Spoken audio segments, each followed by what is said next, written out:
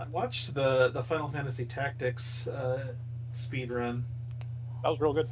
It goes by real fast when you can grind that fast in Tactics. Good What? speedrun. I haven't watched it. Like, how do It they was grind? calculator abuse. It's It was Mentala yeah. planes. You glitch out a goblin's AI to never attack you. Accumulate 600 times, and then you calculate every fight in like 12 seconds. yeah, like Occasionally, literally. TG Sid has to swing his sword once to finish something off.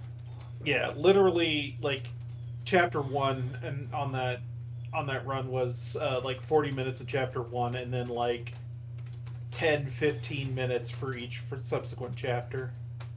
So Ramza was the calculator then.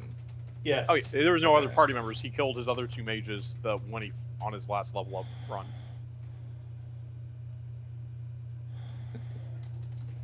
They are just a means to make Ramza the greatest math nerd ever known to Evilise. Yeah, if you're level 99, like you have so many hit points that nothing can No, stop you. it was not was high like level. 30s. It doesn't matter. You glitch, you exploit speed so that you calculate save it everyone, and you wear a chameleon robe and have a calculator. So you just holy over and over and over. Okay. You can. There's sometimes you flare, sometimes you gravity, sometimes you thundaga, but that's it's those 3 spells over and over and over that hit everything every time. I wonder what the RTA was like before the remake. I mean, it was that Evilise with Chronicles. way more time watching the spell animations Ugh. and the cutscenes. Yeah. Gotta be miserable.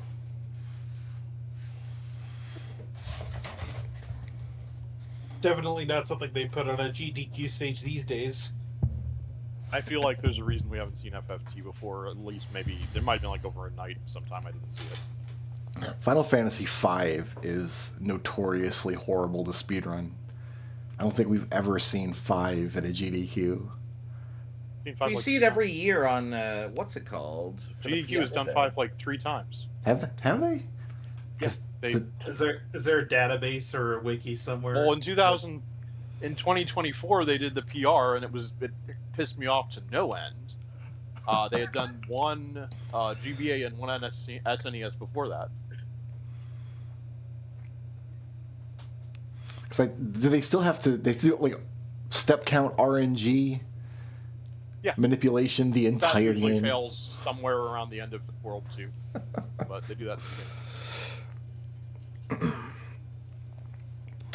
I've seen them on, like, I've seen the GDQ, like the GBA one, I think, or probably the SNES one, like pull off the level 5 death on X Death. Yeah. 2. It's like the death knell. PR is all about setting up strong auto battles, so you get that faster animation speed. It's the death knell for all RPGs of that era. Is once it gets to the point of you have to manipulate your RNG with a step count, nobody wants it anymore. According to the unofficial website GDQ VODs, there's a website.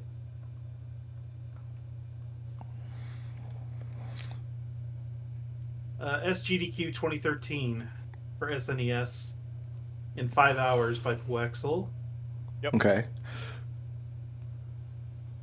Final Fantasy V Pixel Remaster 2024 any percent cutscene remover. Now, how many times has Final Fantasy VII been run in that same span of time? Oh, almost every other time, right? One. Yeah, I feel like Final Fantasy VII's been on there a lot. I feel like we've has, seen 9 more than 5, and the speedrun of 9 is just you just play the whole game. There's no skips or anything. You just have to sit down and trudge through it. And then you have to sing part of it, I guess. And like we were in the audience. I I have the little pamphlet they gave us with the program and the song on it. I kept it. Oh yeah. Yeah. Melodies of Life. Yeah. So I've seen 9 run at least 3 times. One year they split it up into like 3 separate runs over the event. One year they just ran it overnight, like the full 12 hours. And then, yeah, we saw it live last year. Yeah. When did we go in and catch the end of it? Because we were there for when they did the song, and I'm like, I don't even remember the song. And then it started, and I was like, I could sort of like hum the tune. Oh yeah, that was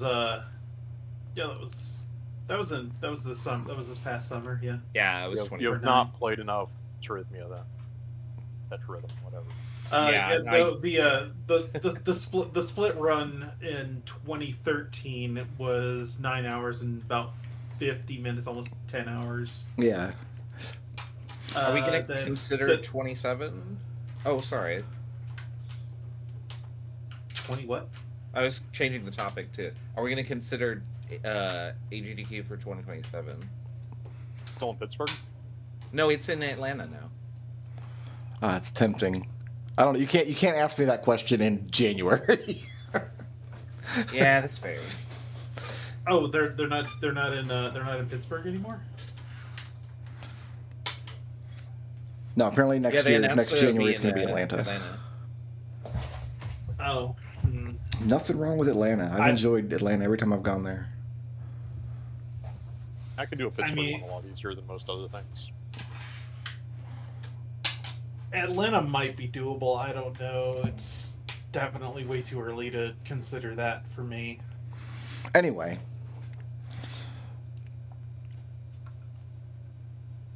Do I have everything open? I do have everything open. All right. Why have everything open? Okay. Who can give me this character sheet that I'm not going to use? Who can give me 100-word summary of all the trouble you got into last week?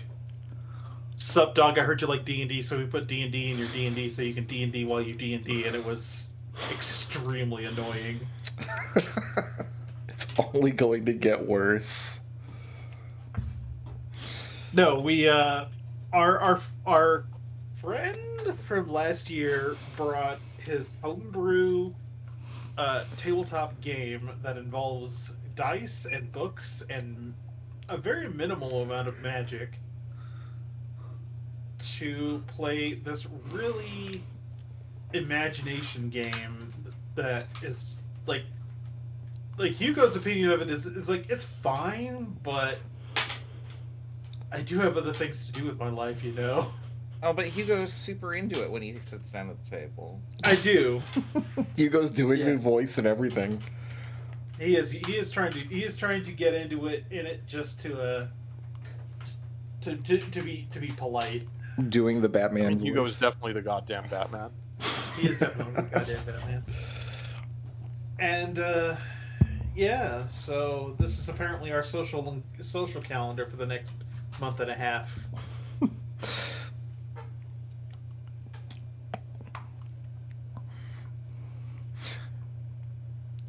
I think we took care of all the bookkeeping stuff last week. I don't have anything left on my list. I'm just going to double check that, yeah, I've got everybody's extracurriculars filled in. So, Hugo, you can go ahead and earn 12 gold for the week. Working at the Fire Jolt Cafe. Gep is no longer employed. And I have, everybody has their class schedules. Yeah, okay.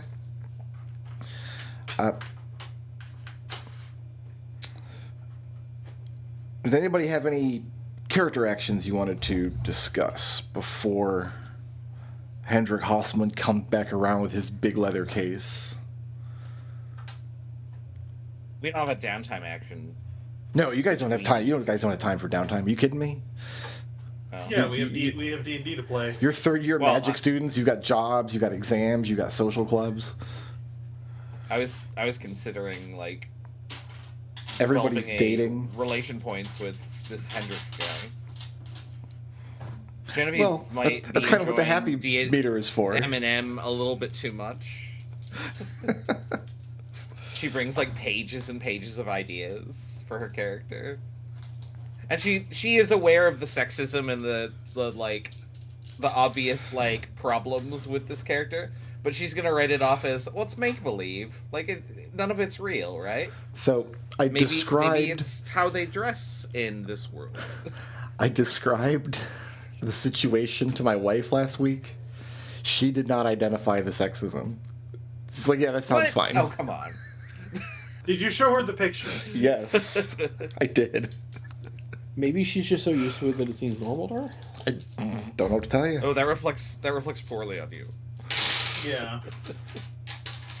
That reflects very poorly on Brick Road, if that's the case. Wait, why am I getting blamed for this? I was gonna say you've never met him in real life, but you actually have. So We have. I've never been around him and Peanut at the same time, so maybe their dynamic is just different. No, they seem like totally normal to me. Both of them. Peanut was the first person I met because when I walked into that place with Eurexia, to their Airbnb at AGDQ, I had this like my brain basically crashed because I didn't know her and she didn't know me, and this weird person just walked into their place and I panicked. I was like, Brick Road? He just set a fire and fled. Yeah. No, because Maybe like GDQ last night.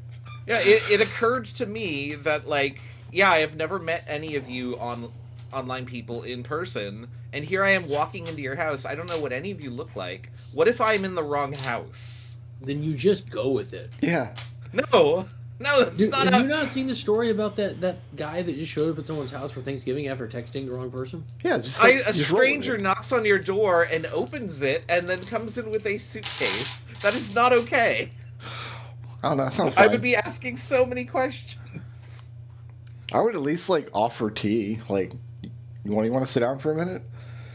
Discuss the people you've obviously murdered on the way here?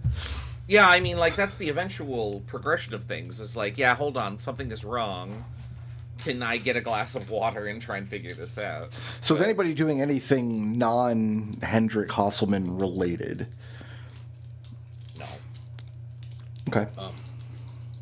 No, aside from whatever social engagements Hugo has, like work and such, Sure. Elegant Sumai, etc. Sure. Alistair is clearly starting trouble. How is Alistair starting yes. trouble? Because he's in charge of the, the No, I'm not asking why. I'm anti-disestablishment asking terrorism. how. I'm asking what he's doing. What are you doing to start trouble? How is his little box of accepting cards gone? Is he getting a sufficient number of demerit cards every day? Oh, he's got as many as he wants. He's got more than he knows what to do with. Oh, he wants all the cards, and he will start basically just piling them up in front of Allie's door. Like, I'm assuming he knows where she stays, right? Yeah, in one of the girls' dormitories in the main campus. Yeah. So Alistair, with the help of Gepa and Invisibility, are just depositing. So they wait until they get enough demerits that'll basically block the door, and then they just dump them in front of the door to lock her inside. Okay. Maybe you just torch them, but like, Genevieve would actually propose, like, what if we made something out of them, like a giant Yeah, middle we can- finger? Like an We art can installation. use it, build them into a wall or something. I don't know. You guys are Yeah, I being mean, like, awful Turn them into an mean. art installation. yeah, we're Prismari students. Yeah, I We mean, can Alistair do is an whatever. artist. He will turn the demerits into art installations and just put them in front of Allie's door. Yeah, as that's soon a as he much gets better enough. message. You guys are being awful mean to Leo's girlfriend on the week when Leo's player's not here. You said that they couldn't be in a relationship anymore. You reassigned No. his points. What I said was, it's not appropriate for him to take Allie on adventures, and would he like to reallocate those relationship points with an NPC that he can? As far as I know, Leo is still dating her. Oh, okay. He can well, still that's good news hate for fuck her. us. I don't think he is doing anything to her. It's the other way around. No, Leo invested points in Timit and Dahlia instead. Yeah. Okay. So you gather up hundreds of these paper demerits. You have no shortage of receiving them, Alistair. It becomes common knowledge on campus that you're collecting them, and some students are taking the demerits very seriously, and like some students are trying to earn credits by ratting out other students, and some students are just ignoring the situation entirely. And those are the ones that are kind of bringing you the demerits, like, hey, there's this guy in Prismari Give me a popularity check. Alistair, please. I rolled a 15. I think I have a 0 bonus. Well, it should be on your character sheet. Yeah, I got 0. 15. Okay. So, mostly positive reaction from the student body. Like, it becomes known pretty quickly that you're collecting these demerits. The good news is, because you're gaining this reputation as being the guy who's collecting the demerits, people are no longer talking about the micropenis incident. Yay! But yeah, after a few weeks of this, you've got so many. You collected hundreds and hundreds. There are people that you see every day that come up with like, oh, here's 3 more. I got these last week. And Alistair, you are handed a demerit yourself pretty regularly because of this action. Because you're collecting all these. Like, what would be a good way to phrase it? You are contributing to the delinquency of the student body. Okay, so whenever Alistair is handed a merit, he will try and sleight of hand to steal the entire pack from whoever's giving it to him.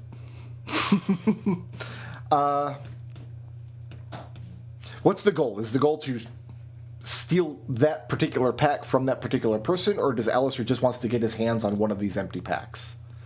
Oh, anytime somebody gives him a merit, he wants that pack from that person. It's going to take all of the merits. Here's the risk with that.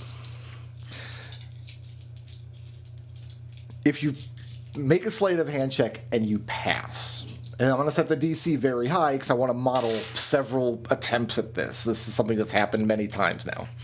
I'm going to set the DC pretty high. If you pass, you can have, let's say, 2d6 of these packs of demerits. If you fail, you have broken the school's code of conduct in a way that actually matters because you've stolen property from another student. That's not something that earns a demerit. That's something that earns, like, a sit-down with Lord Windspear.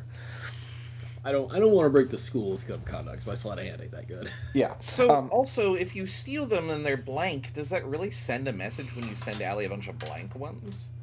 Would you actually write them all out? I don't know. It doesn't matter. If you're just looking to get a blank one, we can just do, like, a heist real quick. Yeah, you know, I'll just take one blank one. He wants a blank one, so we can give him some to Allie. Okay. So what's your plan for getting a hand on the... So first of all, you could just take Leo's, because he was given a book of these. Oh, yeah, that works. Okay. Take Leo's. So you just take Leo's, and then when Allie finds out that Leo doesn't have any, she will just probably give him another one. Yeah, that's fine. And so what Alistair will do with Leo's pack of demerits, in addition to putting art in front of Allie's door, he is also going to constantly be giving Allie demerits for disturbing the vibe, or whatever that was that we decided on. Okay. So Genevieve, you are going to help Alistair make a papier-mâché middle finger? Is that what I heard? Well, that was my idea. No, Alistair's not going to do something so crude. He is going to make erotic statues out of these. Wait, that's more crude. That's not crude at all. That's more an crude than what elevation. Rez said. It's art. Oh, what would be a good spell that I could use to, like, shape these? God, I don't know that there is one. Web? Like, Unseen servant? Do you have, like, stone shape or any sort of similar ability? Something that can transmute objects permanently? I don't think that I do yet. Okay, here's what I'll do then. Bear with me 1 second. I can Ooh, levitate Alistair- them. This immediately got Alistair's way dumber than I was expecting, and I'm here for it. And I'm going to make it even more dumb. I can't wait. Ooh, I could do rope trick.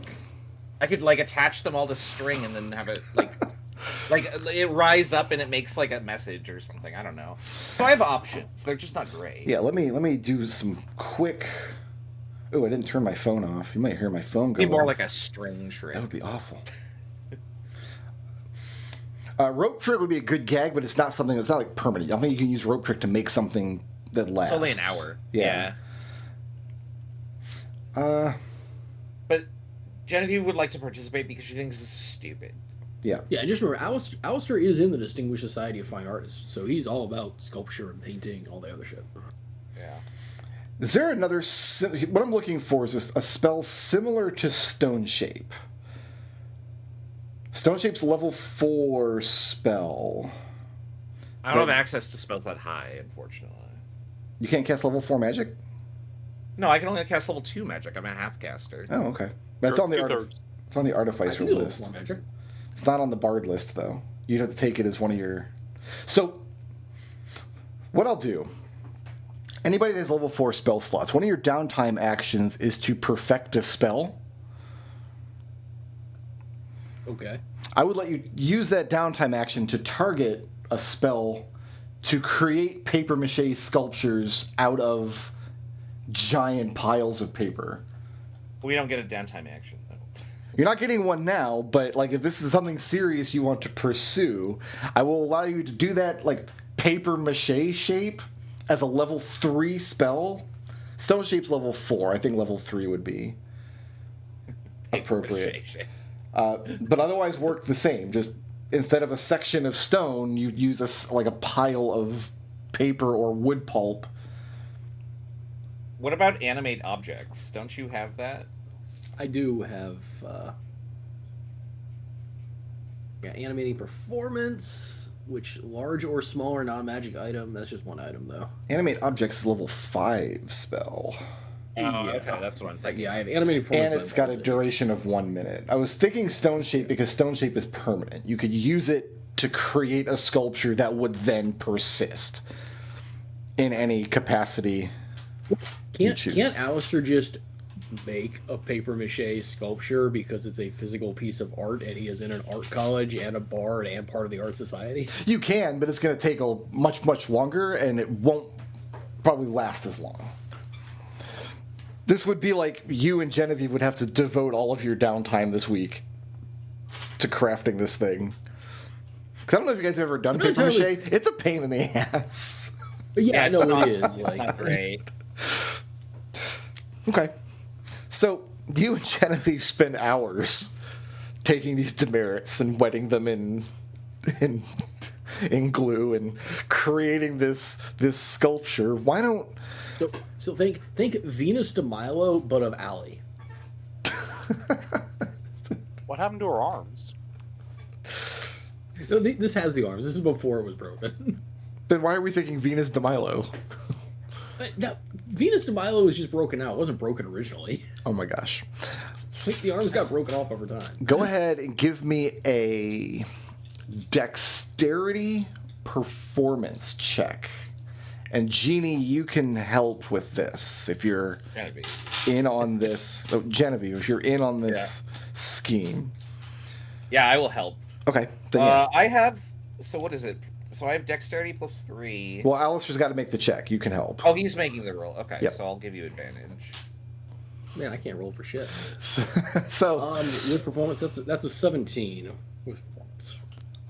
That's not bad. oh, okay. Because apparently on advantage, I can't roll above a 6. So you have a humanoid female shape made out of papier-mâché, and the countenance is recognizable as being Allie's, and you just set it up in front of her dorm.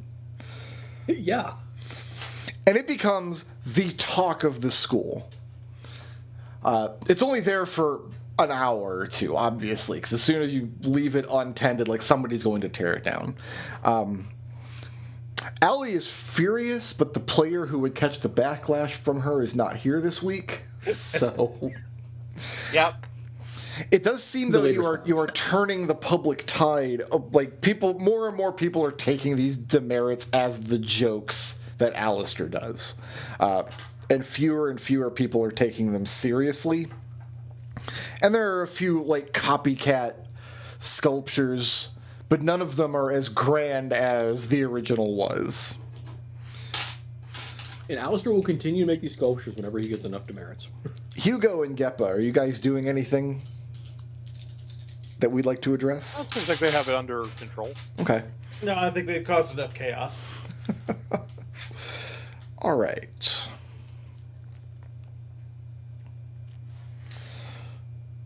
This isn't crime. This is expression. I just feel the need there's to some rebel there's some right now. debate about that. Like, obviously, erecting a sculpture without. I mean, on Prismari campus maybe, but if you do it on the main campus, like I don't know. Alistair, you don't get thrown in the brig. I'm calling that a success. It's also extremely apparent who was responsible. Genevieve, you can keep your name out of it if you like with a deception check. Can Alistair help her Ooh. keep her name out? Yeah, Alistair is happy to take all the blame for this. but I'll give Genevieve the choice. You want a bar dice? Yeah. Sure, I'll take a bard die. So this is charisma. Oh, natural 20. Okay. So a lot. A lot. So as far as anybody knows, this whole sculpture, this was just Alistair acting alone. There's no way Alistair can wriggle his way out of it, and it sounds like he doesn't want to anyway. Okay. And after a week has gone by. Alistair puts a suggestion box out for future sculpture ideas. Oh, people have lots of ideas. Many of them are feels dongs. instantly. As soon as you... So there's just a universal axiom. Anytime you put a suggestion box out, it fills up with dongs. Like, and that's just human nature. Great. Hendrik arrives after a week has gone by. In the evening, once again, with his big leather case. His big bag of faceted gemstone dice. Are they actually gemstones, or did I just describe them as that? I don't know now. You called them gems. We have to annoyedly haul the desk back out of Genevieve's room. Oh yeah. Hendrik insists on that. Like you need the whole table. Ugh.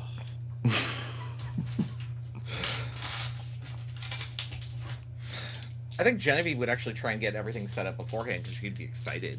Okay. Of course, she Well, can't what move her desk on her own because it's so heavy. So does How did Genevieve they and get this Hugo up get it there set in the up? first place? Yeah, Genevieve would need somebody's help. They probably assembled it in the room. It's solid oak. Ah, Look at your legs. I can't lift with anything. So if you have the table moved into place and it's all set up, then he's going to enter much happier. Yay. Yeah. I mean, Alistair's got it, right? He's excited that you're excited. So how long do these games typically take us to play? You guys were at it for hours last week. Oh gosh. Um, I This better is- not have this- class the next morning, because otherwise this you makes miss me out. sad because animating performance only lasts for 1 hour. Oh yeah, a lot more than 1 Actually, you know hour. what? No, this is all we're doing, right? Like all we're doing for the next basically long rest period is just playing this game. Well, you never know. Like goblins could break in through the walls. That's happened to you before. Okay, so I have I have 3 third level spell slots, 4th level, so I got like at least 4 spell slots, so I can go 5 hours. This game gonna take like 5 hours or longer. I don't know, man. What are you trying to do? I'm gonna animate the table for the entire game. That will make Oh, you that sounds very, awful. very unhappy because everything will constantly be falling off the table. No, it's the table's gonna be animated so like the table can roll the dice and it can like help change the maps around and it's there to help him.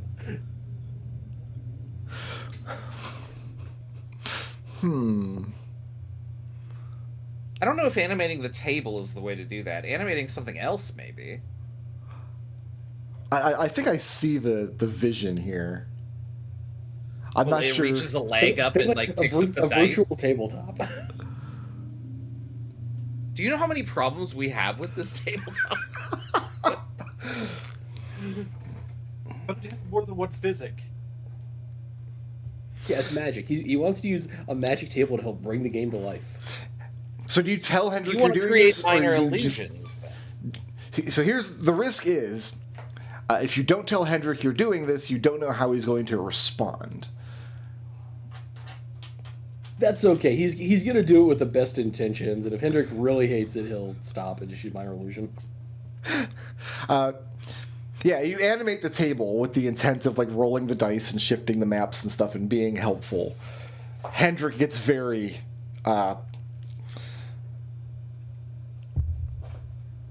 anxious about it. He says, "Can you just like stop moving the table?" But it's to help you, so the game can go smoother. Okay, And but so you I can don't. focus on- I don't need help. You're supposed to roll your own dice, and like my drink keeps sliding. Alistair, you knocked over my character miniature. You have a character Or miniature? you tabled it. Yeah, she made one. Oh my god. Does it look like this? Absolutely do that. Okay, you know Yes, actually. Well, I mean, like it's cast metal because like that's the only skill that probably applies. So like it's a crude facsimile of. I've already forgotten my character's name. Hold on. It's on Nazarene. your character. Well, I. No, it's not actually. It's It should my be on your other character's character character sheet. Oh, jeez. Fuck's sake. all right. So No, she made a mini. that's excellent, because if Hendrik doesn't like this, then Yeah. Alistair will apologize, explain he was just trying to help. He'll cancel the animation on the table, and instead he's going to animate Genevieve's mini, because that's what would happen in a real D&D game. Hey, wait. Oh, that's actually kind of cool, she says. Hendrik immediately loses focus in. I mean, he was setting up his books and his dice and laying the map out. Immediately loses his train of thought when Genevieve puts this little pewter miniature on the table. And he's like,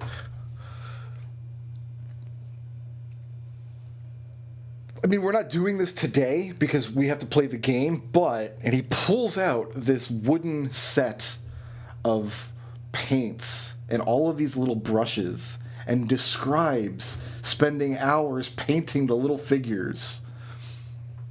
That's some Prismari shit I What? can get behind. Oh my He god, does that's this. brilliant. How did you get all these colors? This must have cost a fortune. I mean, his family's Genevieve. wealthy. No, but I mean, like, you can't find this red anywhere. To be I clear, know. Genevieve's not allowed to touch the paints. He's just showing you that he has them.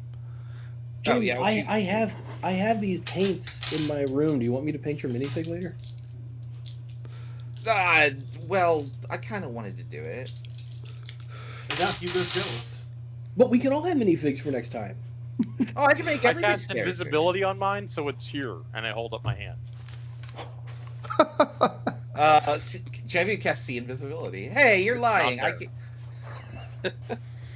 Hugo Do I have passes that a finger prepared? over it. Yeah, it's supposed to be intangible too. Yeah, see invisibility. Sweet. I'll take Hendrik asks the lot of you, as he kind of gets his bearings again and looking down at the map and is placing the stuff where it needs to go. Does somebody write in an E on Old Wilderness Road down here? Oh my goodness. that. Yeah, it was treble last week. Yeah, that's trouble. He put E's everywhere. He asks you which encounters you've already done. And remember, if you answer incorrectly, that will be an indication that you're not paying attention, and he won't enjoy that. Well, As you got the notes. Genevieve pulls out her notebook and says, well, we started at the Happy Farm Tavern, and we were assigned a quest on the Old Wilderness Road, and we took out the brigands, and then we got to the lake, and we met the nymph, and then woke up the dude, and that's where we're at. Okay, so you haven't met the were-rats yet. No. Where? What? Rats? Oh, no, I didn't. Okay, I wasn't supposed to say that yet. So you guys don't Oh, know well, we that didn't there's know. going to be were-rats. Okay. Okay, Well, but like Nazarene doesn't. a were-rat is like a big rat that can turn into a guy that looks like he's a rat. Oh, wait, is that like the that one Veritas guy, but a rat instead of a wolf? What one That's just a Veritas rumor. guy? There ain't You know, no the- way. Remember a long time ago there was that Veritas family that like saved the world, and one of them was this werewolf? Where did you hear this rumor? Let me ask this. Where did Alistair hear this? How did he learn Because this? Alistair is a noble family with a book by Genie, among other artifacts. Right. Genevieve's hearing this for the first time, and she's like, "What?" Geppa, The rumor. you spent most of the summer in South Warren with the Veritas family, meeting most of them. You have never heard anything about this. Yeah.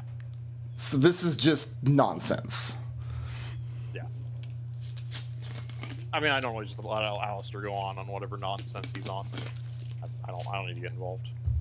Hendrik tells Alistair that, like, were-rats aren't really, like, a thing. Like, there aren't people that can turn into rats. That's dumb.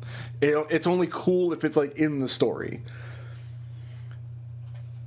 But you guys don't know that there are were-rats yet, so you can't say anything about were-rats until they show up. Okay.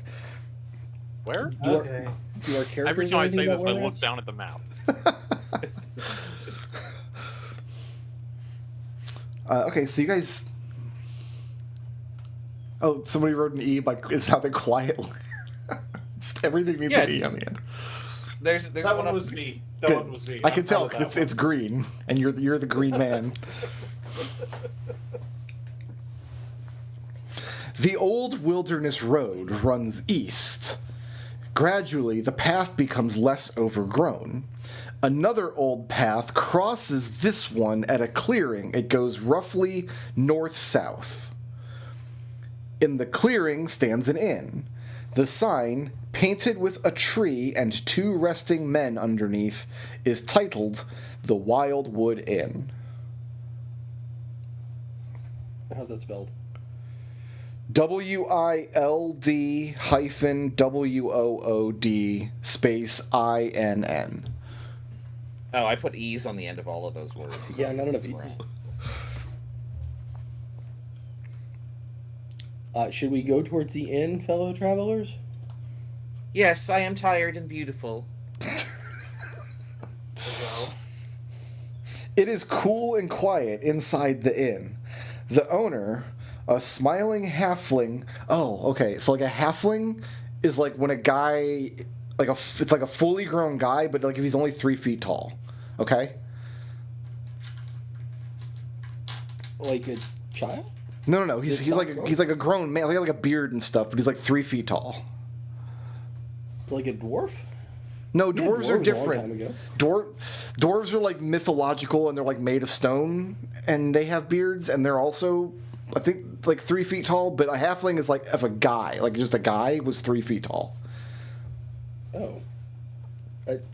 Is he sick? Disease? Can we cure him? No, he's like a regular guy. He's just like a little guy. He's just a little guy? Just a little guy. So the little guys are called halflings, okay? Okay. And they like, a lot of them own inns, and they like bake bread and make beer and stuff. And this one, let me start over. It is cool and quiet inside the inn. The owner, a smiling halfling, stands behind a waist-high wooden desk. Wait, is it waist-high on him, or is it waist-high on you? If it was waist-high on you, you wouldn't be able to see him because he's like a little guy.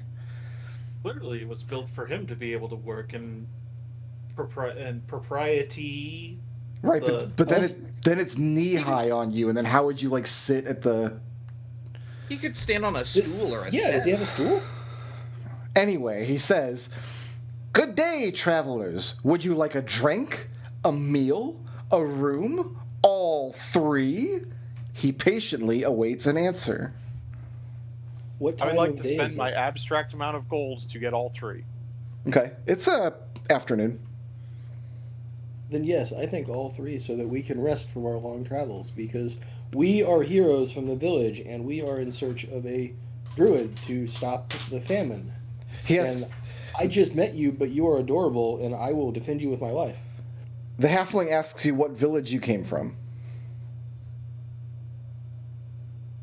Raz, what village do we come from? Genevieve freezes and flips through her notes and goes, wait, we're allowed to make up whatever we want to, right? We're from the village of Prismari. Okay, well that's not where you guys came from, and it's also there's not a village called Prismari. So I guess you're lying to the guy. So make a lying check. Oh, okay. Oh man, I can't imagine what would happen if I had to roll a dice every time I lied. Oh, so I don't see that on my skill set, so do I add an attribute to it? Just tell me what's I don't on the know. die. If you don't have like the lying perk, you just tell me what's on the die. Oh, then it's just 3. Okay, well, Is that the halfling is like a cheerful, smiling guy, but now you've upset him because he can tell that you're lying to him. And so now your rooms, they're supposed to cost 1 gold a night, but now they're going to cost 2 gold a night. I spend 2 of my abstract gold. I will give him 3 gold for the trouble. Hold on one moment. Hugo looks over at each of the perks. Looks at each character's sheet. There is no lying ability. There for any is. of our None of these things. characters have, because they're heroes, and heroes shouldn't lie. So you guys, like, But- you're trying to do something that heroes wouldn't do, and yeah, it I've red knife the cutthroat. That doesn't say hero to me. Yes, that says to be villain. Are you the bad guy, Hugo? no, he's not the Maybe. bad guy. Ugh. Back alley reaper? I mean, that sounds kind of scary. He's less happy That's now. very. That's extremely. Yeah, but I mean, I'm trying to get into the mindset of this character. Okay, well, none of what- the heroes have lying as a perk, but it is a perk, but it's not one you can take. But if you lie, you still have to roll it. You just don't get to add anything because none of you have it, okay? Yeah, Okay. that's fine, I guess. But if we're heroes, if Red Knight the Cutthroat is a hero, like, can we make his cloak pink instead of black? No. Why would he wear a Wait. pink cloak? So that Genevieve- people don't think he's a villain. Genevieve slams her fist on the desk and says, Nazarine's a feral girl. She doesn't have a village. So she has to make up something, or else people will make fun of her. Well, she's still lying. Well, yeah, but it's She's good justified. like she's a woman, right? So the halfling's name is Bolo Soft Soul, and he says you can occupy any number of rooms that are available. So rooms 4, 5, and 6 are available, and a meal is 5 silver pieces, and ale is 2 silver pieces for a pitcher that serves 5. I spent Genevieve my writes all this abstract down. 6 silver pieces.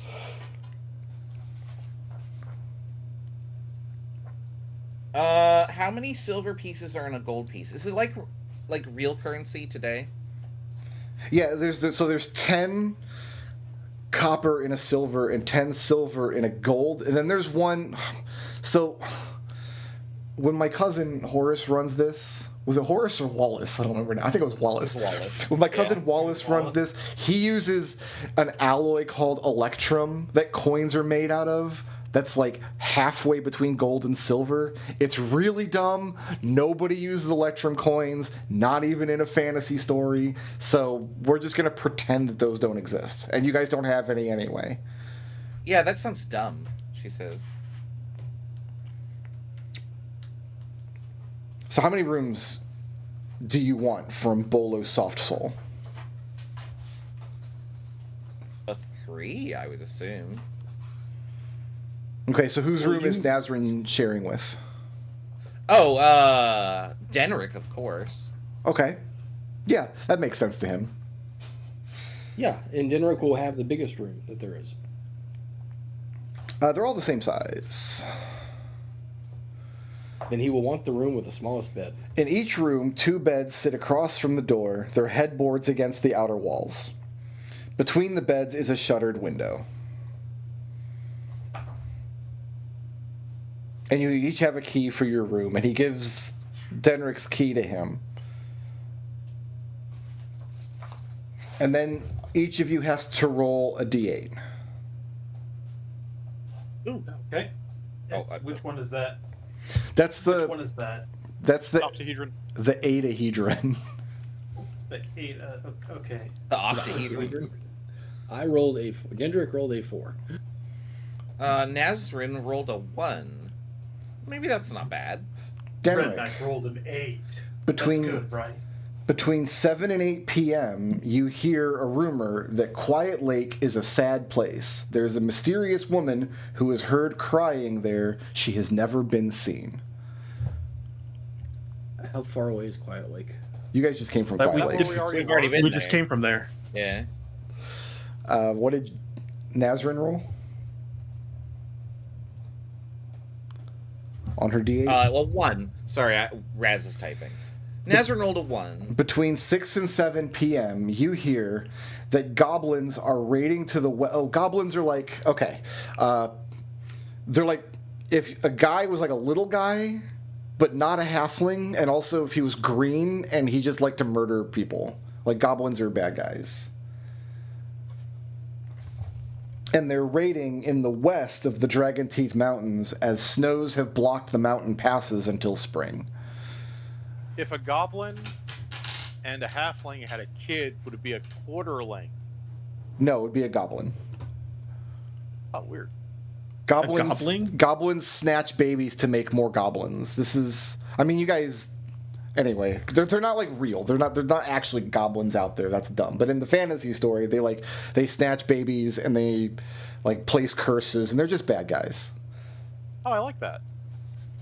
We're not What supposed is there to to like like goblins. about that? Genevieve says. No, I don't Yeah, like that the sounds goblins. awful. I like that they snatch babies. That's neat. What?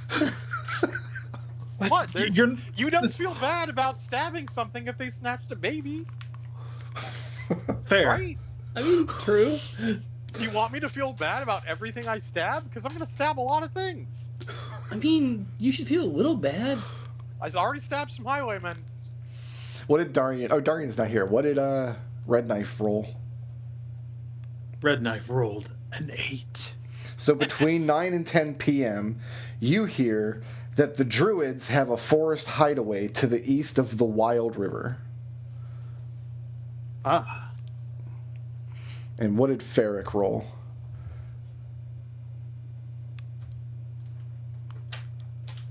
On his Adahedron. I don't think he rolled. Well, he better. Geppa. Or did he? I don't know where Geppa is. Oh, I rolled a 6. Sorry. A I wasn't 6. paying any attention. So between 8 and 9, you hear I was thinking about the baby snatching goblins, which are cool. a dragon lives high. Okay, so like a dragon is like a big monster. Like a big, like really, really, really, it's like reptilian. It has wings, and it breathes fire from its mouth. Oh yeah, we fought one of I've seen those. those. Wait, what? They're not that big. Yeah, and she points at her armor. I made this out of the red dragon's hide. Yeah. And he, Pull my Hugo. staff out. Hugo points at you. he sits back in his chair and looks at the dragon hide equipment you people have made. Looks astonished and maybe a little scared. But it's definitely a moment he'll remember. For my notes, sorry, we learned there's a dragon. What? He hasn't got that far yet. He said the word dragon, and then he had to stop and explain what a dragon was. Oh, okay, good. A dragon lives high in the peaks of the Dragon Teeth Mountains and stops travelers from passing through. Okay. At 10 o'clock, the tavern closes. Bolo sends all the customers off to their rooms. The lights go out, and the tavern becomes still. So it's bedtime now. And now I need everybody to roll the squarehedron. Yep. Wait, what? I'm calling Wait, it that isn't now. isn't that a cube? A cubahedron, yes. A cubahedron. Wait, the four-sided one because the square has 4 faces. I got a 4. No, roll a d6. No, the six-sided one. That's not a. There's this. I rolled a 6. Got a 5. I resent this being called a squarehedron. So a 6, a 5, 2. a 2. Red Knife rolled a 3. Okay. So all of you are asleep. And No, Red Knife was going to go and see if there's anything to pilfer. No, you only wake up if you roll a 1, and nobody rolled a 1, so you're asleep. So Oh, it was a long day. all of you are asleep, Hugo looks disappointed. and none of you know that you're being robbed. What? How? When do we find out? I don't know. Wait, if you don't roll a 1, how do you wake up? Do we sleep We forever? Did Oh, we get no. killed in our sleep? No, you didn't die. You just got robbed. How Okay. long does my shadow cat last? Would they still be awake? Well, you wouldn't have it when you're asleep. You get it in the morning when you pick which of your animal companion spirits you have. So when you're sleeping, Oh, so it's you don't not have like one. Boswick. And then, okay, so I guess you wake up in the morning and all of your equipment is gone. Do I have to Well, keep rolling Nazarene had no like a equipment six to wake anyway. up? Dare they? All I of was these going to please do take- that. That's 1, 2, 3, 4, Skepta just rolling d6s until he 5. gets a 1. 6. I was trying to get a 6, I think. Okay, I get 7 units of time before I wake up. Wait, I don't know what to do though, because it says anyone rolling a 1 awakens. And you could tell this is a point where the adventure just doesn't work. Okay. So yeah. Bolo says, follow Old Wilderness Road. It will lead you safely to the Dragon Teeth Mountains and the Old Dwarf Cave. Through the cave lies the path to the Wild River. Once beyond the Wild River, the Druid's Oracle, the Golden Bough, lies nearby.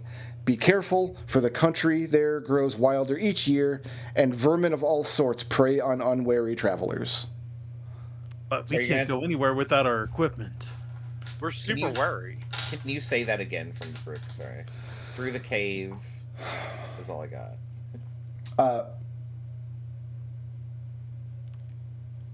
Follow the Old Wilderness Road. It will lead you safely to the Dragon Teeth Mountains and the Old Dwarf Cave. Through the cave lies the path to the Wild River. Once beyond the Wild River, the Druid's Oracle, the Golden Bough, lies nearby.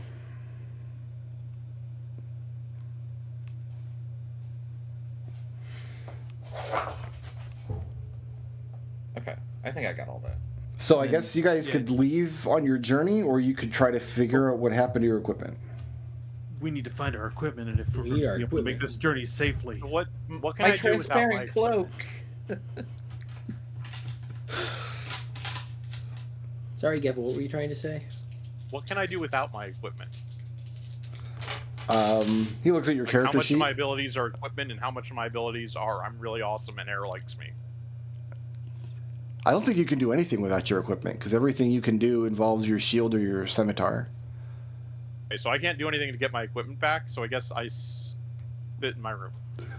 No. So Dinrick will take the party downstairs, and we will question the tavern owner and find On my out. boots, I can't walk. No. Dinrick will carry you. It's okay. Denrick carries. Wait, this doesn't even say I have boots. Have I been going around barefoot? This has boots on the drawing. Yeah, everybody has boots. Okay? Okay, but I don't have boots anymore. Except because boots are Nazarene. definitely Nazarene doesn't have equipment. boots.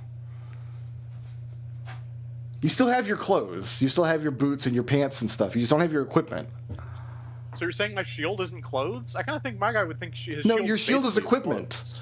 He's getting less happy now. I think I wear my shield in my sleeve. Okay, Good everybody. for the back. He Can- lays on it. Can one of my animals help me?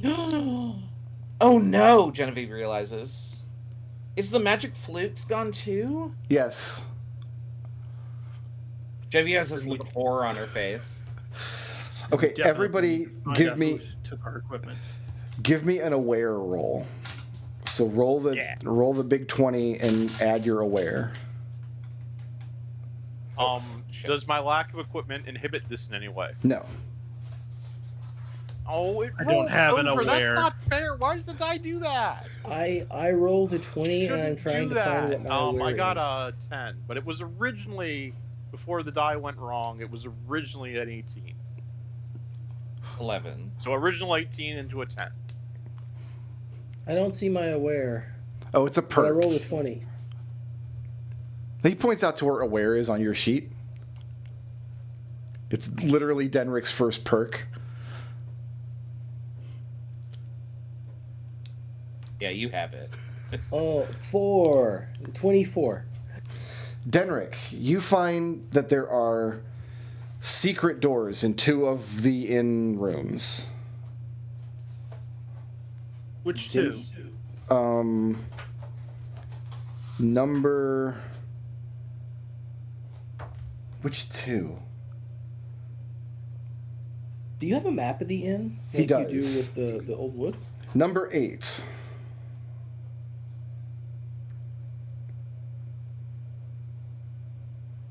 Red Knife, you're sneaky. You should go investigate. Very well. Red Knife attempts to look for the secret door. Red Knife, you find the were-rats in room number 8 with treasure and your equipment.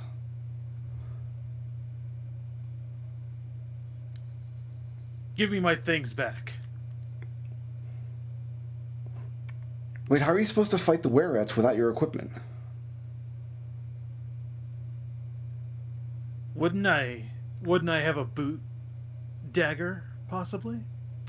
No, that would be a weapon. We made sure. No, So before is Red Knife the only one in room number 8 right now? No, listen. Before Red Knife went off on his own, Dendrick got him a knife from downstairs from the kitchen. So Dendrick has a weapon now. Or Red Knife has a weapon. Oh, okay. Yeah, that makes sense.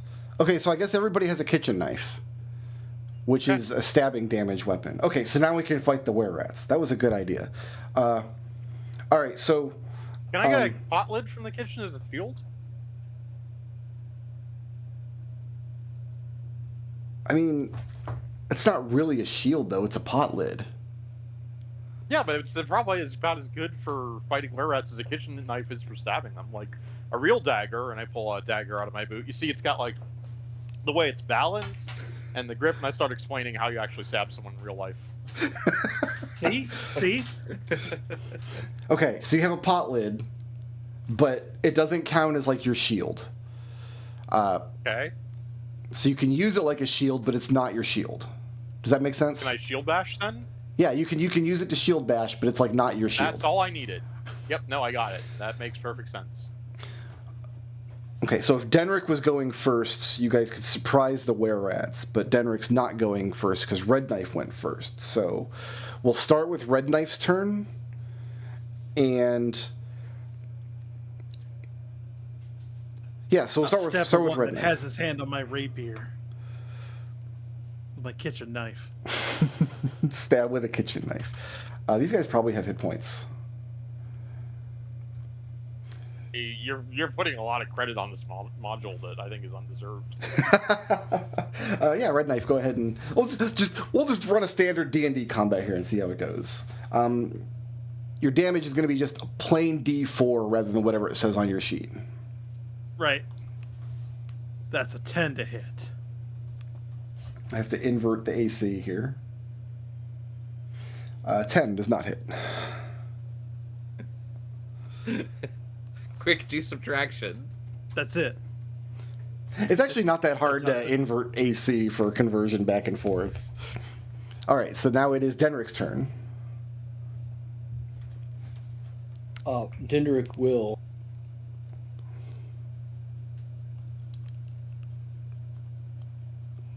He will dive for cover and then stab them. Okay.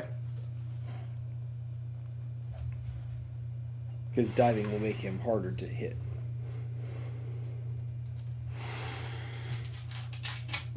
I also rolled a 10, which probably means I miss. Yeah, 10 misses. And then Unless he it's... gets the +6 for the bow.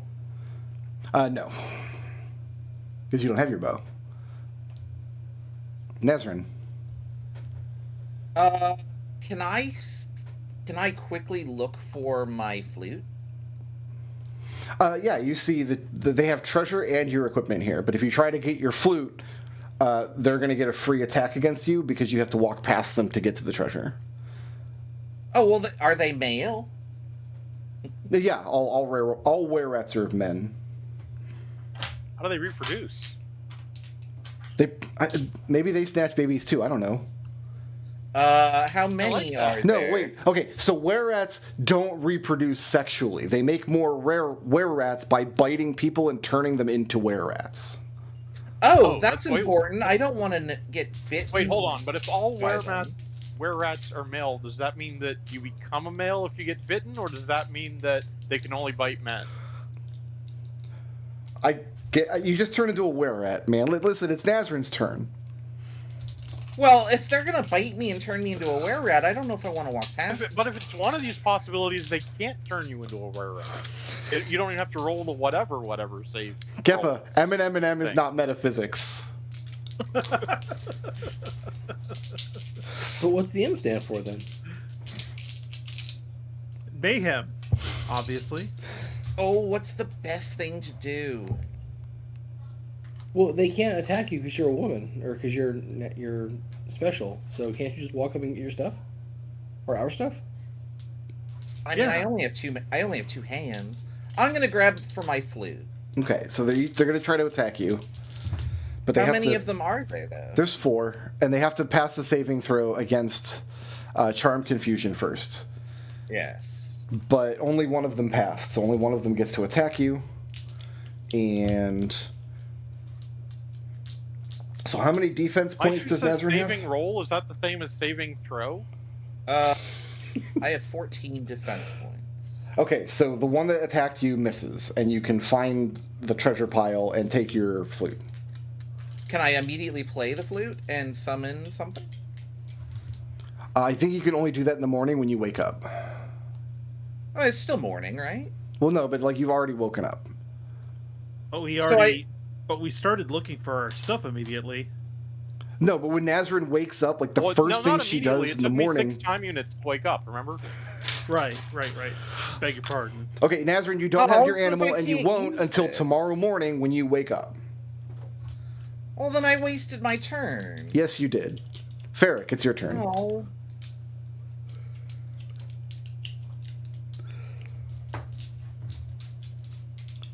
Genevieve pouts. It is Ferric's turn.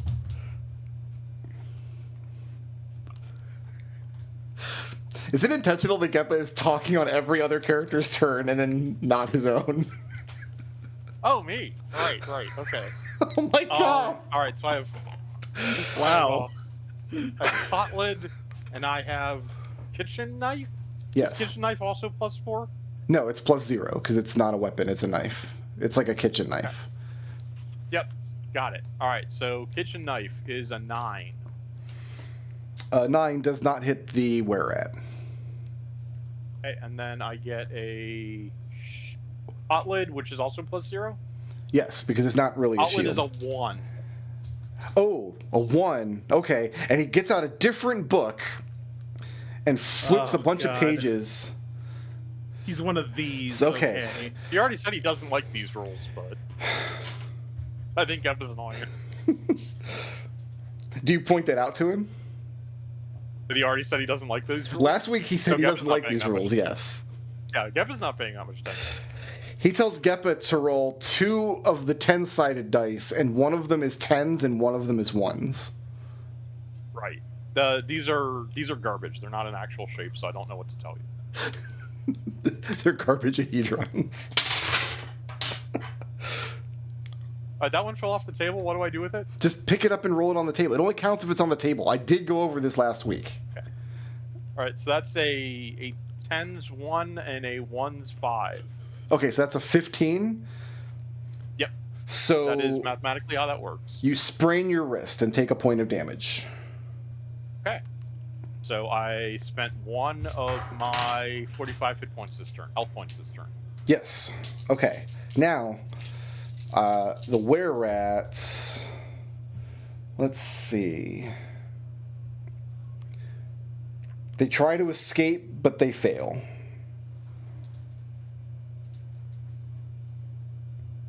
Okay, and then it's... Wait. Presume out the window. Well, they try to escape out the window, but they fail. Well, wait. Are they escaping with the treasure or just getting out of No, here? no, they're just trying to get out of there because they don't want to get beaten up. So, Can we just let them? well, no, they failed. They roll a d10, and on a 1, they elude the PCs. So, okay, the first one misses Naz. Oh, they can't What attack does PC Nazrin. mean? Can everybody just be quiet for a minute? Okay, I have to roll to see if I'm allowed to attack Nazrin. He's not, so that one doesn't hit anything. Okay. Ferric, I have... That's you, Geppa. Yeah. And 11. Do you have more than 11 defense points? Yes, that puts my defense points at 9 until the start of my next turn. Okay, so that I spent hits. 9 of my 18. And then you take... I spent 11 of my 18 and putting me at 7. Okay, you take 7 So no. points of damage from the were-rat sword. That's not how this works, Geppa. And No, then... I don't What think do you you can spin. We had a defense math points. class. 18 All of is bigger these- than 11. All of these you get at the start of your turn and then you spend them, right? No, it's a static number. Well, remember, you're not Well, wearing that's your how speed armor. works. So you have to subtract your armor out of your defense points. Ooh, Where's what my are your armor armor defense points? listed? It says I have a Lamliar Cuirass and a shield. Well, I mean, Wait, I can solve this. What are you? If you're naked, how much defense points do you have? It depends on how much reflex you have. Okay, My Geppa reflex has is 1. Yeah. Okay, so without any armor, you would have 11 defense points. And a Okay. shield. You have a pot lid. Can The I- pot lid saved you. Can Geppa, I you're a spend genius. my 11 defense points to avoid this attack?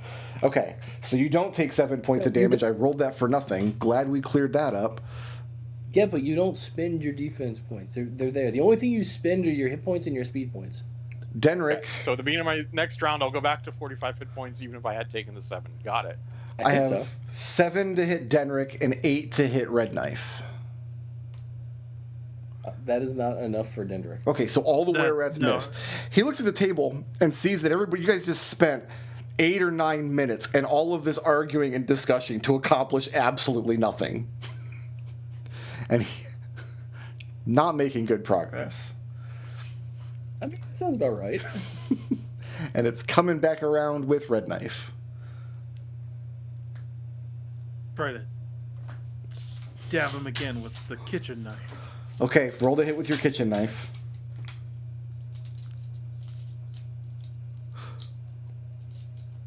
That's a 12.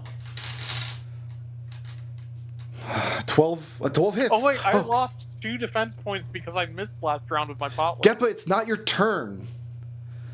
Jeez. Red Knife, you hit. So roll the d4. 2.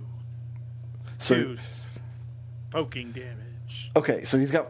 Well, I'm not going to tell you how many hit points. He's not supposed to know how many hit points the bad guys have. And so now it's... I only have health points. Should I have hit points instead? Can I get an insight check from around the table? From everybody? Okay. Yeah, just independently from your top level characters. That's an insight of 19. 19, Yeah, I'm not gonna beat that. 24. 24, 20. 20. Hugo, you finished taking your turn, and like I said, you guys spent 8 or 9 minutes now arguing about rules, and Geppa's interrupting everybody, and Hendrik isn't able to. You can see it dawn on his face, like you're going to be fighting these were-rats for an hour at this rate, unless somebody finds a way to extract the situation. That would have to be done delicately, or else he's going to get mad. So your options here are like kind of to play out the boring combat with were-rats until he rolls enough ones that they all escape, or you kill them 2 damage at a time, or find some clever way to end the encounter in a way that does not make him unhappy. Well, I tried, but apparently I can't summon my animals, except for the instant I wake up. Yep. But you know what? I actually believe that could have been a rule in 1E. That's more like a 3 roll, really. I when you genuinely want believe to that talk about that these could have been things. a thing. So like, the way I Can we- model can that we- in 5e, because there's things like that in 5e, like decide at the beginning of your Yeah. day what. The way I model that is like this: the first time it comes up, you just tell me what you picked. That's what Yeah. a gracious DM would do. Obviously, Hendrik is not a gracious DM. Hendrik's not gracious at You all. didn't Hendrik's- say.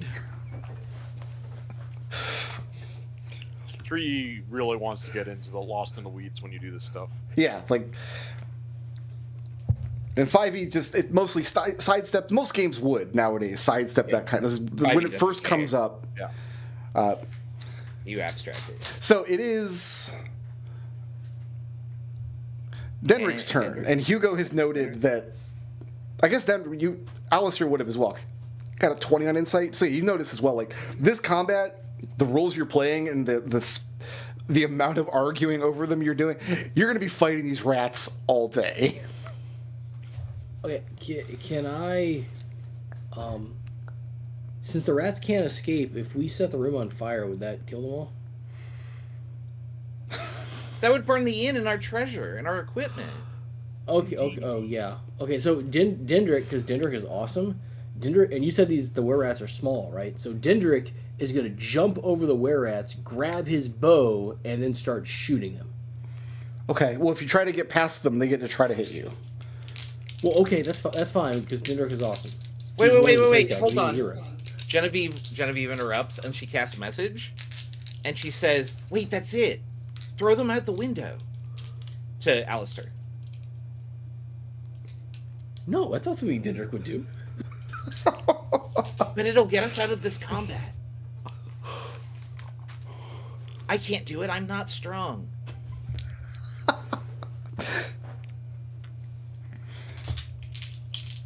No, we're going to do this the right way, because we agree to play by the rules. Oh, okay. All right. Then she casts Yes, a I know. message. Dendrick. She casts a message again and tells Geppa the same thing. On your turn, just throw them out the window. Yes, that's what Dendrick is going to do. He's going to jump over them, grab his bow, and shoot them. Okay, well they're going to try to attack you first because you're moving past them. Okay, that's fine. I have 20 defense points. You have 20 defense points. Yeah, because I dove for cover. No, you don't have your armor though. Well, that's okay. I don't have armor listed on here. Well, yeah, you do. You've got a brigandine coat. Did you even read your character sheet, Alistair? But the breeding coat doesn't say anything about armor. Oh. So without the brigandine coat, your defense points are 10 plus your reflex. But I where does thought it you say? took armor smithing last year, Alistair. A brigandine coat is absolutely armor. Yeah, but it doesn't say. It That doesn't was say on my me character that I sheet. took armor smithing last year. No, Geppo, thought you look. both took- on- oh, on no, my it was you and character sheet- No, Geppo, look. On my character sheet, he's got saving rolls, monster +7, insta-death +7, charm fusion +4, aware +4, sneaky +7, survivor +6, life +7, metal +4, wood +4, fire +2, light +1. Is Alistair just on this reading says the armor whole- plus anything? Okay, well, okay, he pulls out a third book, sets it down, and opens it up. Says, I thought you guys would know what armor was, but since you apparently don't, and then spends the next 10 minutes describing what armor is. Okay, so what's the plus that my brigandine coat gives me? So with your brigandine coat, you have 17 defense points. Without it, you have 10 plus your reflex. Genevieve's Okay. gonna stand up and say, "Hello, I made my armor. What does this give me?" And she points at her red scale mail, or her red dragon half plate. So okay, I don't know, but that's fine. That means I Nazrin have doesn't 17 have defense that armor though. You are wearing you have that, but like it's not in the game. Yeah, but you're telling me, Genevieve, how much or what armor is. It's literally my major. Dude. Well, maybe you should have explained it to Alistair before we sat down. Wait, this says Scimitar. My sword is like a Genevieve long storms sword, out. like an arming sword. Boswick goes beep boop boop. Hugo, this is your Genevieve opportunity slams to the reel door. this all back in. Sorry, what? Hendrik, do they hit me? Do they hit me, Hendrik? I had 17 defense points then. I'm going to give Hugo the opportunity to reel everything back in because he's the only other person at the table who passed that insight roll. It was over a 19. I'm thinking. Okay. Sorry. No, I- none I'm of them trying- hit. None of them hit Henrik. Okay, so can Dendrick grab his bow and shoot them now? Yes. Okay. So the first shot. That's a 16. Yeah, 16 hits. Okay, and it does how much damage? D8 plus 4. Okay, so the first one takes 12 points of arrow damage. Okay. All right, So- he gets to shoot again. He's almost dead. Yeah, you can shoot again because you have your hero's bow. Yeah, okay, so that's a 20. Now, I'm going to... if it's Alistair's intent to cheat on his rolls, you do have to tell me. No, he rolled a 14 and plus 6 is 20. Right, but it's -1 cumulative for each shot after the first. Okay, well then 19. Okay, yeah, 19 hits. Okay, that's for 5 points of damage. On the second guy? Okay. Yeah, or the first guy twice. You have to pick a new target. Hendrick's Yeah, going to once he argue hits that the he new target. does, but that's not what it says on the sheet. But Hendrick would argue that he does. Okay, well that's fine. It's up to you how long you want to argue with him about it. No, I don't care. Okay. Third attack is 22. Also hits.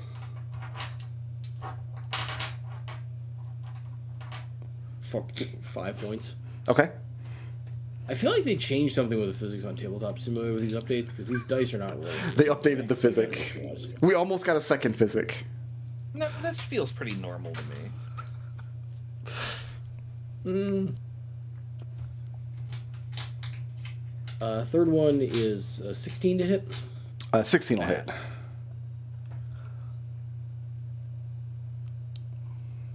That it's going to be 12 points. And he How many does rat seem... guys are there? There's only 4, so you can't shoot anybody else. He seems pleased that Denrick is mopping up this fight. Well, so if I can't... It says I can do this until I miss with a ranged attack, and I haven't missed yet. Well, yeah, but you hit everybody in the room. There's nobody else to shoot. Oh, this doesn't say it's limited by that, though. So, Okay. how many minutes are you going to argue with him about it? No, he's going to take a pencil and he's going to write on his character sheet. Okay. Just going to update it? Yeah. All right. Nazrin. There's still So 4 Genevieve's in Werettes her left. room. Oh, you Genevieve got angry and went to her room. stormed And off? Boswick pops up and he picks up the D20 and kind of like tosses it and goes beep beep beep beep beep and it says 17. Well, you guys are making less progress now. Oh yeah, no, Genevieve's angry Mm-hmm. because she's literally an armorer and Hendrick had to explain what armor was to her. Hendrick She is didn't just like gonna... I mean, he just kind of shrugs and just ignores that Genevieve has stormed out of the room and is going to give Ferric his turn. Boswick makes sad sounds. Yeah, he does not recognize Boswick as a player. Boswick kind of like lifts the dice and drops it on Hendrick's head, and then Boswick leaves the room too. Ferric. That's Keppa's character. Yeah. Yeah. I guess it's Potlid time. How many are left? There's all 4 still standing. They all have arrows in them now. So I'm gonna Potlid the first one. That's 16, I think you said it was +0 for Potlid. Yes. Which one do I roll for Potlid for It's, health points? you don't get health points from your pot lid. I'm dealing health point damage with the Potlid, right? Yes.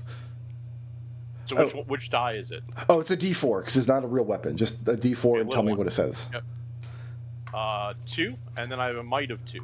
Okay. So that one's dead. You killed it.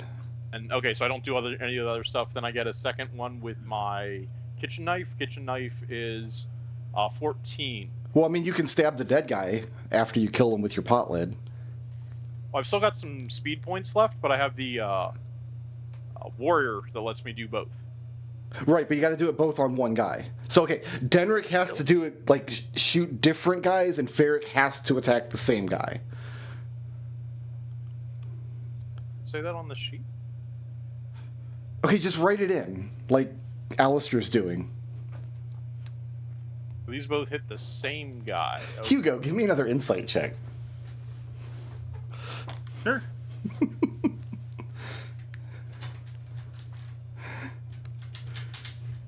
17. Henrik is not going to take any initiative to get Genevieve back in this game at all. He will just content himself to just keep running and leave He's a her out. sexist prick. So one of them is So, dead, and now yeah. I guess that's my whole turn. that's your whole turn. Now it's Red Knife's turn.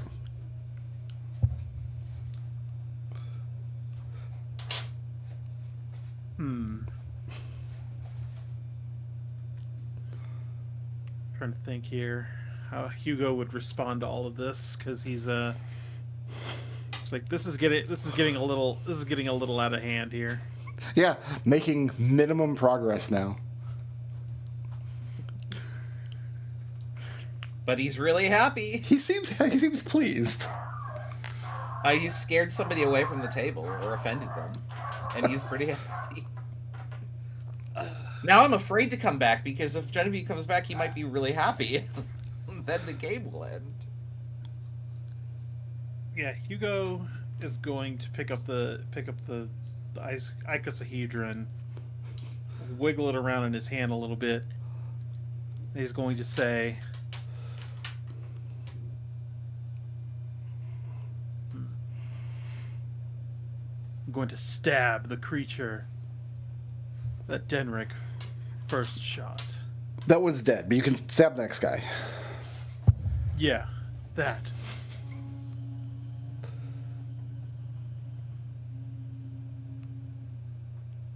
Oh. Did you roll a 1? Can I re-roll that? So he consults his book again and tells you to roll the 2d10s. One is 10s and one is 1s. Well, you rolled a 3. Oh, he rolled a 3. Okay, so he didn't roll a 1. Yeah. So he Yeah, missed, Hugo and then sizes. it's Hugo Denrick's just turn again. straight up asks if can I re-roll it. Well, no, you can't re-roll it. Like, that would be cheating. Okay, so Dindrik is going to shoot them again. Okay.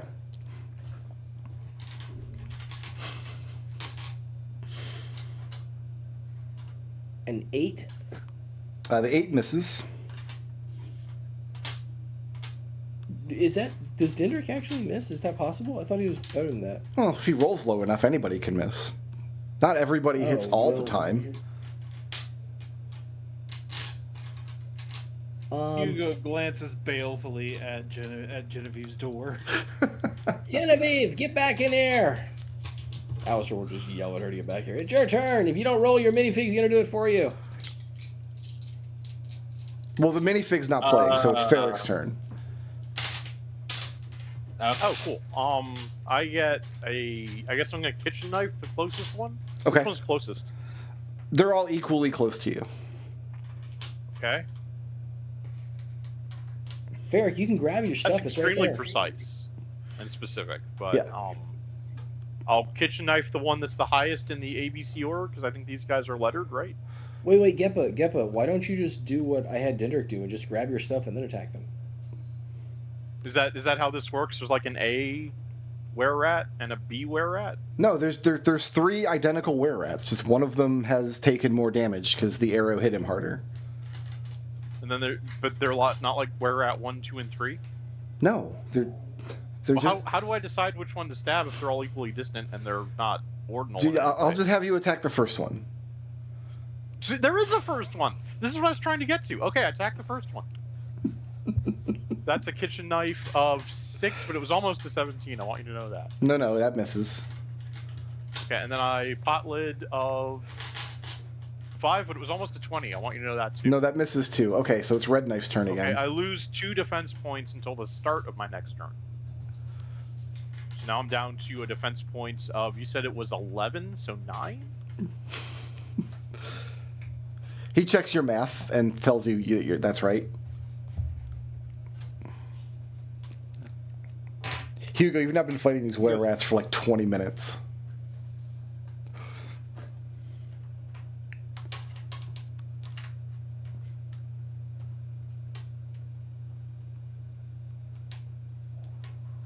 Yeah, Hugo's. This kitchen knife ain't cutting it. He needs to get his rapier back, so he's going to try and get his rapier back. Okay. I don't think you should be allowed to use puns in character. I think your character is too cruel for that. Red Knife, I have a 9 to hit you. No. And then I have an 18 and a 14.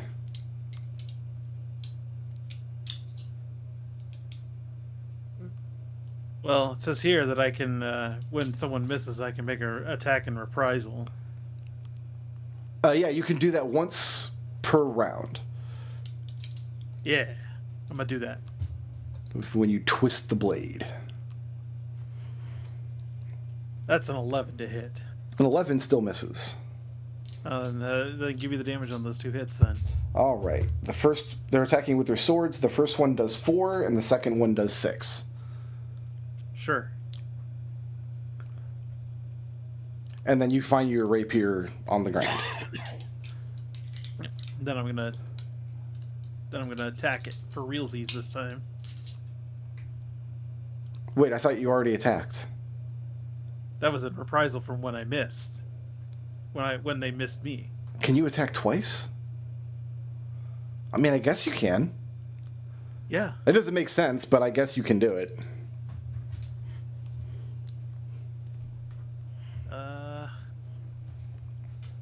They don't have speed when it's my turn, right? No, you keep the speed you didn't use all the way until the end. Mm-hmm. Okay then. Their speed is 30. I'm gonna miss. That's a 7. Okay. And then it's Denrick again. Okay, Denrick's gonna shoot them again.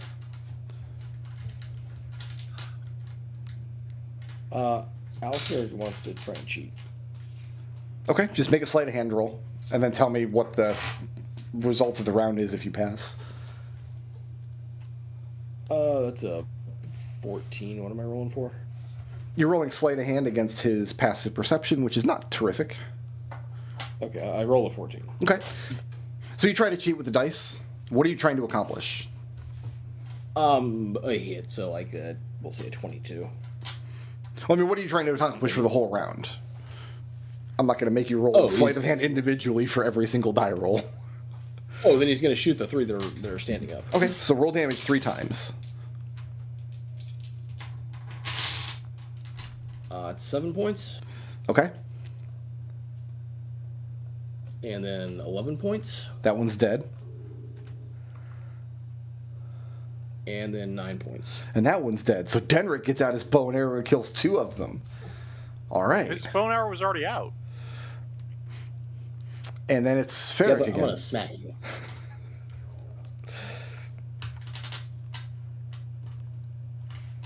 Genevieve, how long do you Ferric, do you sulk in your room before you poke your head back out?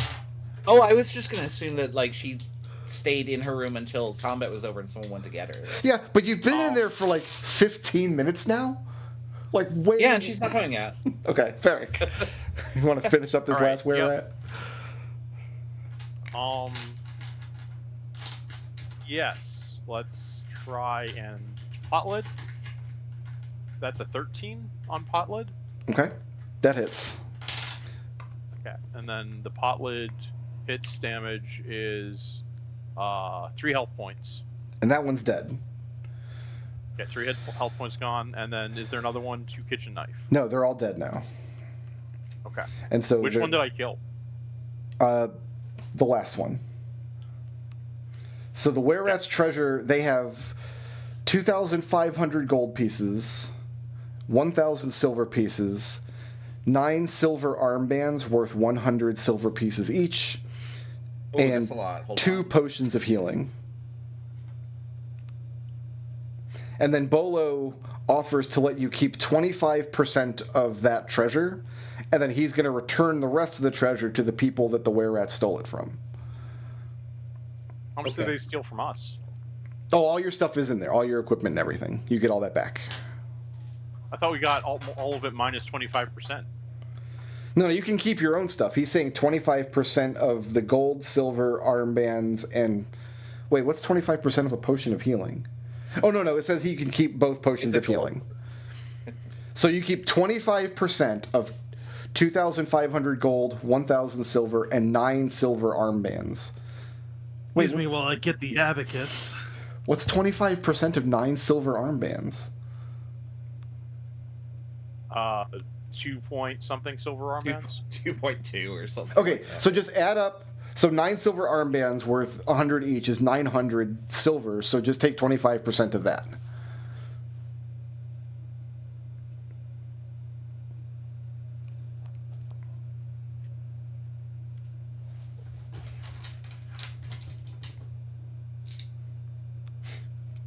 Are you guys going to resolve the Genevieve situation? Yeah, Hugo's going to stand up and grab the abacus, and then knock on Genevieve's door and says, "You okay, Jen?" There is no response. Hugo tries the door. It should be open. Jen. There's an open window, and Genevieve is not in her room. Aren't you guys on like the 14th floor or something? She has Featherfall. In fact, Right. how long did this entire thing take? Like this, since Genevieve left the room. I Probably mean, about a fair 20 amount of time, 20, 30 minutes. Probably about half an hour. Yeah. I'm gonna say that at this moment you hear footsteps at the door, and Genevieve enters, and she's carrying snacks from the Fire Jolt Cafe, and says, "I'm all better." Hendrik, I didn't know you went anywhere. Yeah, because you made me angry, so I jumped out the window. What did I do? I literally study armor, dude. You don't have to explain it to me for 10 minutes. I had to explain to Alistair. He doesn't know what armor is. Oh, that's true. Alistair is an idiot. What's armor? And she puts she puts down the snacks on the table. I got a little of everything, but I can't really carry too much because I'm not very strong. Okay, so She says that unironically, like not realizing that like it's sexist on their character sheet, but she is also herself not very strong. Henrik wants to know who has the potions of healing. Ooh, did we get loot? Well, we did because we participated, but you didn't get anything. That's true. So Okay, well- calculate 25% Well, okay, I'm gonna of the enjoy treasure. all these snacks I'm gonna enjoy all these snacks on my own, and you can't have any because you didn't participate in going to the Fire Jolt Cafe. Genevieve, please. Let's all just. Hey, let's take a Genevieve, I'll split this silver armband with you for that cookie. Deal. You can have one half of my silver armband. Deal, and she gives you. You get it on Tuesdays and Thursdays. I get it on Mondays and Fridays. We roll on the weekend. Your terms are acceptable. Okay, fair enough. Okay. Can my guy have a dodecahedron in the game? In case I need to roll? In the game? Henrik thinks the idea of your characters rolling up characters and playing this game in the game is the stupidest thing he's ever heard. Well, no, just like if I want to roll for treasure or something. Well, that's his job as the maze master. Oh. And then No, I mean, everybody between, bugs for the like, what if the two camera. of us wanted to cast lots for a particularly nice piece of treasure? What if My guy Farrah have a gambles? dodecahedron? Well, you don't have it now, and you can't get it because you're not in like a town where you can buy stuff. Well, The inn is does in town. Ferret gamble? Maybe if Ferret gambles and plays dice, he already has them. No, you guys have the stuff listed. He's getting less happy now. He's explained this so many times. So wait, so that's everything we have. So the only stuff we have is on equipment. So if we don't have underwear listed there, we don't have underwear? Why would you have to list your Why would you not wear underwear? Well, why can't he have got dice if he's a gambling addict? Because dice is equipment. It's like in the book. We haven't read these books. This is why I'm telling you. But every time I try to we- explain can we something, borrow? Alistair and Geppa have to argue about it. I don't have to argue. Welcome I to choose living to here in the argue. dorm with them. You think maybe you could, loan us the book over the next week so we could read it and learn how these rules work a little better? Maybe that would make things run a little smoother next time. Give me a persuasion check. Your DC is 18 because you're asking him to part with a family heirloom and treasure. Is there any way I can give him bardic inspiration? with like a look. No. A sexy barber. No. You have to perform to do that? Like you have to play music or give a speech or something? Do I have any D4s for persuasion? The piano is right there. Do I have any D4s for persuasion? Please. If I can do that, then... I have a bunch, but I can't share them.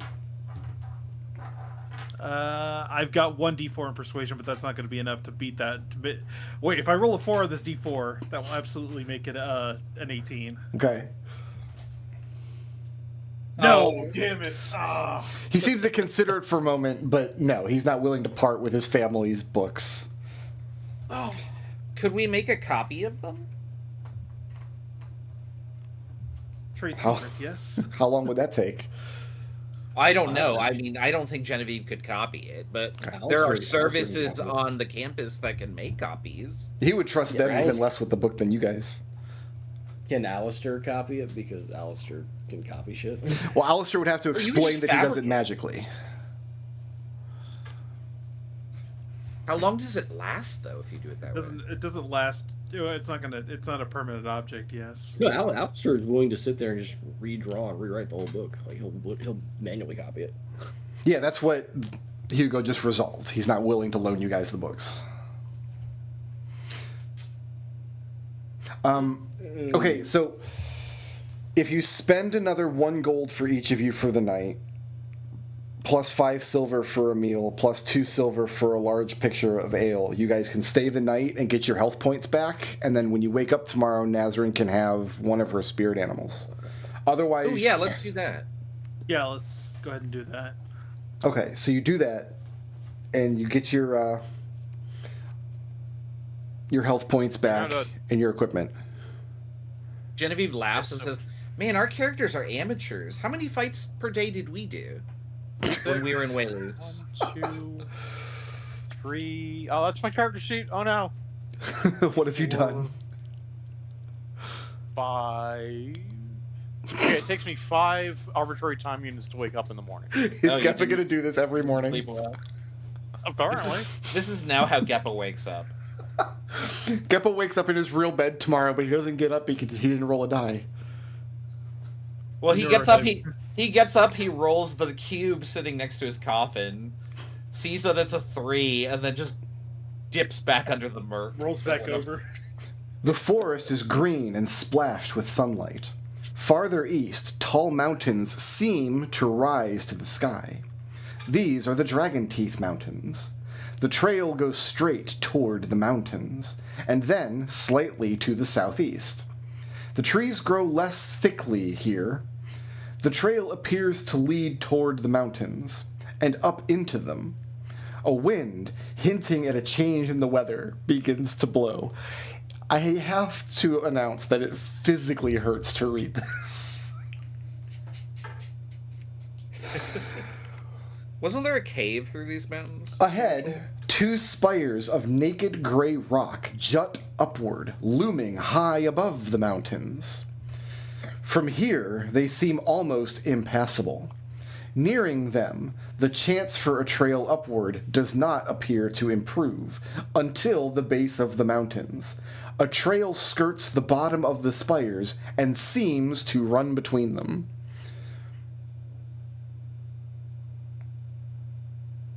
I suppose we head up that pass within, because it's it only seems the only way to travel at the moment. Okay, so you find what appears to be a big cave, and standing in the entrance, you feel a breeze.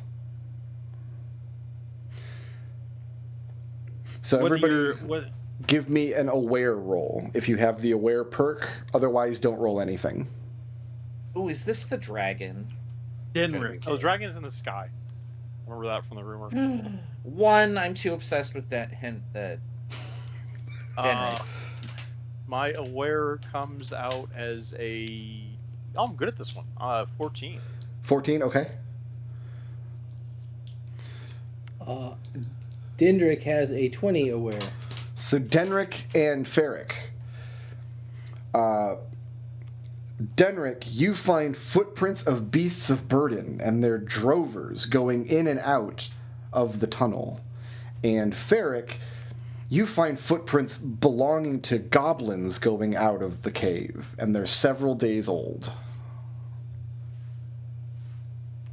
Oh no, I think the goblins killed people that were passing through.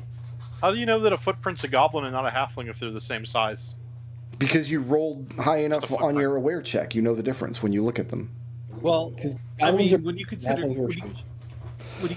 that maybe they don't wear shoes, then they would have. On my guy's boots, it shaped says foot. so. Well, it doesn't Well- say so, but I've been told that. Well, strictly speaking, yes. Like when we're just walking about, like when we see a game trail, it'll have hoof prints or something of that nature instead of booted footprints. Yes, it's logic. Sure. Yeah, Hendrik wasn't able to follow the logic either. I'm sure he wasn't. So you're at Yeah, the but your tunnel and you character feel a just breeze, and each of them found footprints. Keep going. Okay. So let's go in the tunnel and let's see if there are a bunch of corpses, goblins. The tunnel leads into the heart of the mountain. Light from the outside world becomes dim, goes gray, and finally disappears. But Dendrick can see in the dark because he has night vision. So the rest of you would have to light a torch if you have one. Oh, I have a torch. We got a only torch, need I light one it. torch for the I party, torch. right? Wait, do I need flints or anything for that? No, you can light the torch by just having a torch. So like when my Is flint Hugo, equipment? Hugo bites his tongue about tinder boxes and such. when my cousin Wallace runs this game, like he makes you track like your tinder boxes, and like when you strike your knife against flint, he makes you roll to see like if it damages either, and you have to like individually track how many arrows Denrick has left in his quiver. I'm not going to do any of that because like just a waste of time. So you can just light your torch by having a torch. Hugo sighs. The breeze grows stronger, and the light of the torches and lanterns flickers. Oh, you guys don't have a lantern. It says here that you do, but you don't. Okay. Along the walls, niches carved by unknown hands hold burnt torch stubs. The floor of the tunnel runs straight and flat. A slight layer of dust lies over the smooth surface of the floor. And so you guys are going into, and he flips all the way to the back of the book where there's a map hastily drawn on the inside cover. Honest to God, that's where they put the map of this place. So in Cavern 1, Cavern 1, about 5,500 feet into the tunnel, another tunnel leads sharply off to the south. The wind blows steadily from the east. That is a very specific number. I mean, 5,500 feet? Yes, you guys walked That's over a 5,500 Yeah. feet in the tunnel. Well, it said you're in the heart of the mountain and it's really dark. Like, you guys. yeah, Yeah. yeah. Well, Context is key. if we know Do I our have to- destination's to the east, shouldn't we explore to the south first? Do I have to drop my sword to use the torch? Yes, because you only have two hands, so you have to either drop your sword or your shield. I don't. This doesn't say I have a sheath or a holster or anything. Well, obviously, you have, like, something to put your sword in. You don't have to My leave it picture behind. shows a guy with like an arming sword, but it says scimitar. Well, like, your picture doesn't show you having torches either, but you have the equipment. Can I like draw? Like, and I start like changing the sword to a scimitar on the picture with a pencil. Okay. Hold on one second. Hugo stands up from the table, goes to his room, brings back his shield, and demonstrates slinging the shield over his shoulder with a strap. Mm-hmm. Like this. He can carry his shield like this when he's not using it. Henrik seems impressed. No, I have a shield too. I use it all the time. You guys see me do that every day. Yeah, no, I'm just saying that this can be. I'm gonna put my sword in the sheath because putting a shield on is more a bigger pain in the ass. Oh, I get it, Genevieve says. It's because your character is zero smart that you're asking all these stupid questions. Yeah, no, that's what I've been going for. I thought you were just a moron, Geppa. I'm sorry. No, that's understand. I'm like, doing you really good at literally this took game. classes on this Do with I me. get points for being zero smart if my character is zero smart? You don't have No, to it be just zero frustrates smart. me. Just your character is zero smart. Like, I'm assuming you're smarter than Ferric is. You just have to pretend like he's dumb. Oh, I've been doing that. Yeah, I've noticed. Okay, so Goodness. going into cavern number 1 is a cavern 1,500 feet by 1,500 feet and 20 feet high. Who measured this, Genevieve says? That's just how big it is. That's very big. You see nothing on your way into the tunnel. It's rough to be able to see the other side of the thing. I imagine we probably want to stay close to the wall so we have a frame of reference to where we're traveling, because it would be insane to travel to the through the center of such a large space underground. Perhaps we should call out. Okay, you call out, I mean, but we're visible. nobody responds. Hello, goblins and/or abducted babies. Do we hear anything in response after our voice fades away? You don't hear any abducted babies. Do we see anything as we get further in? No, What about the footprints? Do we see where the footprints go? there are no footprints here. Yeah. So we've Stone gone floor past now. where the footprints are. Well, stone floor now, so they're not gonna hold footprints as well. But Well- there's not dirt or dust that's been disturbed? I read this out loud. A slight layer of dust lies over the smooth surface of the floor, but there are no footprints in Cavern 1. Did they fly over it? Maybe they didn't go this way. Is there a cavern 0? No. It starts with Cavern 1. There was only this one pathway. No forks in the road. No forks in the cavern. Okay. No, we took a fork. We went south. Yeah, We could have kept going. Well, Have they invented Should we- 0 yet? yes, they've invented we zero. make Yeah, it's on Should your character we- sheet under smart. should not. Well, that's an shouldn't- abstraction that not within the world of the ancient world that we're in. Hugo, what's your Hugo suggestion? sighs very, very loudly as he keeps trying to speak, and Geba keeps speaking over him. and then he says, "So, what the? Oh God! Ah! Okay, I'll so pick up silence next time I level Hugo. that doesn't make it. That doesn't mean that. That Shouldn't doesn't- we have doesn't been help continuing now. eastward to get to the Well, yeah, get but to the other side of the mountain range? Genevieve said you There guys could be went treasure south into the tunnel. There could be treasure here. Well, our objective isn't treasure per se. It's to find this druid. Yes. Yeah, but we could do both. Oh, I suppose you're right.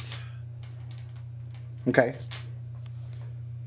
Come on, like, this is what we normally do, right? We explore every nook and cranny and, like, caves and stuff when we're out. Yeah, but we're smarter than 0. So Well, Cavern some 1 of us are. is empty and there are no signs of life. So, it's like, can we, like, circle the perimeter? Yes. And there's nothing. Yeah, it's empty and there are no signs of life, although on the floor lies a dismembered skeleton of a deer. Oh. I want to look at it. Okay, it is a dismembered skeleton of a deer. Are there, like, bite marks? Or I don't know. Why would there be bite Okay. marks on it? Because then maybe something ate it and dismembered it in doing so? crack open the marrow, crack open the bones for the marrow. Yes. Why would they even put this deer here? It's just gonna waste time. Like, you guys are gonna sit here and ask questions about this deer for the next 20 minutes. I have so many questions, Genevieve says. So how many minutes do you want to sit here and question about this deer? Not so many that it makes Hendrik unhappy. So, no, we can move on. I guess we continue moving onward once we've And at that, when you mentioned interrogated moving on, the deer skeleton. wait, I'm gonna cast Speak with Dead on the deer skeleton. He gets this like impish, gleeful look when you say you're moving on. On the way out, you notice the walls of the tunnel are supported by rafters that look exceptionally old and weak. They begin to groan and creak as the party passes.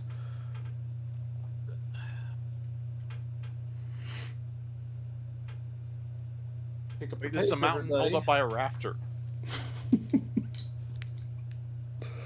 Am I right on that? Am I understanding this? Well, the rafters were holding up the walls. But we're in a mountain. Right. So isn't the It's like a mountain mining holding up the shaft, walls? right? Well, the rafters are like supporting the. Wait, like, don't you work at the archaeological dig site in Darkwood? You know what rafters are, Geppa. Yeah, I know, but like mountains don't usually like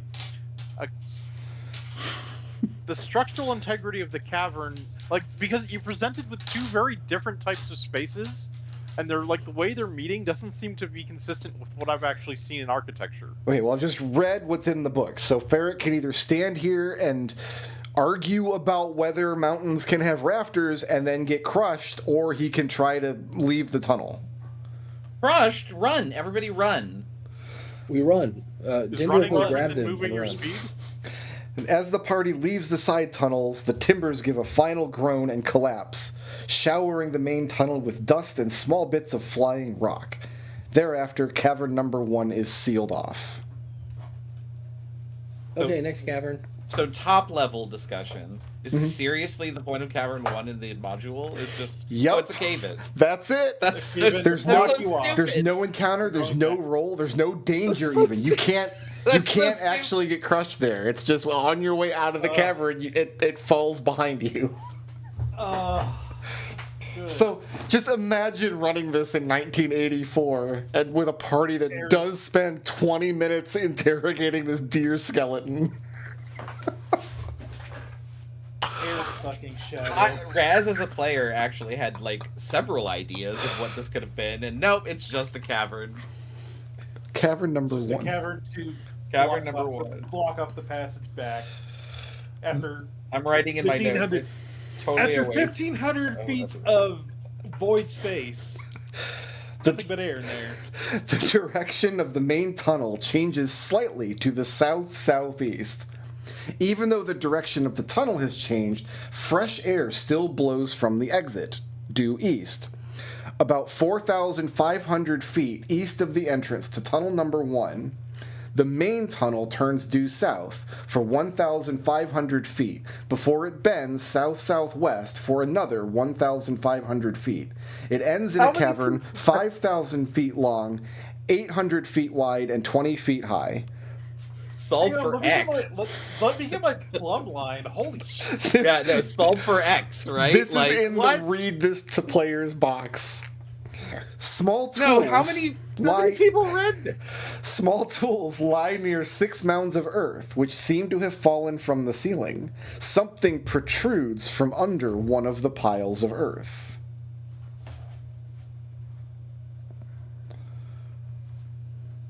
What is it? Red knife. What's the Red something? knife. Rev knife starts to dig it out to find out what it is.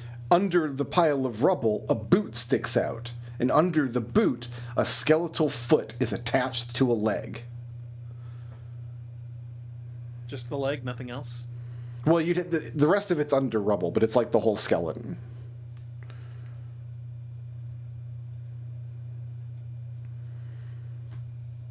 Another cave in. What happened here? And why are we now having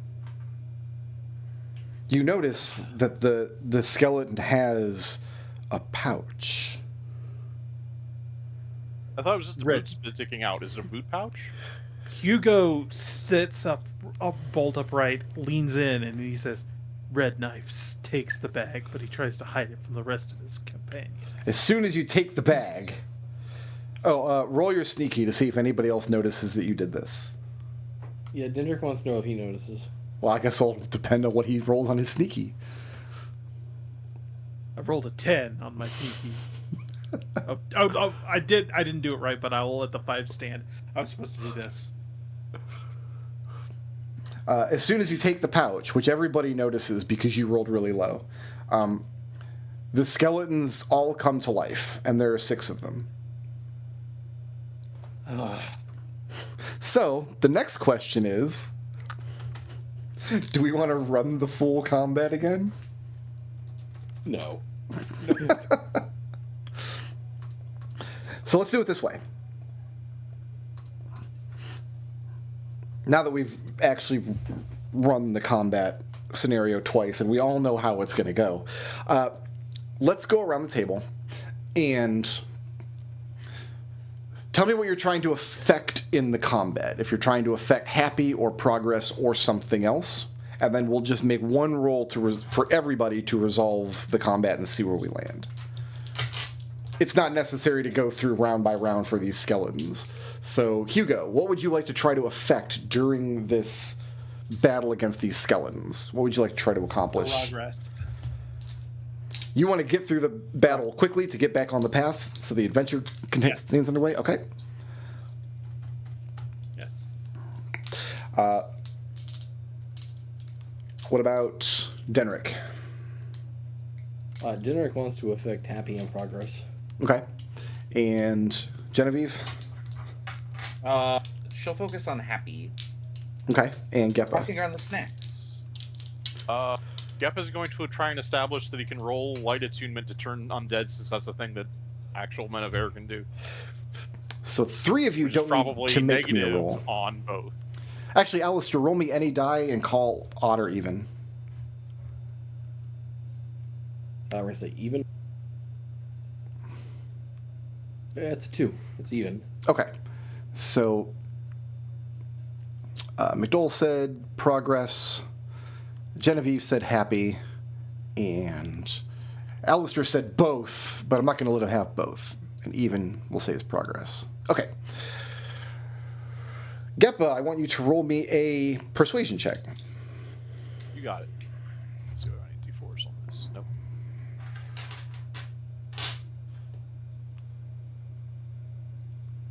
That would be a 16. Okay. Yeah, he tells you that you can make on your turn, you can make roll a d20 and add your light. Because Ferric is a witch hunter, he can attempt to deteriorate undead.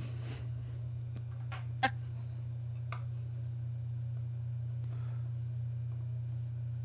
I supposed to actually do that? Yeah. If For you once, this That's isn't a us. light of natural 20. Okay. So you get the combat over with really quickly. So we'll say that increases progress. And he seems pleased that Gepa is playing the character in good faith now and had a good idea. And everybody else is likely pleased to have gotten through the combat in 5 minutes instead of 20 minutes. He tells you there were 6 skeletons and each one had a pouch with 25 gold pieces. Woohoo. Okay, now everybody has to roll a d20. Dodecahedron. Yes. Sorry, was it 25 gold pieces each? Or I got an 11. There were How 6. much do I have to tithe to air after I get to 25? Oh man, I should have included that on Ferric's sheet. I didn't think to. Missed opportunity. There were 6 skeletons and each one had a pouch of 25 gold. gold piece, okay. And then D20, you said? Everybody needs to roll a d20. I rolled a 4. Okay. 11. 14. Red Knife rolled a 14. So when Cavern 2 collapses on your way out, nobody gets caught in the collapse. Wow, this mountain range is pretty rickety. The tunnel goes north-northeast for about 2,500 feet until a noticeable split occurs in the trail. Branches lead northwest, northeast, and south-southeast. Of the 3 branches, only the one going north-northeast has a breeze. So when we come back from our break, you guys will get to make an actual choice in this railroady-ass adventure. I don't know how I feel about that. I know, don't it's... I'm scared. I decision paralysis. This is one of the discussion points of the adventure. Is like at no point does it say like the party is exploring the cavern. It just starts describing each cavern in turn. Go ahead and get your coffee, get your bagel. We'll reconvene here at 4:20. Blaze it.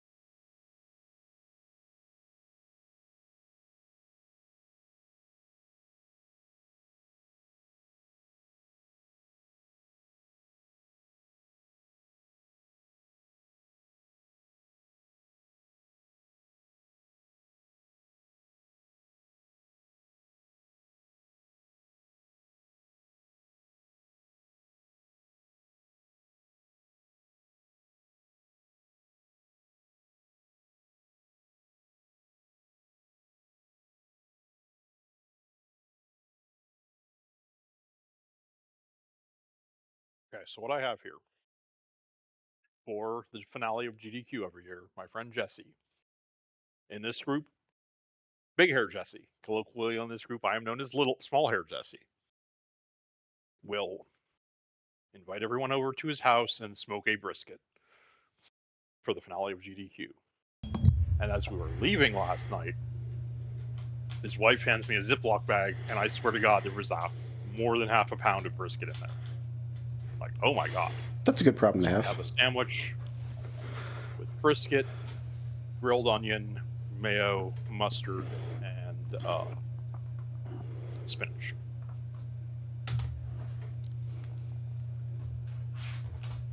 Really good.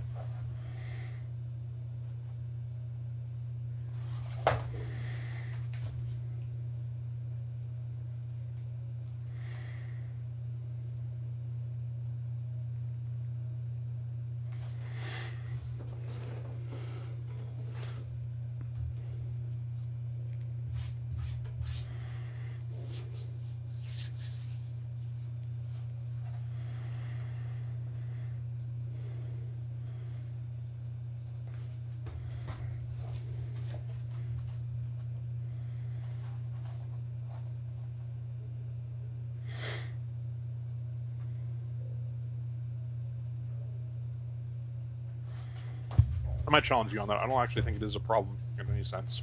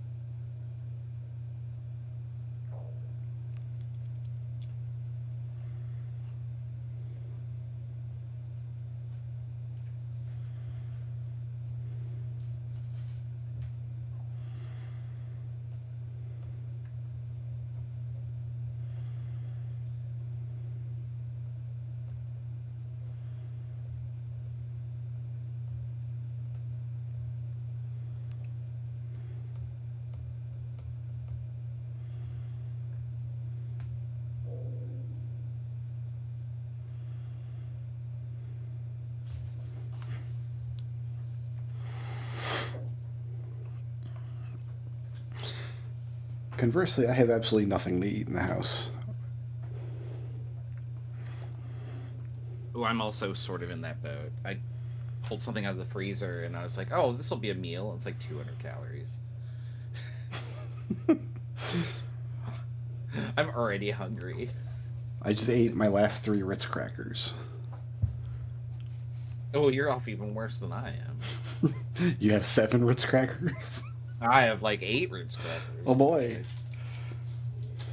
That's a whole meal.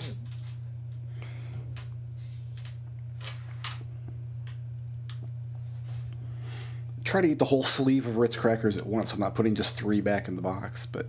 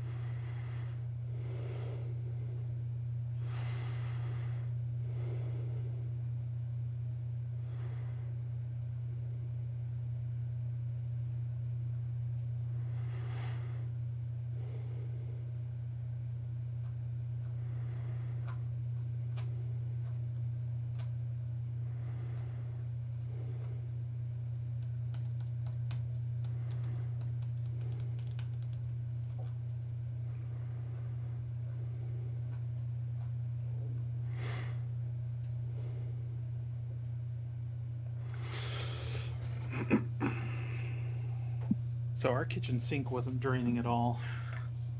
Oh no. Yeah. So, but we got it fixed. It's just we have a backup of dishes. So I've been Run it. I've run the dishwasher. This will be the third time I've run it today.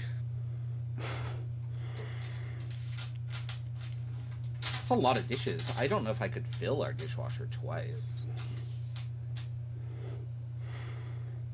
My husband likes to cook. Oh yeah, I know. He's made me breakfast. It's awesome. Twice. Twice. Yeah, you're right.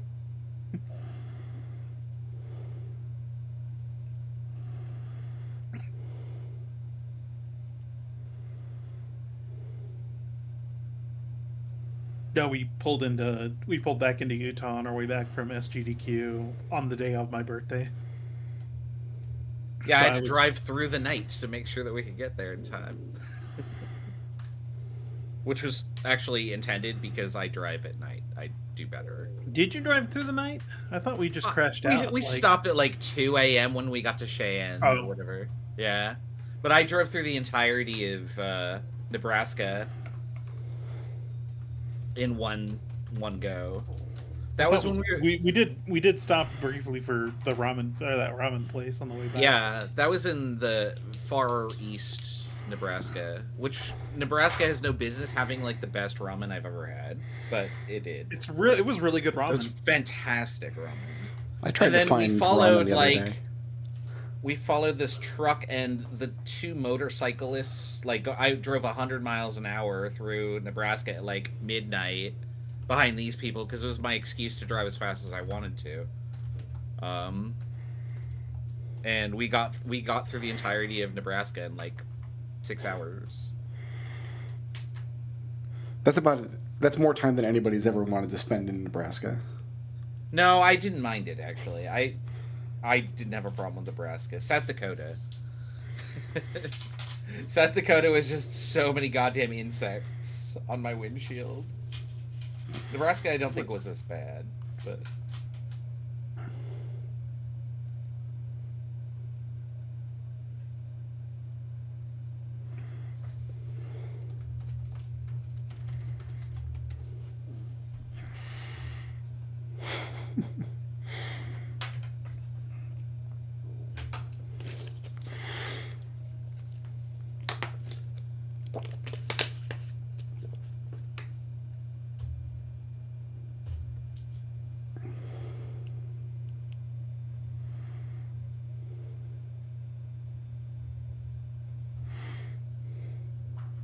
But yeah, I spent my break loading the dishwasher instead of eating, so now I'm munching on things real quick. I think we're just waiting on Chris.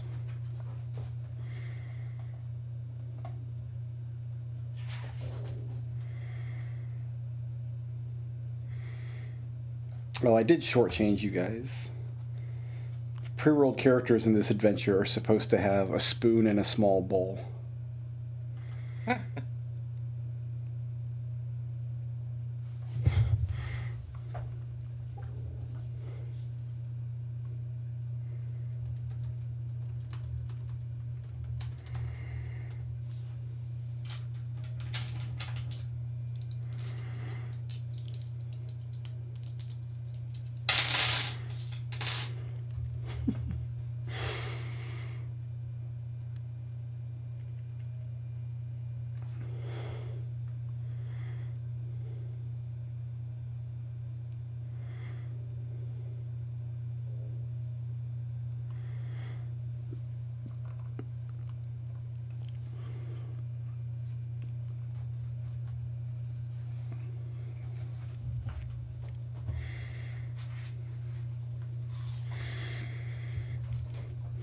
I need to make sure before we finish this adventure, I just have to share all these maps at the end of the stream.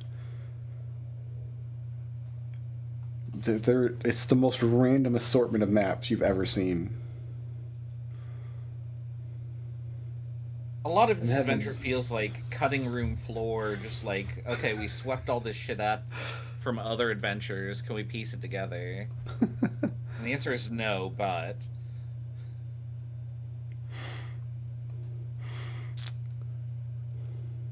Is everybody back? Yes. yeah, I'm here. Sorry, me.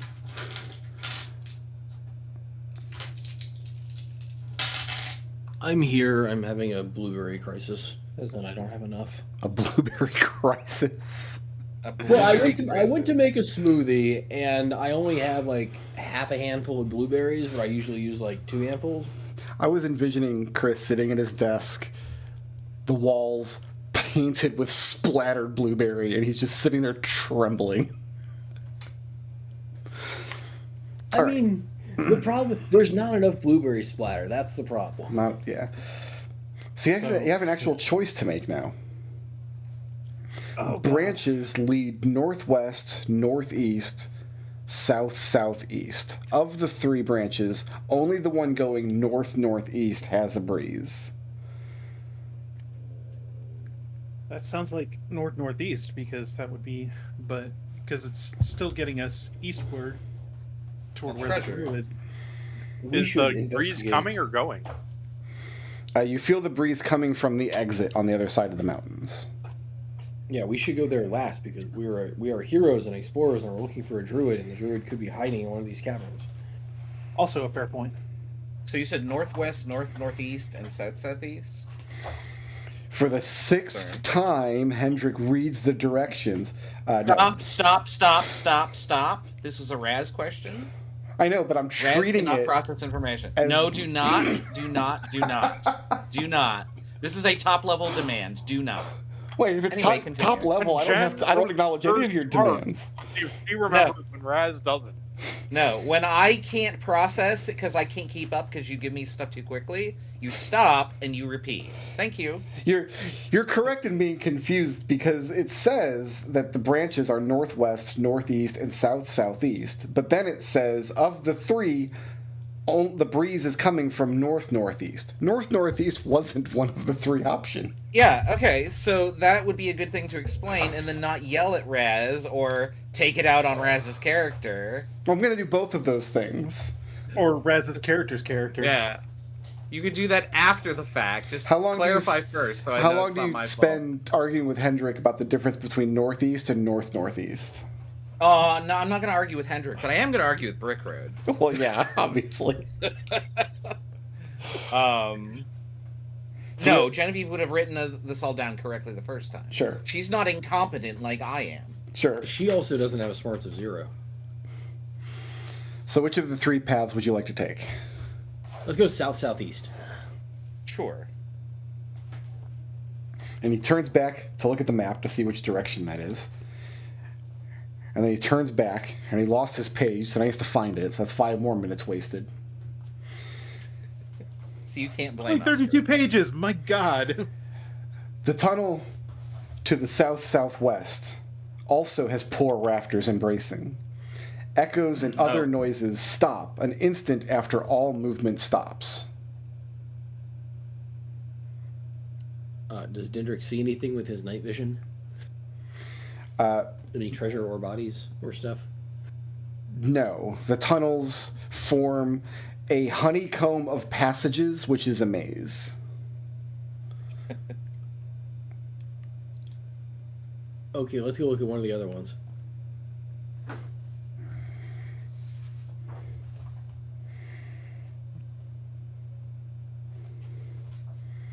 Agreed.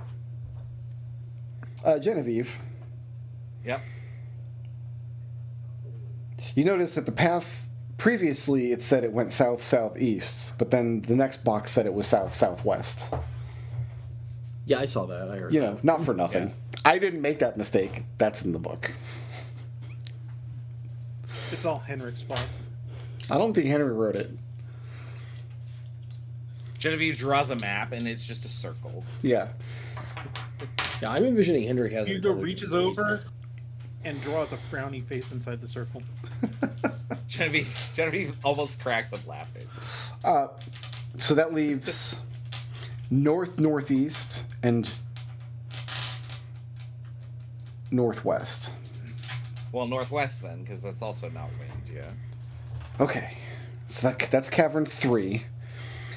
The tunnel to the northwest leads to an empty cavern. There is evidence of mining in the past. Chipped rocks and other debris cover the floor. High-pitched laughter rings out from behind a large boulder, and out steps a tiny, hunched figure dressed in rags and shredded chainmail. I shoot it. see you found your way in past the goblins, tee-hee-hee. You must be very, very careful, or they catches you and does bad, bad things to you. I know, I have seen them. They can't catch me, tee-hee-hee. They try and they try, but I escape and escape. Hee-hee, they can't catch me. Does he look like he's a threat, Hendrik? He looks like a tiny, hunched figure dressed in rags and shredded chainmail. Do I have to repeat what he just said to you? Well, okay, he sounds or a goblin. He looks like a dwarf.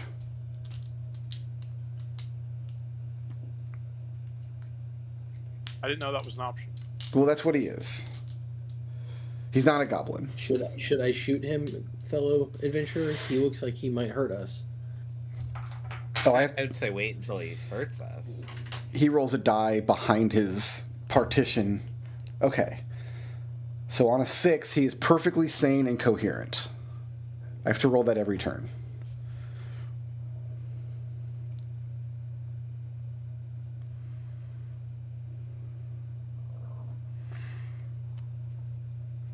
Where are the goblins, poor soul?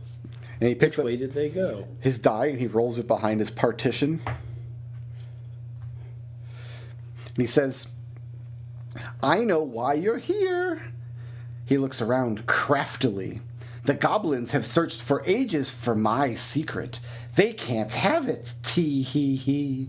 No one can have it unless I want them to, and I don't want the goblins to have it. He puts his finger to his lips. Shh! They are listening. I can tell. He turns and motions toward the rock. Behind the rock is a narrow ribbon of land that seems to waver in the torchlight. Walk carefully. Stay behind me. It is a long way down. He tosses a pebble over the side. It clatters and clicks on the way down, but does not hit bottom quickly. I want to roll my psychic perk to read his mind and find out his secret. Ooh, okay. Yeah, go ahead. You can roll that. That's a psychic of 16.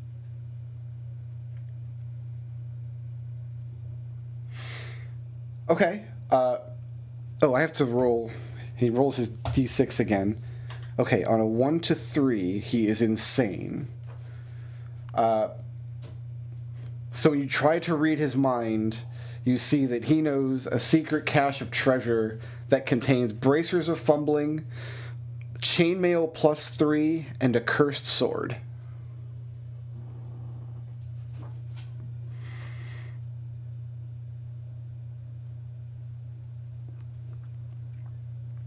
Oh, and I need everybody to roll a d6. I kind of out of character look at the rest of the group. What am I supposed to do with this information? Asks. We Hey, know if his secret, so If it's I guess- cursed, do we want it? Maybe Well, the chainmail's good. Oh, I got a chainmail. one. I didn't say anything about. Nazrin, you find a piece of worthless gemstone. I rolled a 3.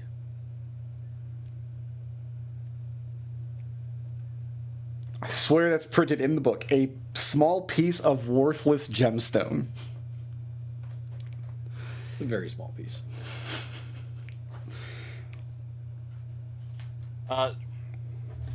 Nazrin will put it in her possessions, Okay. which are none. Oh yeah, he waits for you to write it down on your character sheet.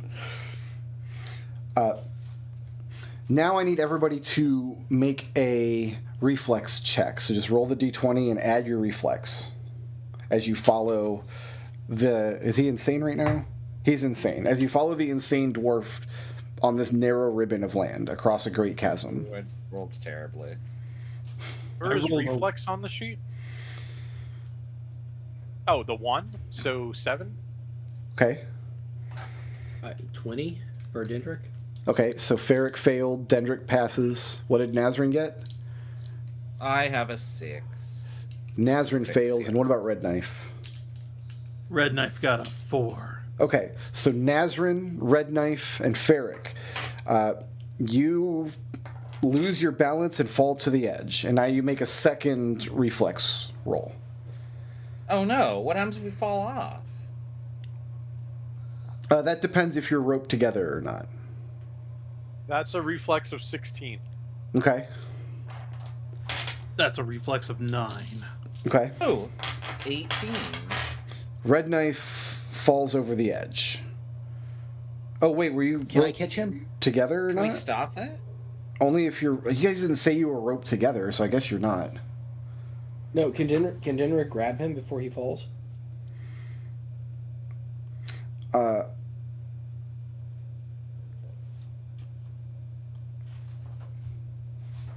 I don't think so. It just says he falls over the edge, and the chasm is almost 200 feet deep. Well, can Dinrick attach a rope to an arrow and shoot it so that he can grab it and pull him up before he gets too far? Make a persuasion check, because that's a very silly. I don't think he would consider that coming from anybody but Denrick. That is a 26, unless you want me to roll some d4s. Okay, Red Knife, make a reflex check to catch the arrow.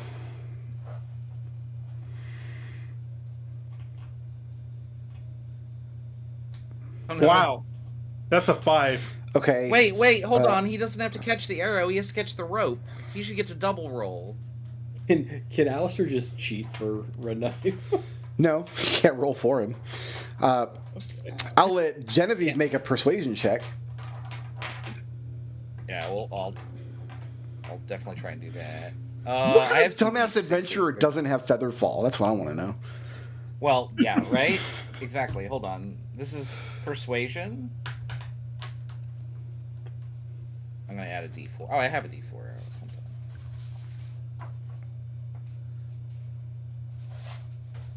on. Oh, the insane dwarf's name is Thisvin Talus, by the way. I have 15. 15 Okay. on my persuasion.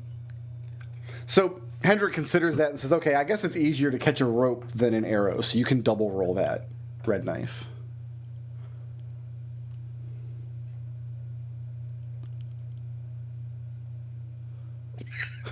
Red Knife, your That's fate is to die. I That is a tried. 10. I tried, man. Denrick, roll the damage for your bow and arrow.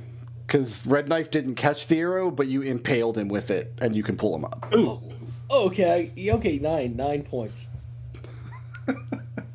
So Red Knife takes 9 points of damage, but he doesn't fall to the bottom of the 200-foot cavern. That's a pretty good Dendrick- trade. I guess you guys were Holds the supposed to rope. rope yourself together, but you didn't do that. And I know that some of you have rope, but you should just read what's on your character sheet from now on, okay? Okay. Thisvin holds the torchlight high. Light glints off rusted metal working equipment and partially finished weapons. This is the famed lost dwarven forge of the Dragon Teeth Mountains. He shakes his head sadly. Gone, all gone. I take the chainmail. It's hidden, but you read his mind, so you know that it's concealed inside the base of, like, underneath where an anvil is sitting. Okay. And inside you find a pair of bracers, a suit of chainmail, and a sword. I take only the chainmail. And he looks around expectantly to see if anybody else takes anything. Nazrin moves to almost reach for something, and then she goes, I better not.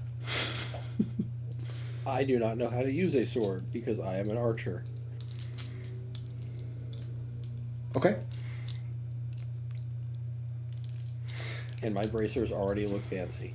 A stone clatters at the side of the cave. There stands a peculiar creature with 6 legs, about the size of a small dog, yellow in color, and possessing spade-like teeth which project from its exposed bony jaw. Does it look friendly? It looks like 4 Osquips. No, Osquips are not friendly. Dendrick will shoot it. Well, yeah, like you guys are gonna fight the Osquips now. That's like that goes without saying, right? Yeah. Oh, okay. I'm gonna say it anyway. I fight the Osquips. Okay. So the attack makes Thizvin go totally insane, and he begins screaming and cannot be reasoned with, and also his strength goes up to, or his might. I called it might, right? Yeah, his might goes up to 6.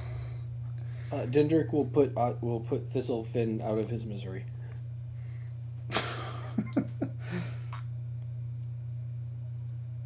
You're gonna shoot the dwarf, really? Yes.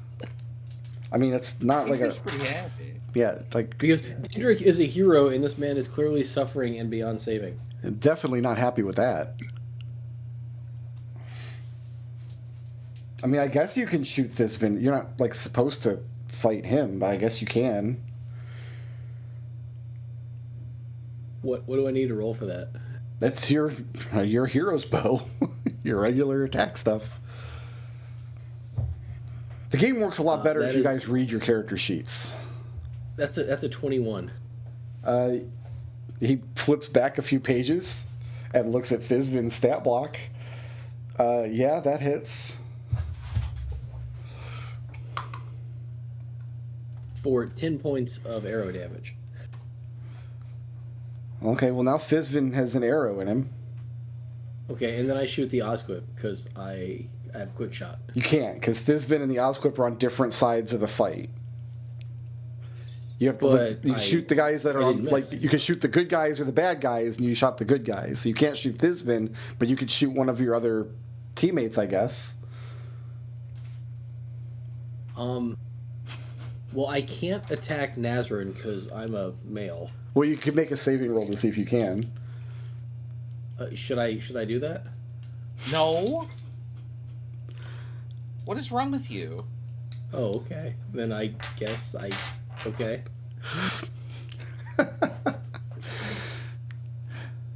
Nazrin, what would you like to... It's your turn.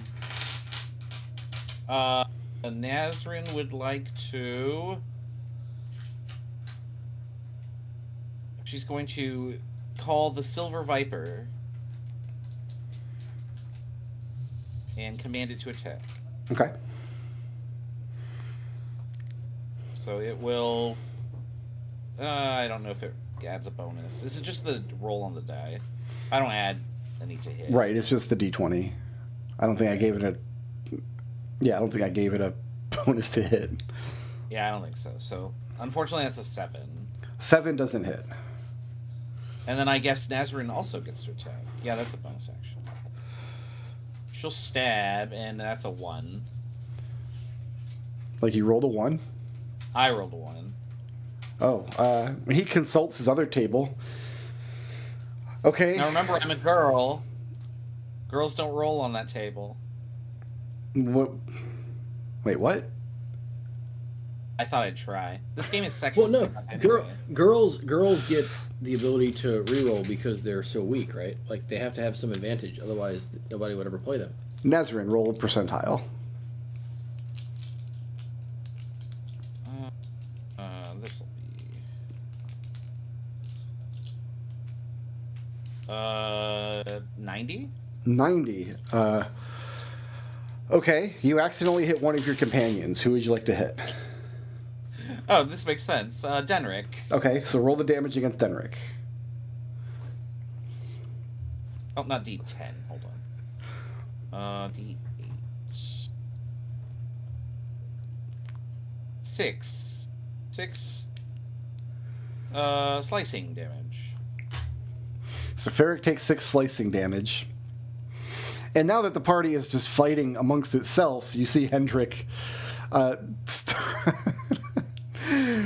starting to lose control of the scene.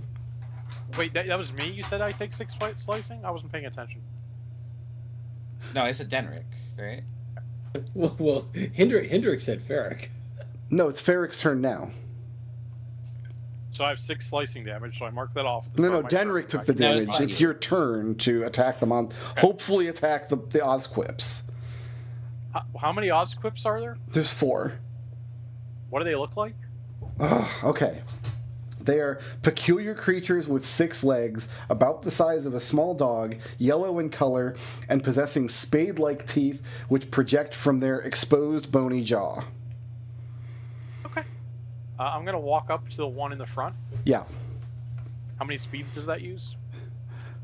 I mean, you can just go attack them.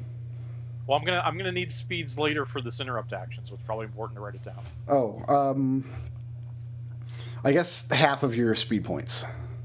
So I have 15 left. Yeah. You said this was the 10's 10 and this is the 5? Okay. So put that there on speed. Note of that. Alright. So now I get a warrior.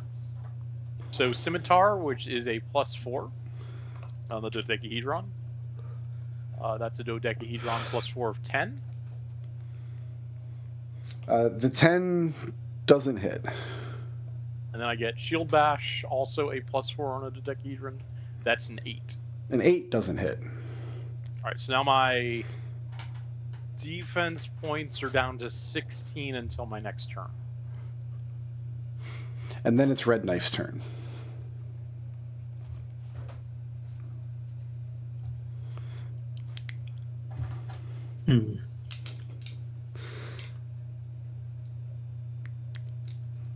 Red Knife moves in and tries to hamstring one of the Osquips. Okay.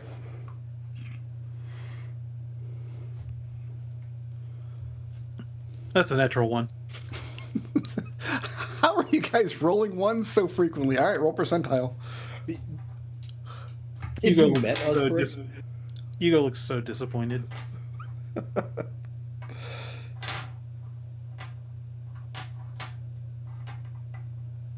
$98. Okay, so you also accidentally attack one of your companions. Who would you like to hit? Hit the dwarf. No. The Hit Tenric. Thizvin counts Can't as your reward companion for this. I mean,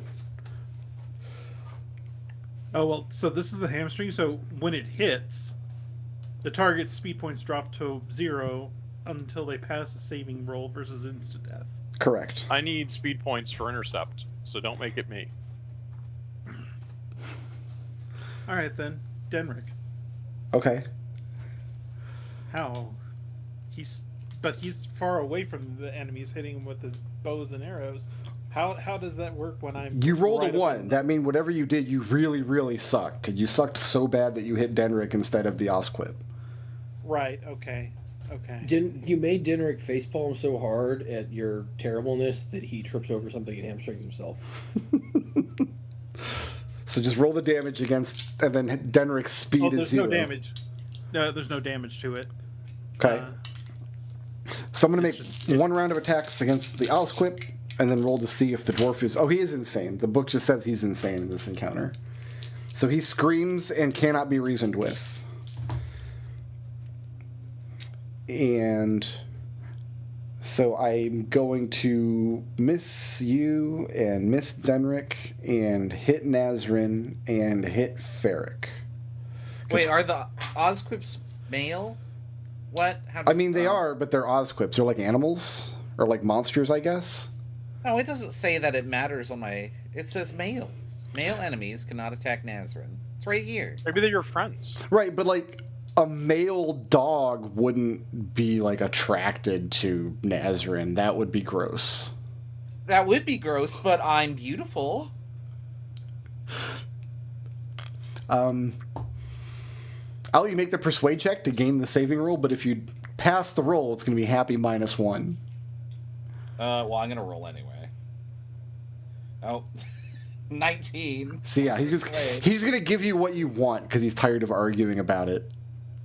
Yay. Happy -1. The Osquip Genevieve's happy went up. fails his saving roll, so it's only Ferric that gets attacked because Ferric's down 2 defense points. And that's going to be... This is something that old adventurers do. Like, I can't really convey this in the fiction, but old adventurers did this all the time. Instead of telling you what to roll for damage, it would just give you the spread of the numbers. So it says they do between 2 and 12 damage, but it doesn't say that that's 2d6. Yeah. So 6 points of biting damage to Ferric.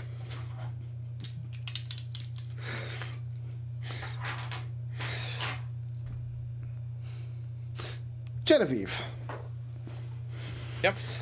Oh, I'm sorry. No, not Genevieve. Alistair. We started with Alistair. How would you like the rest of the combat to go? I would like to get him more towards happy and progress. Okay. But how are you intent to do that? Or I guess let's aim for progress right now. Okay. He's going to shoot the bad guys. Right, what is Alistair doing? Like, how are you affecting the mood at the table? Oh, he's going to use minor illusion Okay. to make a little hologram of the combat, and Dendrick's going to look really, really cool, like way better looking than all the other characters, as he kills the little imaginary monster.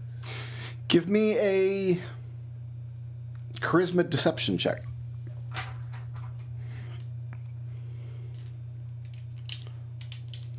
That is a 23. All right. Yeah, Hendrik enjoys the little minor illusion. He's like, dude, we should do that in every fight. Then we don't even need the little pewter minifigure. I know, right? That's a good idea. Genevieve, I'm glad you thought of that. same question. How are you trying to alter the mood of the table at this point and get through this combat? Genevieve's gonna pull out a second pewter minifigure and go, oh. Where did she get a second one from? I don't know. I thought it was appropriate for the scene. Fine. When she went to get snacks, she also got another minute. Yeah, she's like, I made a second one. Oh, never mind. We've moved past this to illusions, which are way easier to manipulate. No, Genevieve wants to. She's happy that like she got her way and Nazarene didn't get attacked, so she's gonna try and continue to make people happy Okay. with snacks. I don't know. Oh, you've already played the snack card. What about Geppa? Yeah. Same question. What? What's Geppa's goal as far as like the mood of the table here? Geppa wants to kill the Ozoluth things, whatever. It's the only thing he cares about. They're Ozquips, not Odiugs. Okay. So, Geppa should stop fighting with the DM so much. That wasn't my goal. My goal was to kill the Ozoluths. Okay. And then what about Hugo? Hugo is just really invested in the tactical maneuverings of the combat. Okay. So he's fully engaged. Just he's probably not engaged with like the mechanics that Hendrik is wanting him to be engaged with. Thizvin runs around, hitting at the Ozquips with a wooden club. One Ozquip takes a bite out of him, leaving his arm hanging and useless. He screams wildly, "Run! It's the end of the Dwarven Forge all over!" He then runs Wait, can I to a intercept large... that? I'm trying to read this, Geppa. Okay. He then runs to a large bracing timber and tugs at it. "Run," he yells, "or you are doomed!" Rocks and earth threaten to fall from above. So I want to intercept that and have him only lose half an arm. How do you lose half an arm? Well, this halves the amount of damage. So if you lost an arm, you But- lose half an arm instead. Maybe it's like at the elbow. He didn't take damage. The Osquip just bit his arm and it hangs useless.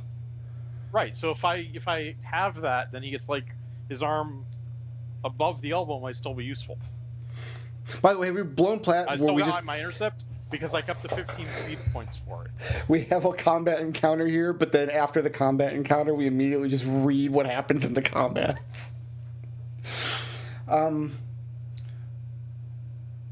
Okay, you can save Thizvin's arm, and that'll make up for Alistair shooting him with an arrow. But now everybody Yeah, has to okay. make I saved their half of his arm. now everybody has to make their reflex roll or fall into the chasm. Okay. I I told got you guys a- you should rope yourselves together, and you guys didn't do that. So I got a Can 13. Can we have done that earlier? I guess just if got you out of have a combat. time machine, Genevieve, do you have a time machine? No, but we didn't have any time to even decide to do that. Red Knife rolled a 5. 5. Here we go. I have a 4, and Genevieve gets grumpy. Mm-hmm. Maybe I should just go jump out my window again. Alistair rolled a 17 for Dendrick. Okay, so Red Knife and Nazrin need to roll a second time to see if they fall in. Can Dendrick shoot them to save them? If they fall in, you can. That's a bad day for Red Knife if that happens twice. That's a 13. Okay, so Red Knife doesn't fall in. Now, this is interesting, Genevieve says, as she looks at another 2 on her dice. Yeah. Can he shoot me to save me because I'm a girl? Only if he passes his save against Charm Confusion. Okay, let me roll. I rolled a 10. I don't actually know what you have to beat. You're it's on your... Yeah, you have +4 Charm Confusion. Okay, so I rolled a 10, but you're saying it's 14. Okay. Well, 10 + 4 is 14. You don't know what armor is. You don't know basic math. Dude, I'm an artist. So you shoot a bow and arrow, and then Nazrin... Wait, what did we do? We had... Did I Red Knife. pass or the saber? Yeah, you passed the save. Oh, then I guess he I think- pierces Nazrin? Well, then I catch it, but I have a double roll because of the rope. Right? That's what we did. You're right. Okay, right. good. See, I'm paying attention. And there's another 2, but I also got a 15 because I double roll. Okay, well, you keep the higher one when you double roll. Okay, so you catch the rope, and... I'm relieved. I have got you goblins now, Fizvin chortles with insane glee. Tonight I will feast in Valhalla while you cringe in Queen Hell's dominion. The ceiling shudders. Osquips pour out of the facing rock and bear him to the ground. The ceiling collapses, taking the land bridge with it and sealing that cavern. Valhalla? It's like a make-believe place. It's fantasy fiction, Hugo. It's not real. Hell, but Oh, it's like wait, Air's I thought domain. Well, no, Air's domain is real because, like, Air is really God, but... But real in the sense of this adventure. Wait, can we go to Air's domain in the adventure? I thought this was history. You can, but, like, not in this adventure. Like, there is adventures that take place in, like, there, but not here. Oh, my God. Wallace one time was running a game, and people were like, we want to fight Air. And he's like, well, I didn't give Air, like, a stat block because you can't fight God. And they're like, we want to see if we can kill God. And it's like, you don't want to play a game to kill God. That's the stupidest thing I've ever heard. And then Shin Megami Tensei. Okay, I'm pitching that for treble here. Yeah. So you went down Cavern 3, and then you went to 3A, and you've already went down Cavern 4, so the only other place to go is Cavern 5. The tunnel Wait, there's leads... a 5th cavern? I thought that was the exit. No, this is... There were... So you came in, and he spends 10 minutes explaining the map to you while completely refusing to show you the map. Okay, fine. We go to the one we haven't been to. The tunnel leads northeast about 3,500 feet until a tunnel leads due south from it. This tunnel runs 500 feet and ends in a wall of earth.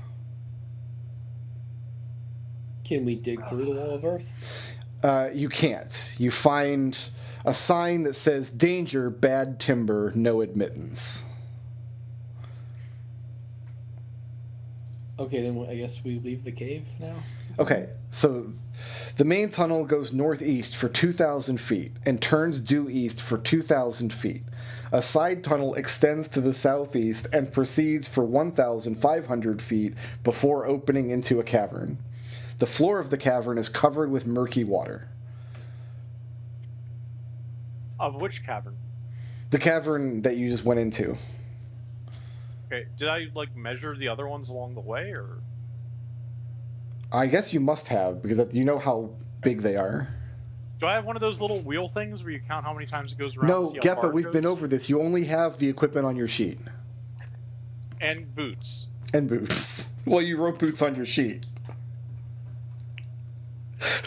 It is so apparent that Destel has the capacity to ruin my life every Sunday and just chooses not to. Yeah, you should be thanking me. Like, you give him the opportunity to wield this power and he will use it. Weaponized neurodivergence.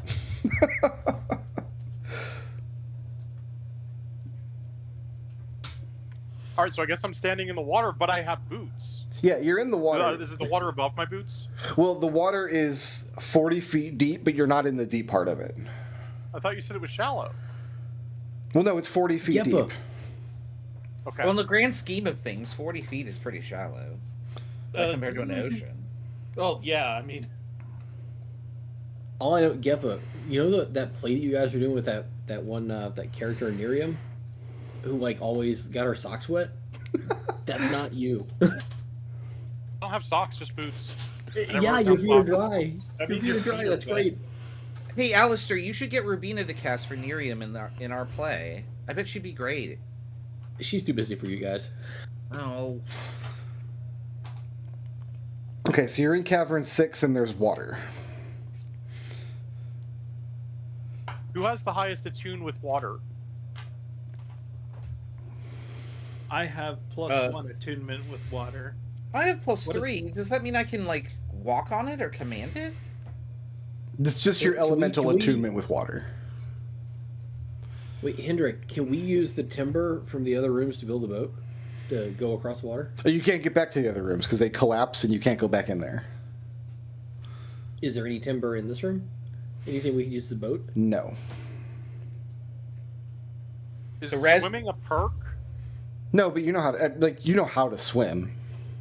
Just kind Oh of. wait, Rat- what happened to that armor I stole, by the way? You still Can have I it. wear it? Yeah, you can put it on. I would like to put it on.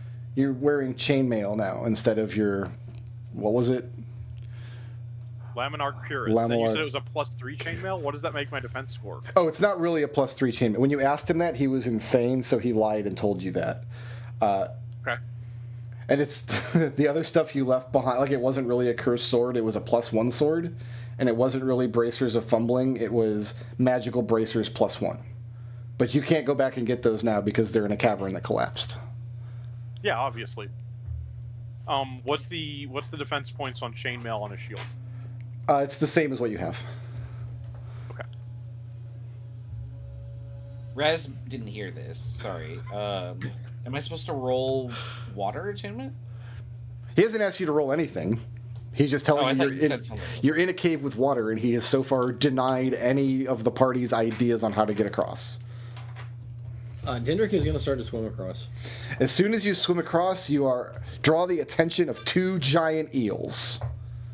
Oh no, he swims back to the other side. They're white, sightless eels, which means they're blind, so I guess they have to half roll against you. So, Denrick, you get to attack first. Okay. Shoot them. 12. Ooh, a 12. Actually, hey, you have to double roll because they're sightless. They can't see you. Oh, and I'm going to use my bonus action to mark it. 15. A 15 hits.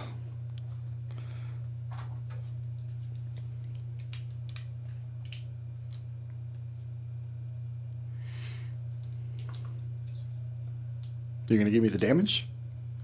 I'm waiting for tabletop simulator to stop freezing. Ah. Someone else is using the physic.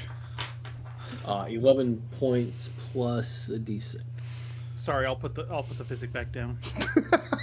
17 points of piercing damage. Okay. Oh, he has to use the abacus for this one. My goodness. All right, that was Calc.exe is the abacus. right. That was Henrik's first shot. Then he shoots the other one. Mm-hmm. And do I get to double roll this one too? Yeah, it says they're sightless. I guess that means they can't see. So, Okay, well, that's a 22 on the first roll. yeah, that hits.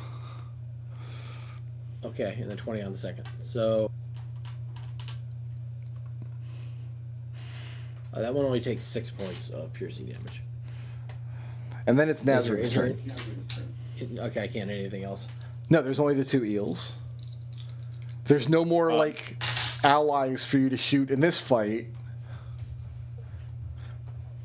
Oh, I gotta roll to shoot Nazrin, right? Yeah.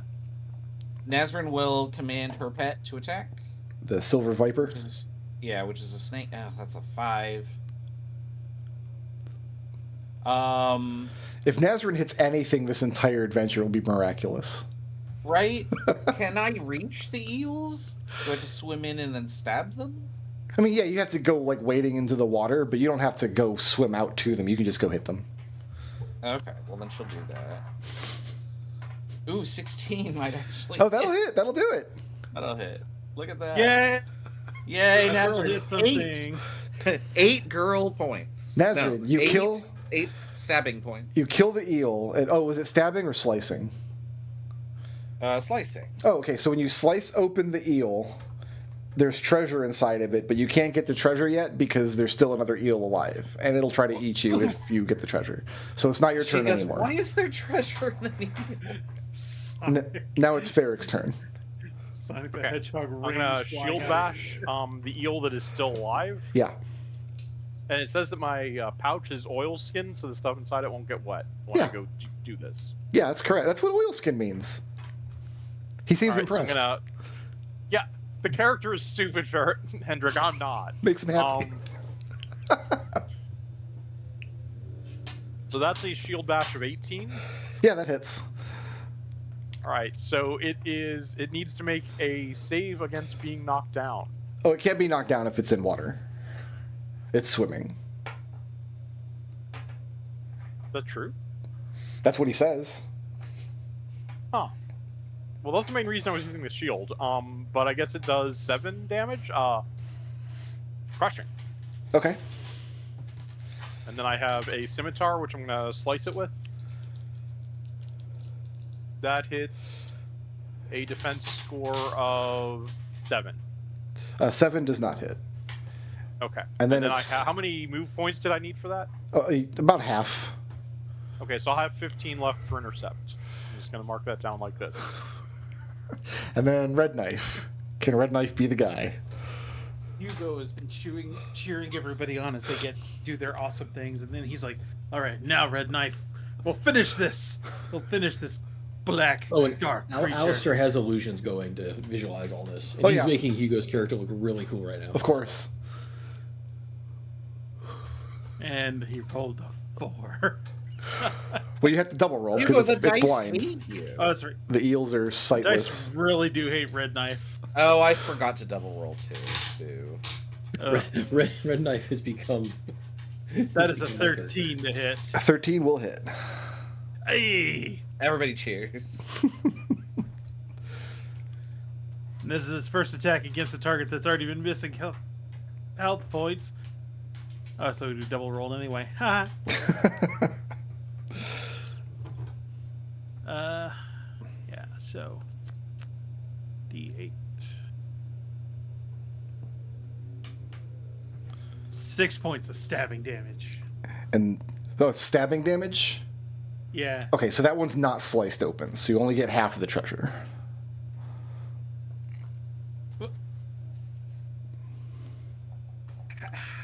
But you could just gut it. If there's treasure Well, inside it. yeah, but your weapon is stabbing damage, not slicing damage. Okay, fine. Okay, so Hugo looks a little bit disappointed. you only get the treasure from one of the eels because you only sliced one of them open, and inside is 100 gold pieces, and it doesn't say which thing is in which eel, so I'll just let you guys pick. It's either a ring of fire protection or a magic wand with 1 fireball inside of it. Ooh, fireball, Genevieve says. So is Nazrin taking the magic wand? That would be the one that she would vote for. Oh, we get to vote on the treasure? Do we? I'm not going to just declare it unilaterally, but I'm fireball. going to say. I abstain. the Air ring- only believes in theocracy. This democracy is not conducive to a proper religious upbringing. Well, it's okay, Geppa, because this isn't real. Genevieve, I don't This is my trust you with character, anything Jen. that's It's not fireball. me. Oh, I've lost where you are in all of this anyway. Sorry, what did Alistair say? Oh, I don't trust you with anything that has a fireball, Jen. You or your character. Well, you don't have How about to. we take the ring? You don't have to roll to hit with a fireball. This is true. Has this party ever resolved a fireball, like on any of their adventures? I don't think we have fireball. I get it next level Oh. because I'm multi-classed. Yeah. Oh, are we gonna say that like Geppa is inspired Studying from this fireball? game to learn a fireball spell? Well, not if we don't get the fireball one. Oh, do I? When do we get magical secrets? So you guys That's take. like 7 or 8. I want to take the fireball one. Okay. Okay. Nazrin will take it. Okay. And because Denric wanted to stop her, she's going to turn her affections towards Red Knife instead. All right, that fight went reasonably well. I think we're making good progress. Red Knife puts an arm around her shoulder. Okay. So that was Cavern 6. So the wind blows steadily, perhaps just a little stronger than it blew before. About 2,000 feet east of the last tunnel entrance, a tunnel leads north. This tunnel goes for 1,500 feet and ends abruptly in a tumbled wall of earth and stone. That's Should we it? be drawing It's a just map? the tunnel ends? I'm a little confused at this point. Oh, I thought Well, I you were don't drawing a even map. know if my map doesn't even make sense though, and she shows what she's got. Oh, and no, like that's- the that's lines not all it at cross all. over each other. Yeah, no, Hendrik has nothing but criticism for your map. He just Can you please show us the map? he just Yeah. laughs and says when the adventure is over he'll show you guys the maps, but you're way Maybe off. maybe if we got some parchment with a grid, and then we like mapped like 1,000 feet to 1 square. No, I'm not they counting don't all use those squares, they squares. use hexagons. Oh, even worse. You I don't can't go have any east and west with hexagon those. parchment. I had a whole notebook of hexagon parchment back in the day. I probably still have it somewhere. That's a very common chemistry Yeah. graph paper. Cool. Okay, so you're at the caved-in cavern. Carbon. Yeah. Yeah, Carmen. Benzene rings. Well, there's nothing to do here at the cave-in. Like, Okay. This is a dead end. Yeah, it's a dead end. Did Can we have we- to swim across to find out, or No, because you went to the lake, you fought the eels, then you went back to the main tunnel, and then you went 2,000 feet east, and then you found another tunnel, and you went down that tunnel, and that tunnel is the dead end. where? Okay, what if I just follow where I feel like the air is coming from the outside? But then you wouldn't go to all the side caverns. Right, but I want Yeah, to we're figure looking out for where treasure. we can get out. Okay. Give me a persuasion check. Geppa. Yeah. Passing this check means that he'll agree and won't lose happy. That's a 11. Or sorry, a 12. A 12. You can see that he's disappointed that there's parts of the adventure you guys will skip, but he will let you just pass up the tunnels and go towards the exit. Okay.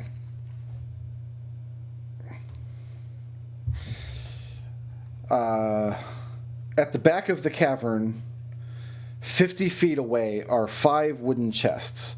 A guard stands watch. It's a goblin guard. It doesn't say that, but it is. He leans on his spear, looking ferocious.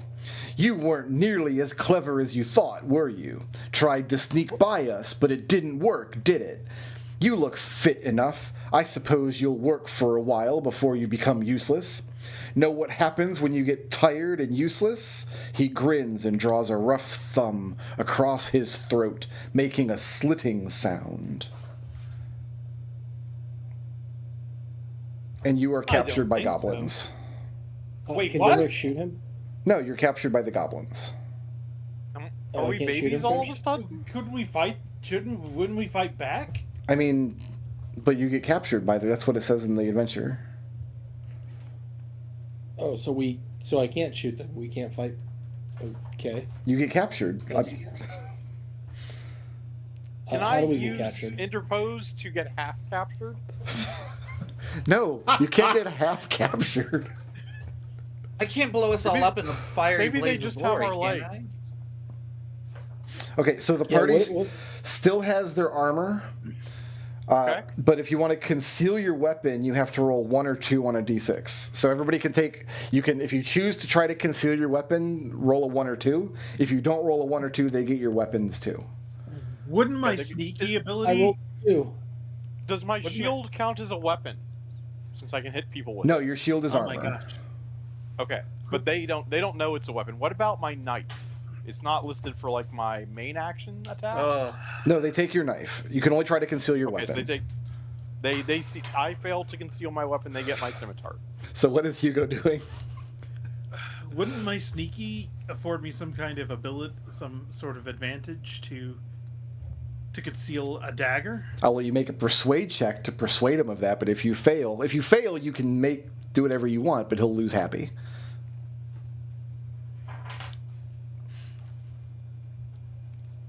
Just wanted to- That was not the roll. Bounding box funniness. That do I have was any- the one. apparently that 5 was the roll. Do I have any persuasion? I already used that one. No, I don't. Hugo failed to persuade.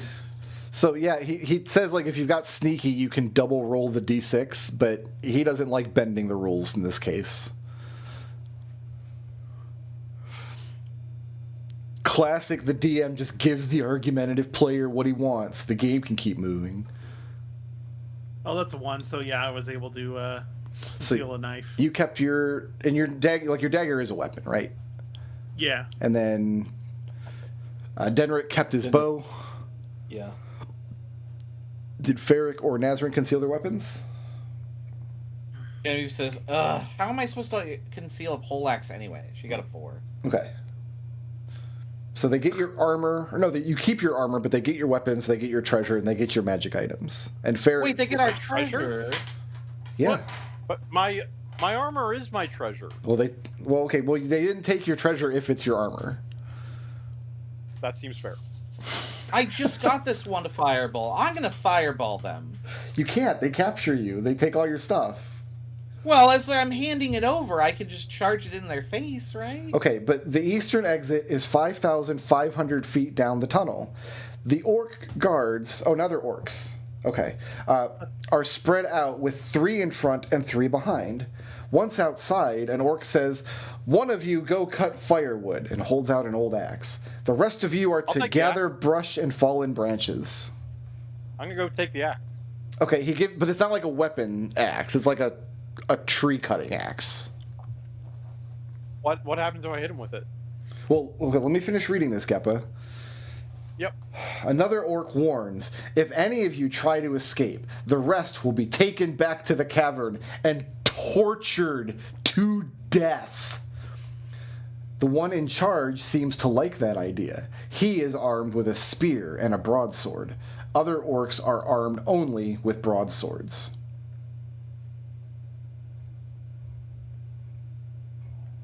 So I have a tree cutting axe. You have a tree cutting axe.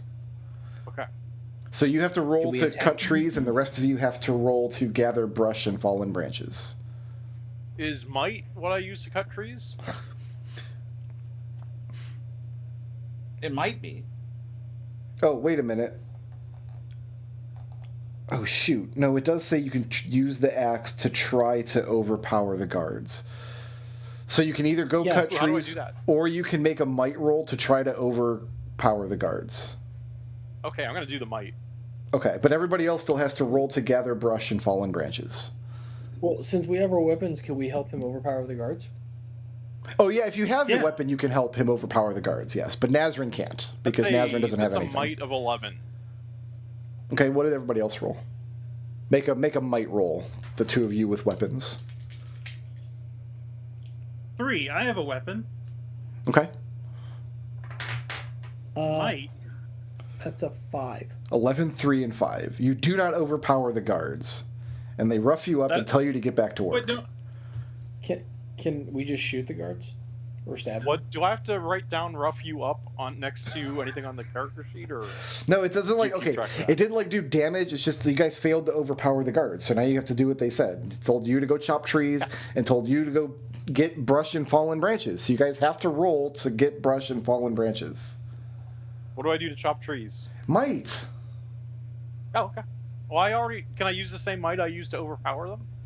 No, not that same roll, but it's like you're rolling. Oh, I'm getting confused now. Just make the roll. I got a 1 on the dodecahedron plus I think my might is +2. You rolled a 1 on the die with the fire axe? It's a fire axe now? I thought it It's was what- a it's a wood f- axe. Well, it says fire axe. Wait, what? My axe is on fire? No. It's like. So what's happened here is the person who wrote this adventure wrote the term fire axe, like a fireman's axe, which is not a thing that really exists in this kind of setting. Right? I always think of that dude in Eternal Darkness on GameCube with that fire axe. That's Dude, he was a badass. He had Yeah. so many hit points. love that guy.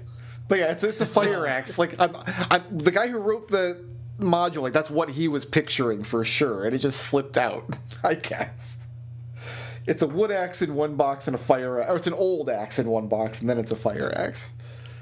So what did you guys roll to gather brush and fallen branches? I rolled a 16. Okay. I rolled I a don't know 2. what I'm at of it. 17? Am I adding something to this? No, it's just Might? a standard roll. Unless I don't know if I gave you guys like a nature perk or something. I gave you a survivor perk. Maybe that works here. Oh wait. Or you can like argue to add your attunement to wood might be appropriate. I'll just Survivor's 21. Sure. But that 2 that I rolled turns into a 5. Okay. So you guys failed to overpower the guards, but you do manage to escape into the woods with your stuff. Wait, Wait, how do we get our what? stuff back? How did? What? Okay. Yeah, sure. Yeah, great. What do we do now? Is my sword also on fire, or just my axe? And then he closes the book and says, and that's the end of the first part of the adventure. How many parts is it? It is. That's an excellent question, actually. I think it's 3 parts. There's not a table of contents. No, you can't be serious. Yeah, it's 3. It can't be that long. It's a 3-part adventure. That was part 1. This is so awful, though. Like, I just have so many, like, logistics questions about, like, did anybody proofread this? Was it play tested? As far as I can tell, that's exactly how this encounter is supposed to go. This is like you can try to overpower them by using the axe, but if you fail, they escape into the woods. Hendrik Okay. slowly sure. packs up all his stuff. He seems reasonably pleased with how the game went. And he looks up, so yeah, same time next week. We're not actually stopping, since it's only 5:30, but this is where Hendrik Right. is stopping for the week. Right. Yeah. Same time next week. Hugo smiles a little forced. Does he take our character sheets, or do we keep them? Oh, Hendrik would definitely collect them and keep them. He wouldn't trust you Yeah, with that's, those. that's what I assumed. I just want to make sure. That's a very, like, 1E, 2E thing, as the DM held all the sheets. Oh, I do that in my Me Space group. I always collect character sheets. I never... If I didn't collect the sheets from my Knives in the Darks players, they wouldn't be there the next week. Exactly. The Like, sheets. there's one guy in our Meat Space group in particular. He would just be like, "Oh, I forgot my character sheet and my shoes Yeah, that and does my happen. wallet." Yeah, you're right. And my kid. He's somehow. He's got 3 kids, and I they're all like- somehow still alive. I have no idea. I know a few people like that. So Hendrik packs up, collects a fair amount of the remaining snacks with him, leaves for the night. What is the feeling Once- of the 4 of you? Dude, Hugo you can just- steal our Hu- food. Hugo, go Hugo first. just slumps down on the couch and starts packing his pipe like, oh, this is exhausting. Hugo. I really like the Oh. voice you do, Hugo. Oh, thank you, but It's really not. I know when Red Knife. I know when he's talking, and I know when Hugo's talking, and that's great. Hugo, if you still feel this way at the end of it, don't worry. I have all the demerits to give him. Don't give him demerits. You'll just he get them really back doesn't need anyway. No, he doesn't need that. He didn't do anything. Well, okay, yeah, he did do several things wrong. What did he do He wrong? did a lot of things wrong, but I don't think he deserves to eat a boatload of demerits for it. Wait, are demerits actually worth anything? I've been assuming they aren't. I don't No. know anyway. I'm fully expecting that Allie is going to come after me with murderous intent at some point. So please save me when she does. Why? You're the one who's digging this grave. You're the one who needs to lie in it. Yeah, Hugo, because you're here to save me. It seems like we've been voluntold, Hugo. He's Genevieve- right. Genevieve He's sits down next to him right. and just sighs and says, "So, Red Knife," and she puts her hand on his shoulder. Oh no, I'm sorry. I'm already taken. No, So you and I have things to discuss about Drama Club, actually. Yes. where Alistair's not invited. No, I really I don't also wanna understand. Alistair's Why he invited, had- but he won't. I don't understand why they felt the need to invent those 10-sided dice. They're so disgusting. I swear, the dice I have, every side just says 1. Like, I was sitting there just rolling it on my own for a while, and I kept getting 1 over and over and over. And sometimes 1 don't- is good. you don't You suppose know he's giving what? you a loaded. You don't suppose he's giving you a loaded die, is he? No. Raz McDowell, be glad you're rolling ones in the make-believe game and not the real game. I don't Wait. like it. Jen, Actually, I was rolling all 2s. Jen, you could make a loaded die, couldn't you? That's not like difficult. I mean, I could engineer something like that, but, like, I think he would notice. Would he? And why would he? Why would we? I don't want to think he's cheat been at paying a lot of game? attention to anything you do. You know, I wonder. And Genevieve, like, gets out, like... she gets out her notebook and starts drawing a schematic. How long would it take her to cut some dice for everybody that just have all high numbers? You get that done within the Favor the week. high- She says, I could do this, but, like, if he finds out, he'll get really sad, and I don't want to do that. No, I don't think you don't make it just high numbers. You just magically weight it so that it rolls the better numbers more often. Jen, Like, don't make it too obvious. I don't think he's trained in reading magic. I Jen, mean, he's that's a not lot paying harder of a attention. problem. That's Like, a lot have you harder of a not- problem to solve. Jen, She knows how Jen, to do that. have you not noticed how often I've tipped the die just to make the stupid dinner character that he likes look good so that he feels better? I have. I've noticed definitely so noticed. many times. Every time You guys Boswick wanna say notices, he anything? beeps at you. So I really didn't want to say anything, but Boswick, how many times did Alistair cheat during that?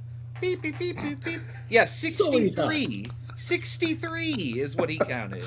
Yeah, listen, you're the guys that wanted to make him happy, so try and make him happy here. Well, I mean, maybe he wants us to fail in some ways. Did you see how happy he was when we swam into those stupid eels?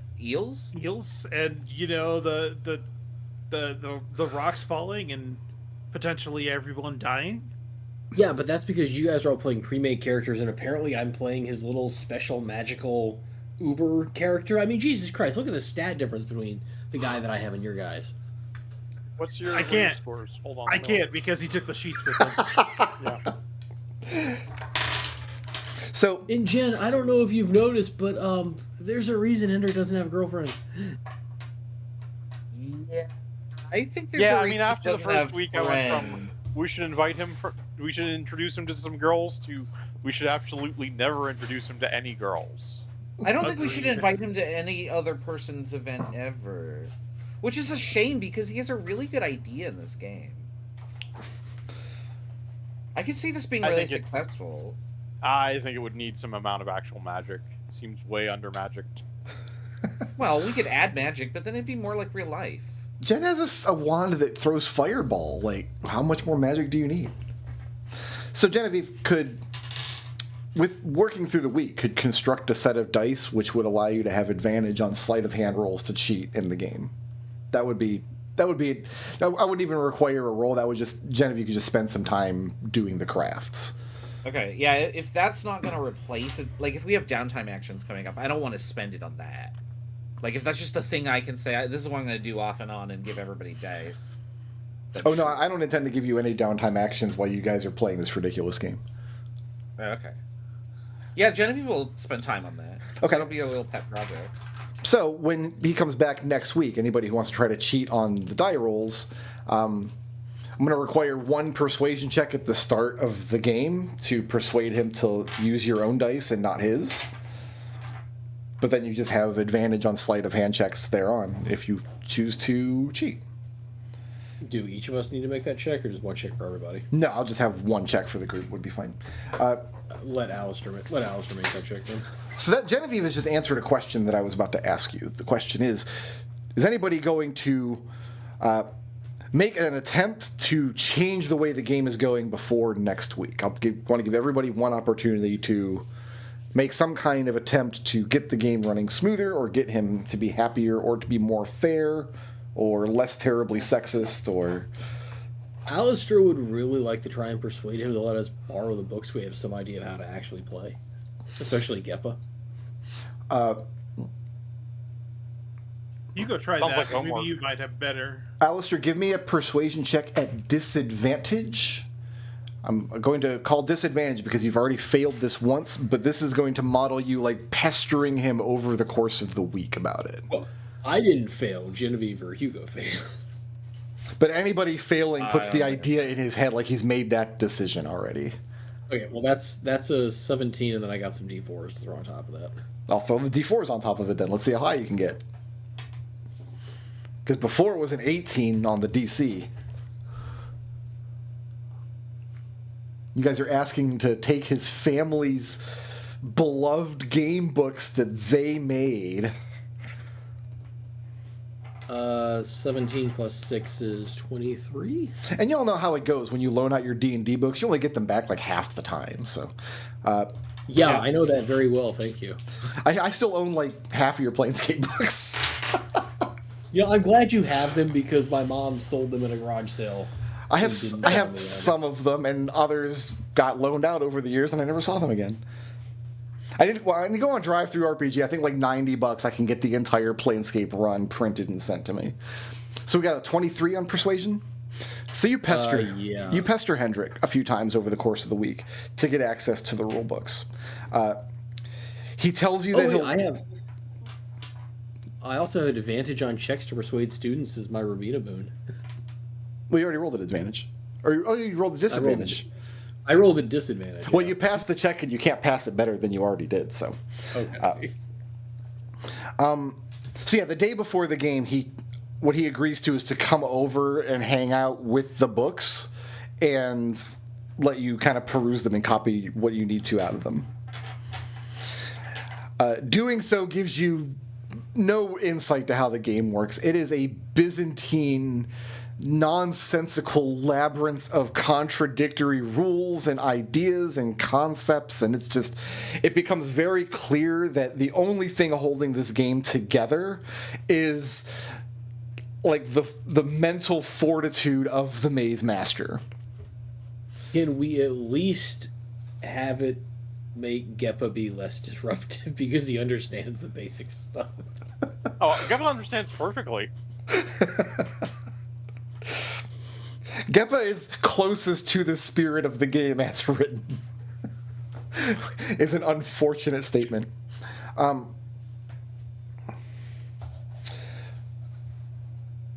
Alistair, mark down on your sheets.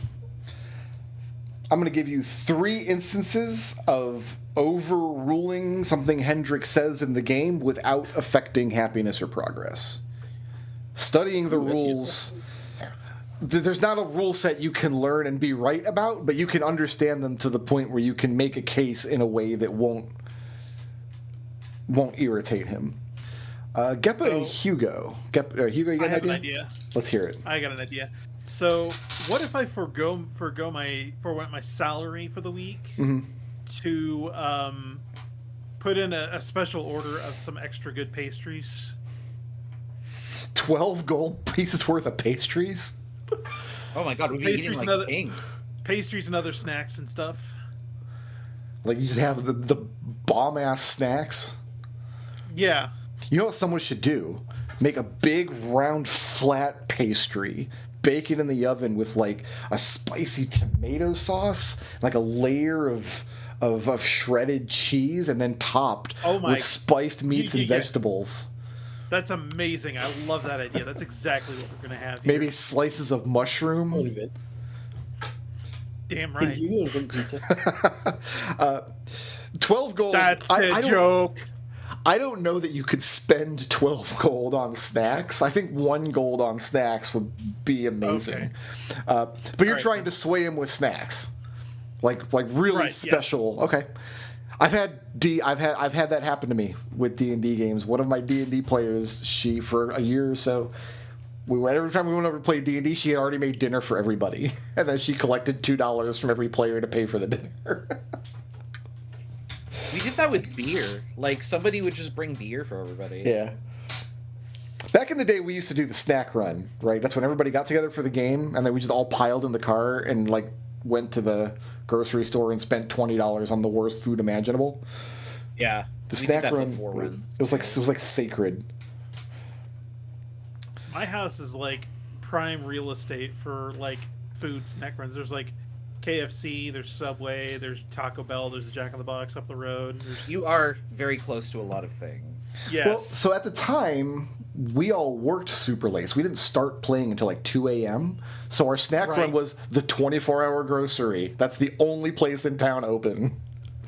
Oh, you didn't have a Jack in the Box, man. No, we'd roll up, we'd buy $30 worth of like Oreos and squeezy cheese and nonsense. And 24 case of Mountain Dew that would be killed by the end of by morning. By morning. To be 21 again. Anyway. Those were the days. Hugo. Sir. I'll give you 3 of those tokens to affect his mood.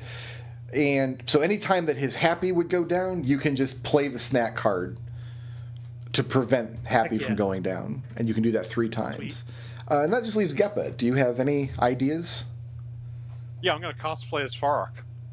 You're going to show up dressed as a priest of air? No, With an actual air's shield. shield given flesh. Like you've got the... I'm going to mostly use the illustration, but I'm definitely going to make his armor and sword more correct. Also, I have disguise self, so it's a pretty good Farrak. Oh, wow. So Genevieve thought she was being impressed by bringing a little pewter figurine. Now we're trying to one-up But each he other. will also actually like invest some effort in actually making the costume, the basics of it, so like, so that if you were to reach over and like touch his shirt, like it would be roughly the same as the illusion. Okay, but I'll say it'll run you the cost of a set of fancy clothes out of the PHB. Isn't that like 50 gold because it comes with jewelry? Well, you're not getting real jewelry. You would be getting like costume jewelry and stuff. Are you going to put on a fake but I'm beard? saying I think the cost of like a noble's attire is like 50 gold because it includes jewelry. Oh, okay, yeah, I see what you're saying. Then the set of common clothes would be fine. I'm assuming you're going to have a fake sword and shield, like you're going to make it out of plasterboard or something. No, I'm proficient with scimitars and shields. Well, you have to buy a scimitar and a shield then if you don't already have one. Do I, Jen? No. And you're going to put on a fake I beard? could whip one up in 30 minutes. Yeah. And boots, but no socks. Yep. And that bunny hat. Okay. And I will get an oilskin pouch. Should we just, make all these things? Like, Genevieve will start writing out the writ of authority. The Genevieve's not doing anything. She's spending all week making Oh, but it dice. needs to be chainmail. I didn't write it down, but it is chainmail now. Okay. Yeah, she'd make all these dice and also armor and stuff, so... I'm going to give Geppa 3 tokens he can spend during the game to gain advantage for Ferric to gain a double roll when he doesn't otherwise have one. Cool. By just arguing that he is dressed like Ferric and therefore he deserves it. Do those refresh per session?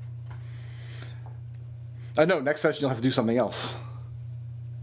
Cool. So everybody has the benefits of Genevieve's dice that she made for the rest of the Forest Oracle. And the 3 of you doing special stuff have those 3 tokens that last until they're used. They don't refresh, but you don't have to use them right away. Hugo gets paid. 11 gold instead of 12 because he's putting in the special order for this doughy, delectable treat. Sure. So the pastries get delivered, and the new dice shows up. Genevieve, can I get that? Or anybody can make this roll. I need a persuasion check next time you see Hendrik. To persuade him that you should be allowed to use the dice Genevieve made and not the ones he's providing. Yeah, Alistair will make that roll. Okay, I'm going to enhance charisma on you to give you advantage. Okay. And then I guess we'll just both be there, because you have to do this within an hour. This would happen when he arrives to run the next game. You just sit him down and say, hey, we all got dice because we're enjoying your game so much. Well, let me just set that for... Okay. Yeah, you make a note so remember that next week. I made the 20 on mine. Oh no, we're starting Hendrik's next session right now. It's only 5:45. You guys aren't leaving yet. Well, I thought there might be some non-Hendrik stuff that we were gonna do. No, I'm inflicting more of this on you. But yeah, I will enhance ability charisma for you, Alistair. Yeah, so let's resolve that persuasion check. There you go. Okay, well, that's going to be a 27, and then with D4s if you need me to. So you have no... Oh, I need to refresh. You have no difficulty convincing him, hey, Genevieve made dice because we're enjoying the game. Can we use these dice? So you made a set for everybody? Or one set? I made a set for everybody. They're all different colors, and they have specks of gold and silver in them, so they're shiny. And the numbers are easily readable. Okay. Yeah. The 20 on mine is a holy symbol of air. Sure. She can custom do it. Hendrik is over the moon when he sees how you guys have gone all the way to 11 to get the best snacks, and Geppa's all dressed up. He's really impressed and really psyched to get into it. Get into part 2, east of the Dragon Teeth Mountains. I bring Dahlia's training log into the room and display some proper scimitar technique. Okay. Complete with a shield bash. I mean, there's not a lot of room for you to do that because you got to drag this big ass desk back into the. Nope. But you There know, is this is absolutely fiction not. because Hugo is a smoker, but he's the kind of smoker who waits until after the session is done before he does. Yeah, we just prestidigitation the room. It's fine. Okay. The terrain is much the same as the west side of the Dragon Teeth Mountains. A slope rolls gently down to the woods, and in the distance, a river cuts through the forest. On the eastern side of the river, a spire pierces the green expanse of the forest. The path leads downhill to the southeast, yet in the general direction of the river and the spire.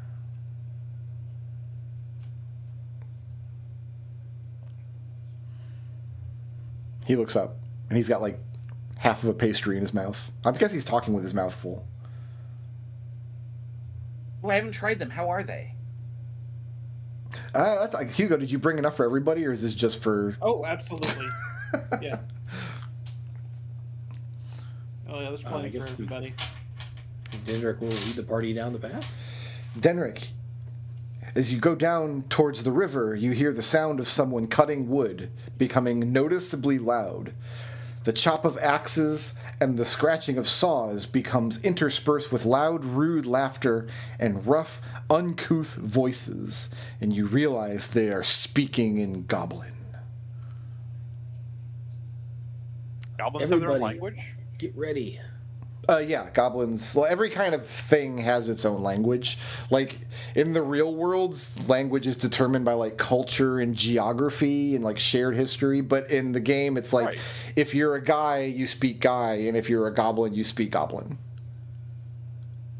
I speak guy. Well, you all speak like the human language. It doesn't really have a name. Right. It's just so. But they're speaking in goblin. Should that be on our character sheets? No, because I don't think any of you you recognize that the language is Goblin because you just got kidnapped by goblins last week, but you don't actually know what they're saying. Are we too far away for me to psychic and try and read their minds? Yeah, but you can try to get closer. Okay, Let's I will sneak get closer. I have 30 speeds, so however many speeds that takes. Okay. The path leads by a small knoll covered with trees. In the center of the I attack trees the knoll. stands a tall ancient tree. I love this sentence. In the center of the trees stands a tall ancient tree, whose branches seem to spread protectively over the smaller trees and bushes in the area. 4 figures are gathered in the grove. 2 are sitting and drinking from a wineskin, while 2 others hew away at the mighty oak with axes. After a while, the 2 with axes rest, and the 2 who were sitting begin attacking the tree with a saw. These 4 are applying themselves to this particular task with vigor. They are unaware anyone watches. Geffa is twitching at his need to say something during this narration, and then he says, I attack the knoll. I hate those hyena bastards. Wait, what? Not that kind of knoll. knoll. Oh. It's a knoll, not a gazebo. Sorry. Am I close enough to psychic these? Yeah, they're unaware that you're watching. Cool. I get a psychic of 14. They are not here. Oh, you have to make the roll. It was I did, 14? 14. Okay. They're not here to cut wood. They're here to plunder the dwelling of a dryad. So, like, a dryad is like a girl that lives in a tree and is also a tree. Haven't we met a dryad before? Have you guys met a dryad? It's possible. You've been to the Feywild. I don't know. I feel like we have. I don't No, remember. I feel like we have. I don't think so, but at any rate, So they're well, if they finish cutting down the tree, the dryad will die. right, but the Dralad's like an unseelie beast, so what do I care? Dindrik will care, so Dindrik will shoot the goblins. Okay. You're not supposed to go by. You're not supposed to fight the goblins yet. You're supposed to try to slip by them undetected. But we want to save the dryad. I mean, you will, because when you try to slip by them, she like comes out and asks you for help, and then you can go back and fight the goblins. Oh, okay. Then I guess we'll try and sneak by them Okay. and see what happens. A young girl, blonde, about 16, and clad in a robe of pastel green and yellow appears. She wears a laurel wreath about her head. Her big brown eyes are on the verge of tears. Will you help me? Those vile creatures are trying to destroy my tree. Please stop them. Yes, my lady, we will be happy to save you because we are heroes on a quest from the village to find a dryad to help us remove a druid to help us remove a curse from the village. This next box might be my favorite box in the module. The goblins look up and draw their swords. One, smaller than the rest, but with a slight air of authority, grunts something, and they move to attack. The smaller goblin is their leader, but is in no way superior to the rest of the party. The goblins fight until killed, or until they kill all of the adventurers. If the goblins are killed, the party discovers that each goblin carries 10 gold, 20 silver, and that most of the weapons they used are in no way extraordinary. If the party carefully checks the sword used by the small goblin, they see a faint tracing of runes on its blade. If an elf or dwarf picks up the blade, they recognize it as a dwarven blade which was forged for the elves. In goblin hands, it was unknown, but it is a sword +1. Is that really the blue text? Yep. Oh, it hurts. And he reads that out loud and looks up and, oh, okay, I guess the goblins are dead now, and you have the sword +1. Hey. Good work, team. Go team! What's I thought there was going to be a fight, but it just said that. All right. This makes him unhappy. You Who's you the should sword talk to plus Wallace. one? Hey, before he becomes unhappy, Hugo just casually passes him another slice of pizza. So you're going to cash in one of the snack points to keep his happy in the middle. Yes. Okay. Yes. Wait, and then- who's the sword's +1? No, it's a sword, but it's a magic sword, so it's +1 when you attack with it or when it hits something. You can use that, Ferric, because you use a sword. Anybody can take it. You know, I've already got it. I got this scimitar though, and I hold up the actual scimitar I'm holding. What kind of sword is it? It's a sword +1. So can we Is say it it's a scimitar? arming sword, scimitar, rapier? I just told you, it's a sword +1. But which Okay, of these do we roll for it? So Hendrik, can we say that it's a +1 sword, but it looks like a scimitar? I mean, look at how much effort Geppa put into his costume. We don't want him to have feel bad about it because he has a different sword now. Well, I'm not going to make Geppa make a new fake sword. Oh no, it's fine. And I cast disguise self again, and now my sword glows blue. Oh, okay. Also, it's not a fake sword. The Dryad, Persis, is grateful that her home has been spared. Please wait a moment, she asks. I have a gift for you. She disappears inside her tree and returns a minute later. She holds a small blue glass bottle containing a liquid. It will help you fly, she explains. You are welcome to spend the night in my oak. Inside, no harm can befall you. Neither goblins nor direwolves can enter.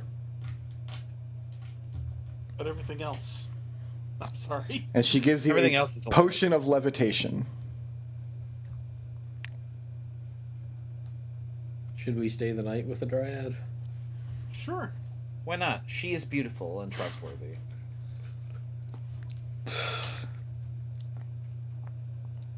The I next sleep in my morning, armor this time. I mean, you're Oh, not you don't gonna wanna you're do not gonna that. get robbed again because she said the goblins and direwolves can't get in. And Right, Hugo's but there like, could be more "Oh, were rats. Oh, you don't want to do that, man. That's just asking for trouble and pain. You're Is- sore next day. It's just gonna be. It's not recommended. Is the Dryad alluring where male enemies cannot attack her unless they succeed on a saving roll versus charisma confusion? I don't think so. In fact, I do have a stat block from her.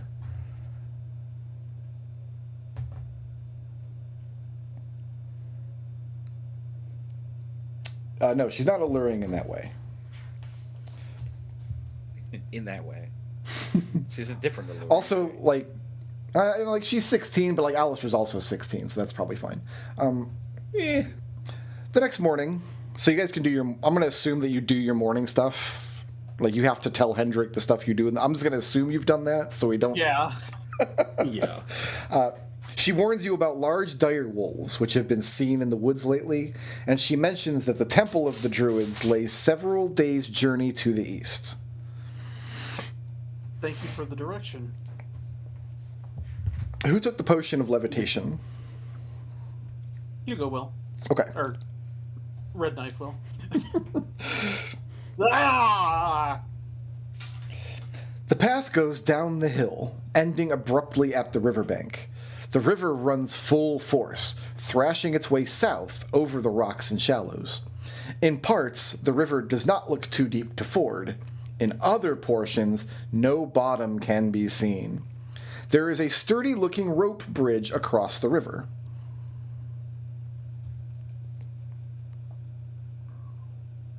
Why wouldn't we take the bridge, Genevieve says? Well, it's like a rope bridge, so it's not like a bridge. It's like 3 ropes that span the river in like a V. It's like shaped like a V. So you stand on the bottom rope and you use the other ropes to hold with your hands. Yeah, But like that time we we were in Value, Yeah, it's sturdy, right? Like, there's no problem. and then Hugo spends like a 5-minute diversion describing the event in question. It's like, man, if I had more time, I would like write my own adventure based on the cool shit you guys have actually done.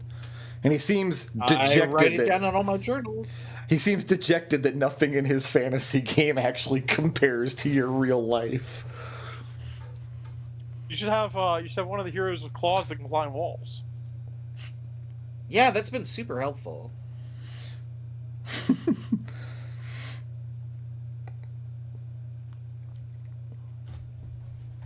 I go across the rope bridge first because, authority exists. Yeah. Okay. So you can, when you go across, you have to go 2 at a time. So when one person is starting, when the other person reaches the middle, until everybody has crossed.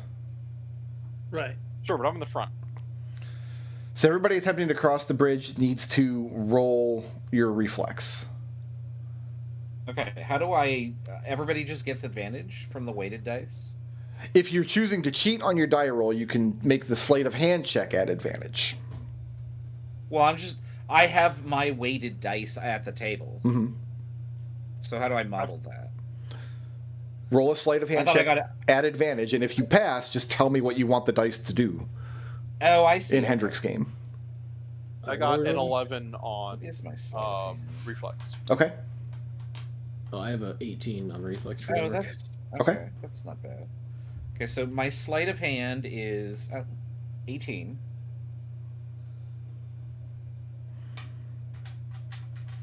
And I will elect to pass the roll. Okay. Hugo's not cheating. So everybody gets over the rope Except for Hugo. bridge.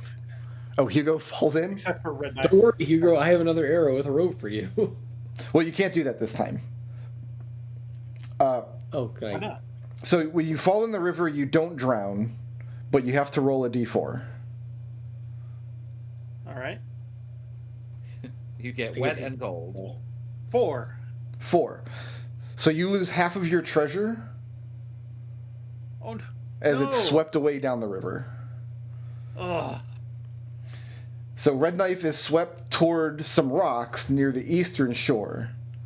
And I need you to roll your reflex one more time.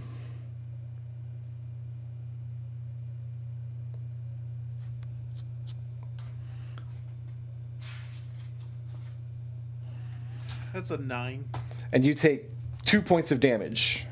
But then you catch the rocks and you pull yourself out and you're on the other side without half your treasure.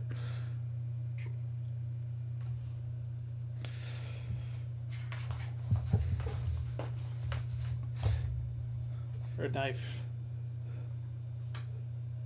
Red Knife looks extremely angry as he crawls out of the river. It's a good bit of treasure. It's like, well, I know you have a barrel with 5,000 copper coins. Yeah, exactly. I lost all of those pennies. All of them. Don't worry, Red Oh, you only Knife. lost You will find more 2,500 of treasure. them. Several snarling wolves, about the size of small bears, rush out of the forest. That's it for that box. I know the boxes up to this point have been like 9 paragraphs long. This one is 1 line. Oh boy. There It's are wolf time apparently. 3 dire wolves, and he points out, like, the Dryad tried to warn you about dire wolves, guys. Yeah, we knew they were coming, so So I have to roll to see if they surprise you. They don't. Okay, so But we. Okay. they don't. Yeah, they don't surprise you. It's, I mean, I wouldn't be surprised anyway, because like we were told about this. This isn't a surprise. This is Exactly. expected. says these animals will surprise the party on a roll of 1 on a d10. Otherwise, they bay and give themselves away. All right. They don't seem surprising. So you guys get to Okay, attack fine. them We shoot first because you're not surprised. Okay, Denrick, you can shoot first. Okay. So you can either have Denrick make an attack roll, or you can make a sleight of hand check at advantage. He's going to attack with his bonus action on there to make them take more, and that's his 24 to hit. 24 will hit.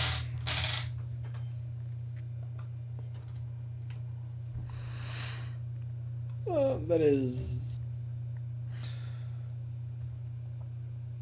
11 points of piercing damage. All right, you shoot the first wolf. Second wolf. Ooh, I rolled a 2. The 2 misses. Yeah, I guess he won't cheat. So then it's Nazrin. Nazrin is going to use her Bloodhawk today to avoid being surprised, ironically. Okay. Yeah, and then she'll command the direwolf, or she'll command it to eat the direwolf or whatever. Sure. Which is a 10. The 10 10 misses. to hit. Yeah. The pets are terrible with a +0. Oh, no. All right, how many speeds does it take me to And get to the then- direwolf? Not your turn, Geppa. Damn it! I get 2 actions. I have a 12 to hit a direwolf. 12 doesn't hit either. Oh, man, I messed up. How many speeds do I need to get to a direwolf? You don't really have to get to them because they're like running at you, so they're Okay, gonna. so I'm gonna have all 30 ready to go for interrupt. Great. I'm gonna go ahead and sword Wait, you're using your That's scimitar or a- the sword +1? +1. Okay, so when you roll, add +1 to whatever you roll. Yep. So that's the sword and that's the +1. Okay. So the sword is 9 and the +1 is a 24. Wait, you've confused me. What have you done here? He rolled an additional die for +1. No. You roll 1 die. Mhm. You add your to hit, and then you add +1 Okay, to so I that. rolled this 19, and then I add the +4 and the +1, so 25. Okay, that'll hit. Okay. Do I +1 the slashing as well? Yes. Okay, so he picks up 2 8-sided dice. No. Roll. He explains how to do it properly. Okay. So that's 8, and then with the +1, 12 slicing. Okay, so you killed the first dire wolf. Right. And so And I now, can't shield bash a different direwolf. right. So now it's Red Knife's turn. Red Knife is going to approach and hamstring the one of the other dire wolf, Okay. one of the other 2. Huh? It's a 19. That'll hit. So its speed is 0 Yep. until they pass a saving roll versus insta death, Okay. and then I'm gonna make an attack with my rapier.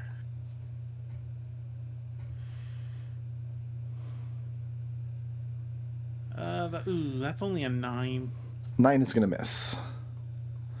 That's disappointing. All right. And now the one wolf can't attack because it has speed of 0. So I have to make a saving roll against insta-death, which it fails. This is the worst wolf ever. And then the other one's going to try to attack Red Knife. How come the wolves can only attack once? I feel like they should be able to attack twice. That's a 14 against Red Knife's defense points. On the nose. Cool. I interpose. Oh, okay. I have 30 speeds left. So whatever damage he rolls, you're going to reduce that by half. Take that, wolf. So he rolled 2 damage, so 1 damage. So here's the issue that I see with this hamstring ability. Mm. Like, I can use it to make the speed drop to 0 if I hit with it. Right.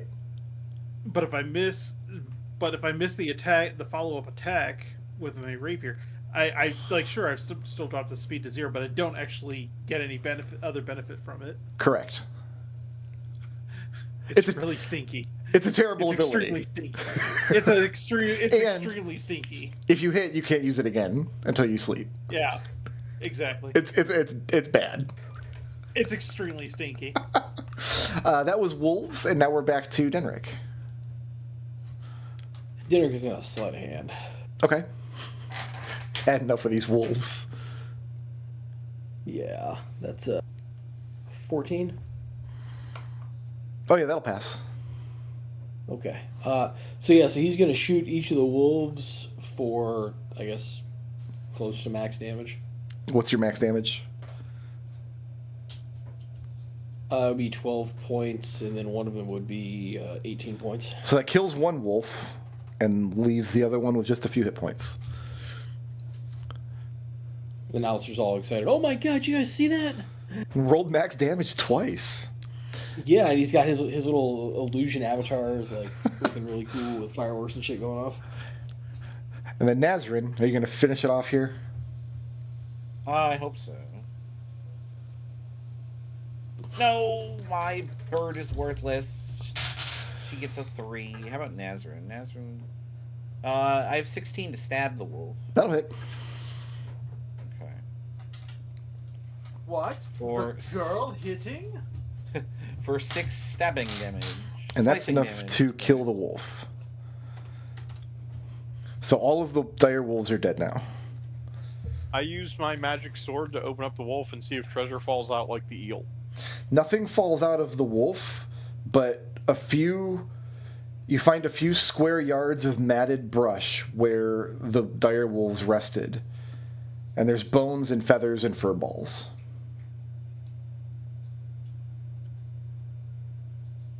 Fabulous loot. Wait, do I still have my divining rod I got back in town? Yeah, you wrote that down on your character sheet. I'm going to divining rod to try and find if there's anything hidden in the wolf den. Okay, so well, divining rods don't actually work, so you don't find what's hidden in the wolf den. Ah, but there is something hidden in the wolf den. You don't know look. that though, because the divining rod doesn't work. Okay, but now we know, so can we go look? I mean, you don't know though. Well, you just told us. No, I told you that you don't know. If you guys want the wolf loot, we're gonna need a persuasion check. Failure means his happy goes down. I will Alistair, you make it. still have advantage. I will make it. Unless this is not the first hour of the game still. 26. So you make the case that, like, but what case do you make? You persuade him, but, like, what's the argument? Persuade him that the divining rod actually works. Because we're in a magical, fantastical world that's based on historical features, plenty of people in history have actually used divining rods. We found a couple in our travels, and it's actually really amazing because they do work, despite what you might think, because faith in the gods is what enables them to work. He's not happy about it, but it's not going to reduce his happy. It's a persuasive argument. So you use the And divining Alistair rod. will also... You find Alistair will tell them a tale about the usefulness of a divining rod they found out when they were on the other side of the world trying to escape with teleportation magic, and how the divining rod is what enabled us to find the teleportation room. That's not true at all. It doesn't matter, he wasn't there. Alistair, you find a gross, wet fur ball, and inside of it are 2 bracelets and a diamond ring. The bracelets are worth 300 gold and 50 gold. The diamond ring is worth 900 gold. Nazrin, will you marry me? And Dindrik will give Nazrin the diamond ring. And all I'll eyes... consider it. And she keeps the ring. It is beautiful. As beautiful as me. Isn't it, Red Cloak? Or, hold on. Red Knife. You don't even know my name. I'm sure we can get to know one another. A tapered spire of gray Hugo stone. looks extremely embarrassed.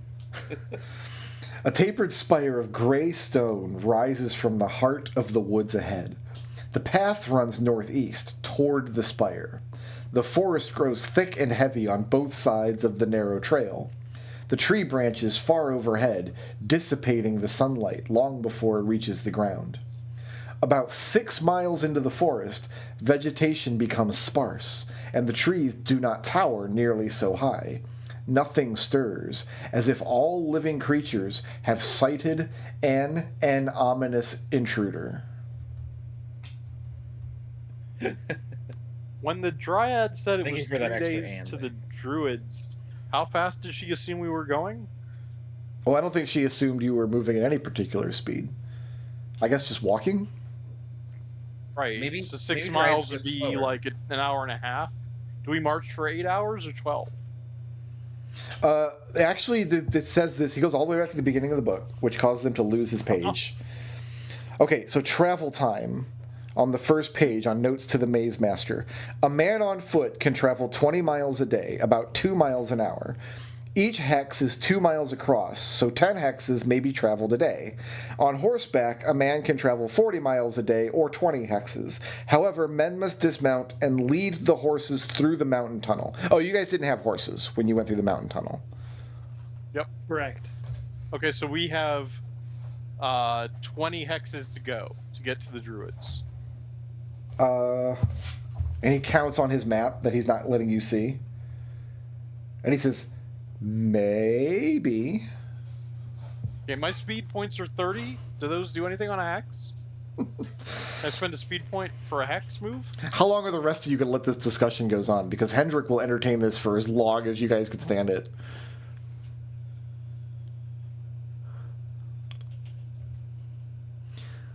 All right. No comment. Then I guess Hendrik and Geppa just get involved in a 20-minute back and forth about how a character's speed points translates to the how it, and you're making no progress in the adventure. It's just going nowhere.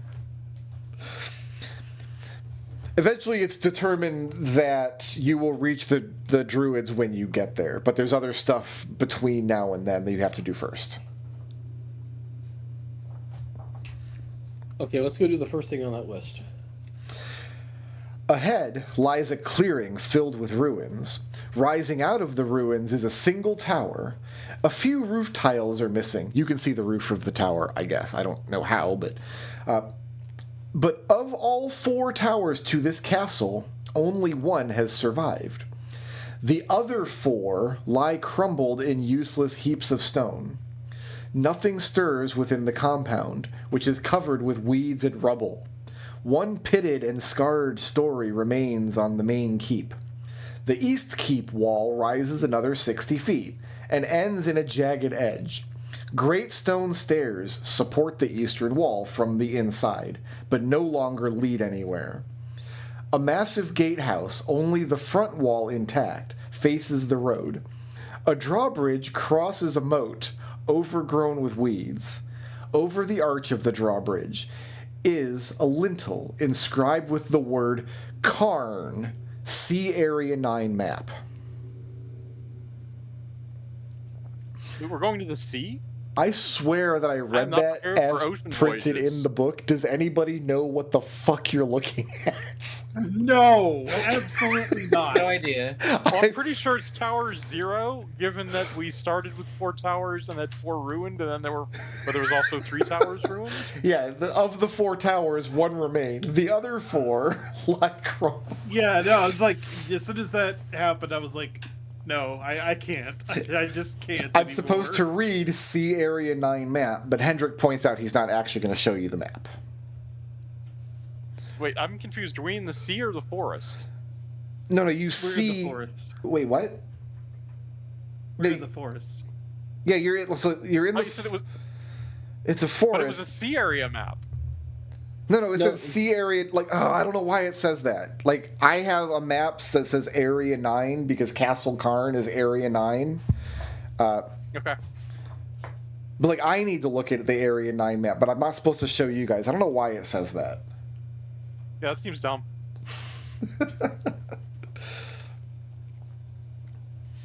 Is there a sea map? You're nowhere near the sea, Geppa. It's not a Okay. sea adventure. Okay. Although, when my cousin Wallace, like, ran a sea adventure once, it was all about this stupid goddess and her dumb fork. Why would a goddess have a fork? I don't know. I have no idea, but you have to ask Wallace, but you can't because he's at home. Okay. You should invite Walls to play with us and then you can be the DM, and then he can be a normal player. Let me get an insight check from. I'll let everybody make this individually. I'll do that.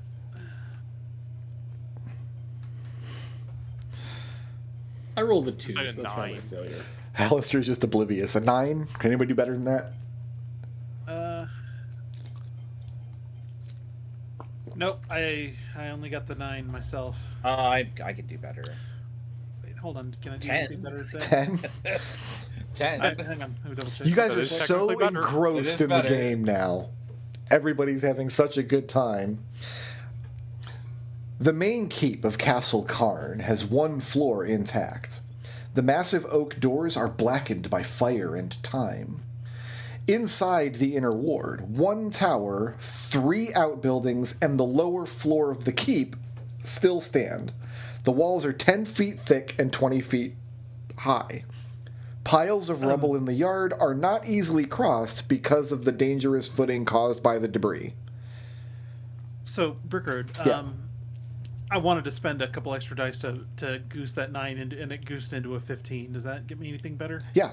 So, at the mention of, like, you should invite your cousin Wallace to play, you see him, like, just wince for a moment.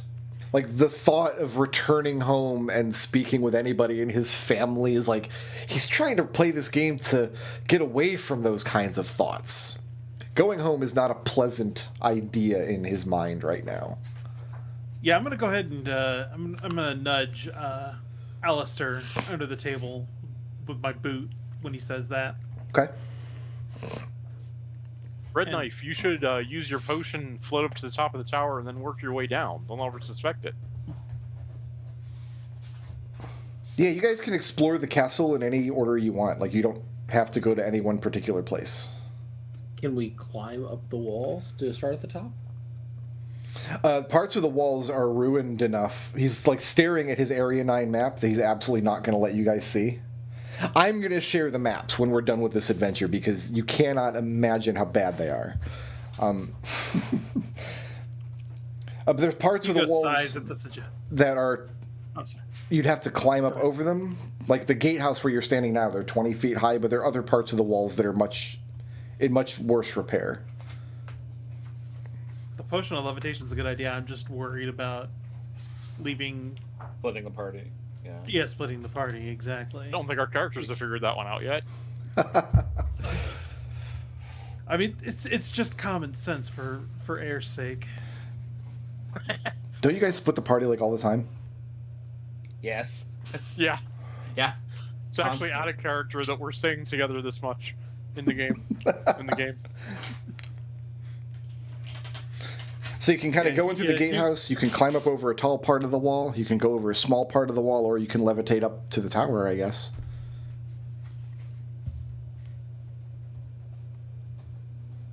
Do the rest of you think that's a good idea? Because I'll do it. I just need your go ahead on that. Sure. I think you should do it.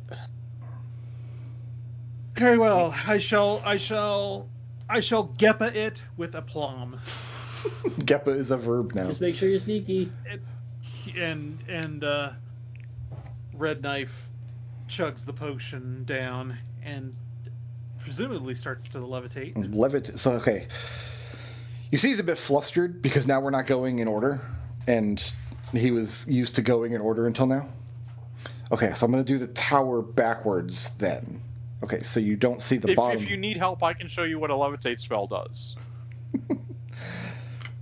I have that in this book, and he pulls out yet another book and opens it up and spends a few minutes finding whatever it is he needs to read. He's not showing you that book at all. Mm-hmm. That's the Maze Master's Guide. Okay. Okay. So this is just for Red Knife. So he spends several minutes writing out what's written in the book, and he folds it up, and he hands it across to Red Knife so nobody else can see. Red Knife, what's written there is, in the room lies a dirty pallet and a small chest. Rotted wooden stairs lead to the collapsed floor above. Wait. Wait. Hold on. Time out. The floor above, but I'm on the top floor. Well, yeah, you levitated up to the top.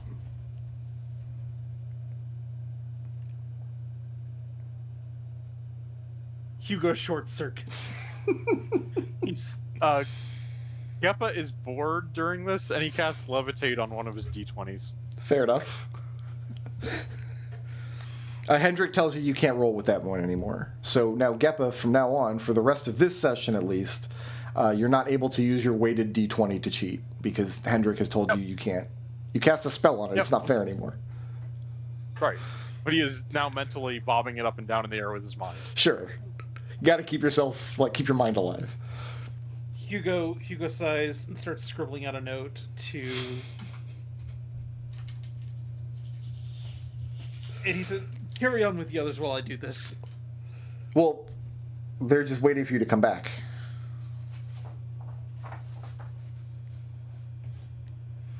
I guess we should go in and start at the bottom of the tower and meet him halfway. Okay, so you How want heavy is the? How heavy? Oh God. so you guys wanted the other three of you want to go to the bottom of the tower? That is Dinrick's suggestion. Okay, well, just tell me if that's what you're doing. And then he looks back at Hugo. Dinrick is going to walk towards the tower and start, and then we'll see if the other people follow, I guess. Okay. The towers, he reads this out loud. The tower's stairs lead to a closed wooden door facing the inside of the courtyard. The stairs are stone and 20 feet high. What does Hugo's note say? Hugo writes a note back to Henrik saying, "How heavy is the chest?" And he spends another couple minutes. And he hands you back another note.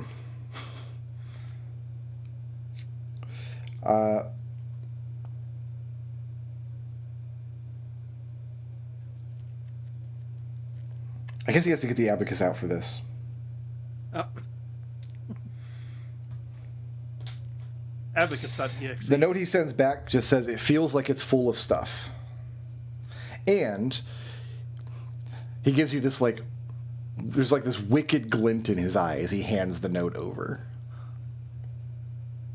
Then Hugo then responds, "Can I carry it down the tower with my levitation?" I guess so. Yeah, Hugo picks up the chest, Red Knife picks up the chest and levitates back down to the tower with it in hand. So when Nazrin and Denrick and Ferric are standing there, and then Red Knife lowers, sinks down from the top of the tower and puts this chest down in front of him, and then your levitation runs out. Did that take a whole hour? Well, it doesn't. I mean, it only lasts until they go through the one place. Oh, okay. It's not like a real levitation spell, Geppa. It's not. I know you can levitate for an hour. I make the die bob up and down in the air. Oh, I need to come up with a good catchphrase for Red Knife when he makes a good score. I can't think of one though. What about just score? That's too mundane. So what do you do with the chests? Red Knife pries it open. Okay. A dagger flies out of a false front in the chest, and it does 4 points of stabbing damage. Do I have 30 speeds right now? Can I interception that? Yeah, I suppose so. So you can cut that in Am half. I within 30 speeds of him? Yes. Okay, so I spend however many speeds that is to get over there, and then I have it. And then inside the chests, after the dagger shoots out, you get it open, is a goblin's dirty laundry. How do Is you it tell the magical? difference between a goblin and a halfling's dirty laundry? He looks very pleased that you got him that he got you with that trap. I guess goblin laundry is more tatters and rags, where halflings wear normal people clothes. But small. Yes, yeah, because they're like little guys. What if it's a destitute halfling? Why would a halfling be destitute? More moral character. Once again, Hendrik is happy to follow Geppa down this diversion for as long as the rest of you can stand it.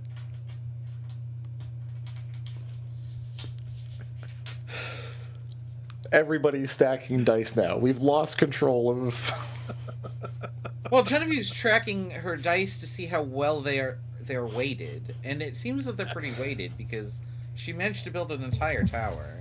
Okay, so where do you want to go How don't you in do that? in the castle next? You went to so area A was the gatehouse, and you went there, and then area C was the tower, and you went there, but you did it backwards. Can we go to the throne room? Let's go to Area B. Area B, okay. Area B. A stone shed stands against the inside of the castle's north wall. The roof has bark shingles, and the wooden door hangs askew.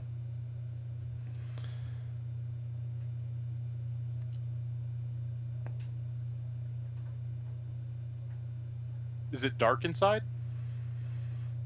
It's the middle of the day, and like it's kind of in ruins. So no, there's sunlight. You can see pretty well. And also, Denrick could see in the dark anyway because he's night vision. Yeah, What? Denrick's gonna open the door. Okay, and inside it is filled with rubble. Are there any secret passages? I don't know, he says quizzically. Gives you a wicked glint in his eye. Says, why don't you try rolling an aware?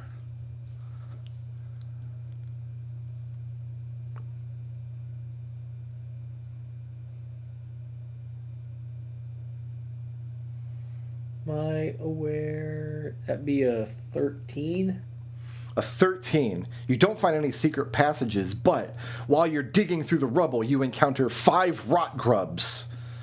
And if they hit you, they burrow into your heart in 1 to 3 turns, causing death. What? And then he rolls a Oh, that's 17 to awesome. hit Denrick.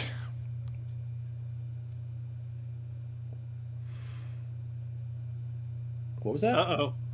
So the rot grubs hit you, so they're like digging into your flesh, and if they get in and then they get all the way in, like in 3 turns, you'll die. So Did at they the, hit at, the, him? at the start of combat, I have +3 defense, so my defense becomes 20. It's not really combat, it's like a trap, because they're like, rot grubs aren't really monsters. You can't really fight them. So they're attacking me, but it's not combat? They don't do any damage. They just burrow into your skin, and then they like get into your bloodstream, and they go to your heart, and they kill you. So is anybody going to do anything to save Denrick? Well, if we can't attack them, what can we do? Use your wand of fireball. Burn them out. Can Denrick But that have would that burn out? Denrick, and it's not very fun. He can take it. Look at how tough he is. Hendrik seems pleased by the idea of burning them out. Do it. I Hit wanna me with use the it for something- fireball. Save my life. Ugh. The things I do for love, she says. I thought she And loved she Red Knife uses- now. I thought we were done with Denrick What? and... No, the whole Denrick point gave her a that like ring, she's yeah. gonna fall in love with everybody, and then at the end she's gonna like marry Darian or something. Cool. Because he's the only one who he gave her a thumbs up that she liked. Great. He's here No, so giving us yeah, the we'll thumbs use up the in wand of spirit. fireball to stop this if it will stop it. If you use a wand of fireball, it'll blow up in the room and hurt everybody, but it will stop the rock grubs for sure. Oh no. Oh yeah, I'm gonna do it. Okay. And he looks in a different book for a moment. Okay. Roll 3d6. So roll 3 dice all together and then add them up. Cubes. Oh, that's 4. roll the 6-ahedrons. 10. So everybody takes 10 points of burning damage from the fireball. Oh, that's so much. And the rock grubs lot. die before they get into Denrick's heart. Nazrin, you saved me. Now, Hendrik is very excited to keep going through the explorations of Castle Karn. But we have reached 6:30 p.m. and now is the time to think about some blips. And when we pick it back up next week, we will see what the rest of Castle Karn has in store. I guarantee none of you are going to guess the big twist of Castle Karn. Nobody's gonna. Yeah, it's pretty fantastic. So I'm gonna go dark for about 2 minutes while I step away and get a bottle of water. And when I come back, we will talk about some blips. Who was the most creative today? I'm gonna say Alistair because he made a statue out of demerits. Honestly, Yeah, that that's is pretty pretty good. funny. I do like That's pretty that. good, yeah. Yeah, it's pretty literal. Yeah. Just hold on.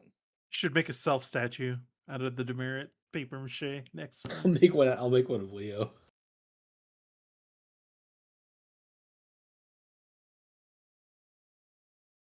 Who furthered the party's goals the most today? What are our goals? Is our goal to make him happy and improve progress, or is our goal to just get through the adventure? Well, see, I was gonna put Geppa if our goal is to just make this clusterfuck. I don't know if that's a goal. No, I don't think that's a goal per se. I think it's like they were just trying to get this guy out of our hair and not like make ourselves the target of his next ire. Then I guess let's give it to Hugo for the pizza.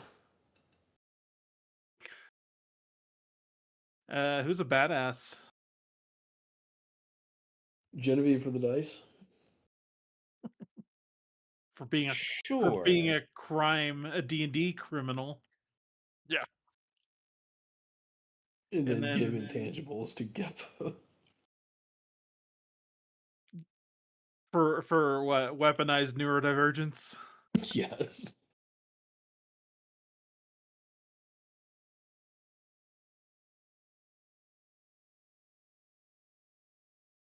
Sounds good. For letting his inner rules lawyer release. For showing us what evil Destel would look like.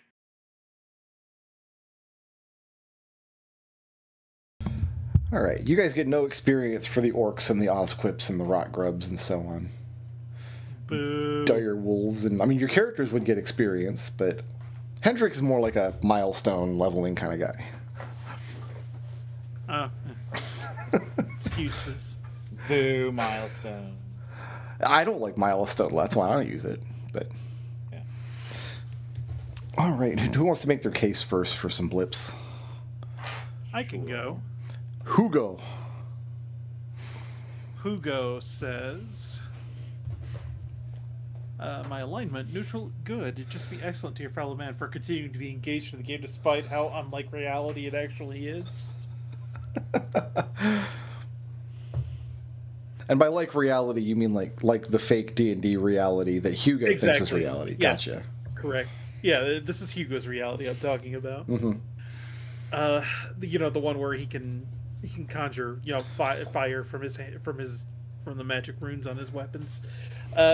Then I have my ideal. The piece hard one must be preserved for offering to bring special snacks to the M&M game. Alrighty. And then I have my flaw. I'm the biggest marker for disco. I counted 4 reflex rolls that 2 or lower during this game. I roll real sneaky, but and also the class the class feature is also stinky poopy. So the very first page of this module is just his notes to the dungeon master, and it's just it's like there's a wandering monster table that has baboons and centipedes on it. Right. As you do. Yeah, and it has the blurb about travel time that I read. It has this paragraph. When players are asked to make dexterity checks, it means that the characters must roll their dexterity or less on 1d20. The effects of the roll are explained in each case. That's it. That's the only check it says how to resolve.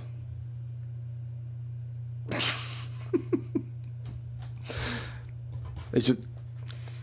There are no other checks. Only dexterity. Yeah. Only dexterity. And you think that Red Knife would be great at this kind of stuff. To be fair, Joke's on you, nerd. I think Did it's... those checks exist in 1 or 2E though? Oh yeah, like, yeah. You roll the d20, and if you Like- like, it's in the player's handbook. Like, it's just a basic rule of the game. That's how you resolve an ability score check. You roll the d20. You roll below your stat. But Yeah. I mean, I don't know how common that was. Yeah, it's common. You do it all the time. You do it for like Okay. proficiency checks. Like, Yep. I thought there were Correct. only like saving throws. So like it- there aren't even. Well, it's- there's skills, but like it's different. it's really weird that they tell you how to resolve dexterity checks, but looking through the module, it does call for dexterity checks in places, and everything else is just like roll a d6, and on a 1 or a 2, this happens. Yeah, that's fair. Yeah, there's like that one where it's like where the goblins captured us by DM Fiat. Yes. Or it's like, oh well, wouldn't I be able to be sneaky and hide a weapon here instead of just rolling the stupid d6? And then you just got away. You just escape into the woods. You just leave. Just With the bye. fire axe. With the fire axe. Ooh, I should write fire axe in my character sheet. If the party cannot overpower the orc guards, they are able to escape into the woods. Verbatim. Wait, the orc guards are able to escape into Keeps the you woods? moving forward. Well, I assumed this meant the party is able to escape into the woods. Because why would the Well, orc guards need Why to would escape? the orcs escape, right? Oh, the orc guards are the ones who are not overpowered. Yeah. I'm so happy we I got- spent real money on this. On having a copy of this. At least you're getting your money's worth. Who else wants some blips? $4. I can go. I can go. Genevieve, and then we'll do Alistair. Alignment, chaotic good. Everything has an explanation. I bet I can figure it out. Yeah, I bet I can figure it out. Genevieve helps Alistair create a sculpture to send a message to Allie, then avoid suspicion. Okay. Ideal, what would Eugenia Veritas do? Genevieve creates weighted dice to improve their odds in the game. Okay. Flaw, this wasn't what was supposed to be on the exam. She got upset when Hendrik tried to explain armor to her, then jumped out her bedroom window.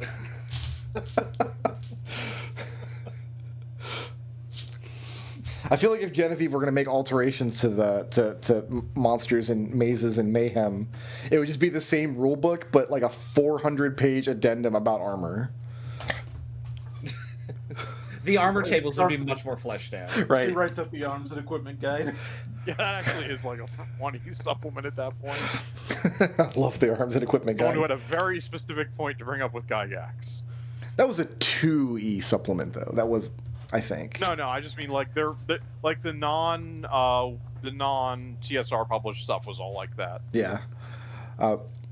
That's the one book we didn't get in 5e that I would have liked as an arms and equipment guide. Just a 233-page book of all non-magical gear. I would have loved that. I know nobody else in the world would have any use for such a book. I like the 3 arms and equipment guide. I haven't read that one, actually. I haven't seen it. I might have that. Alistair, you wanted some blips, yes? Yeah, that'd be nice.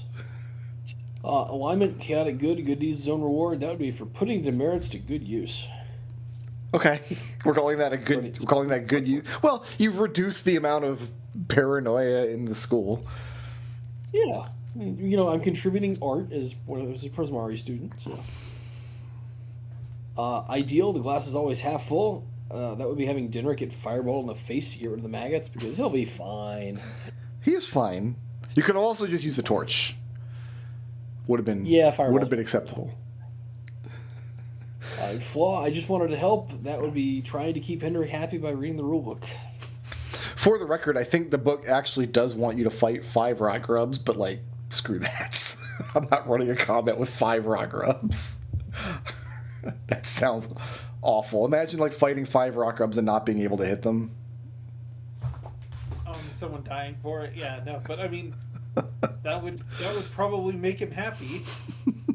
Geppa, would you like some blips? Sure.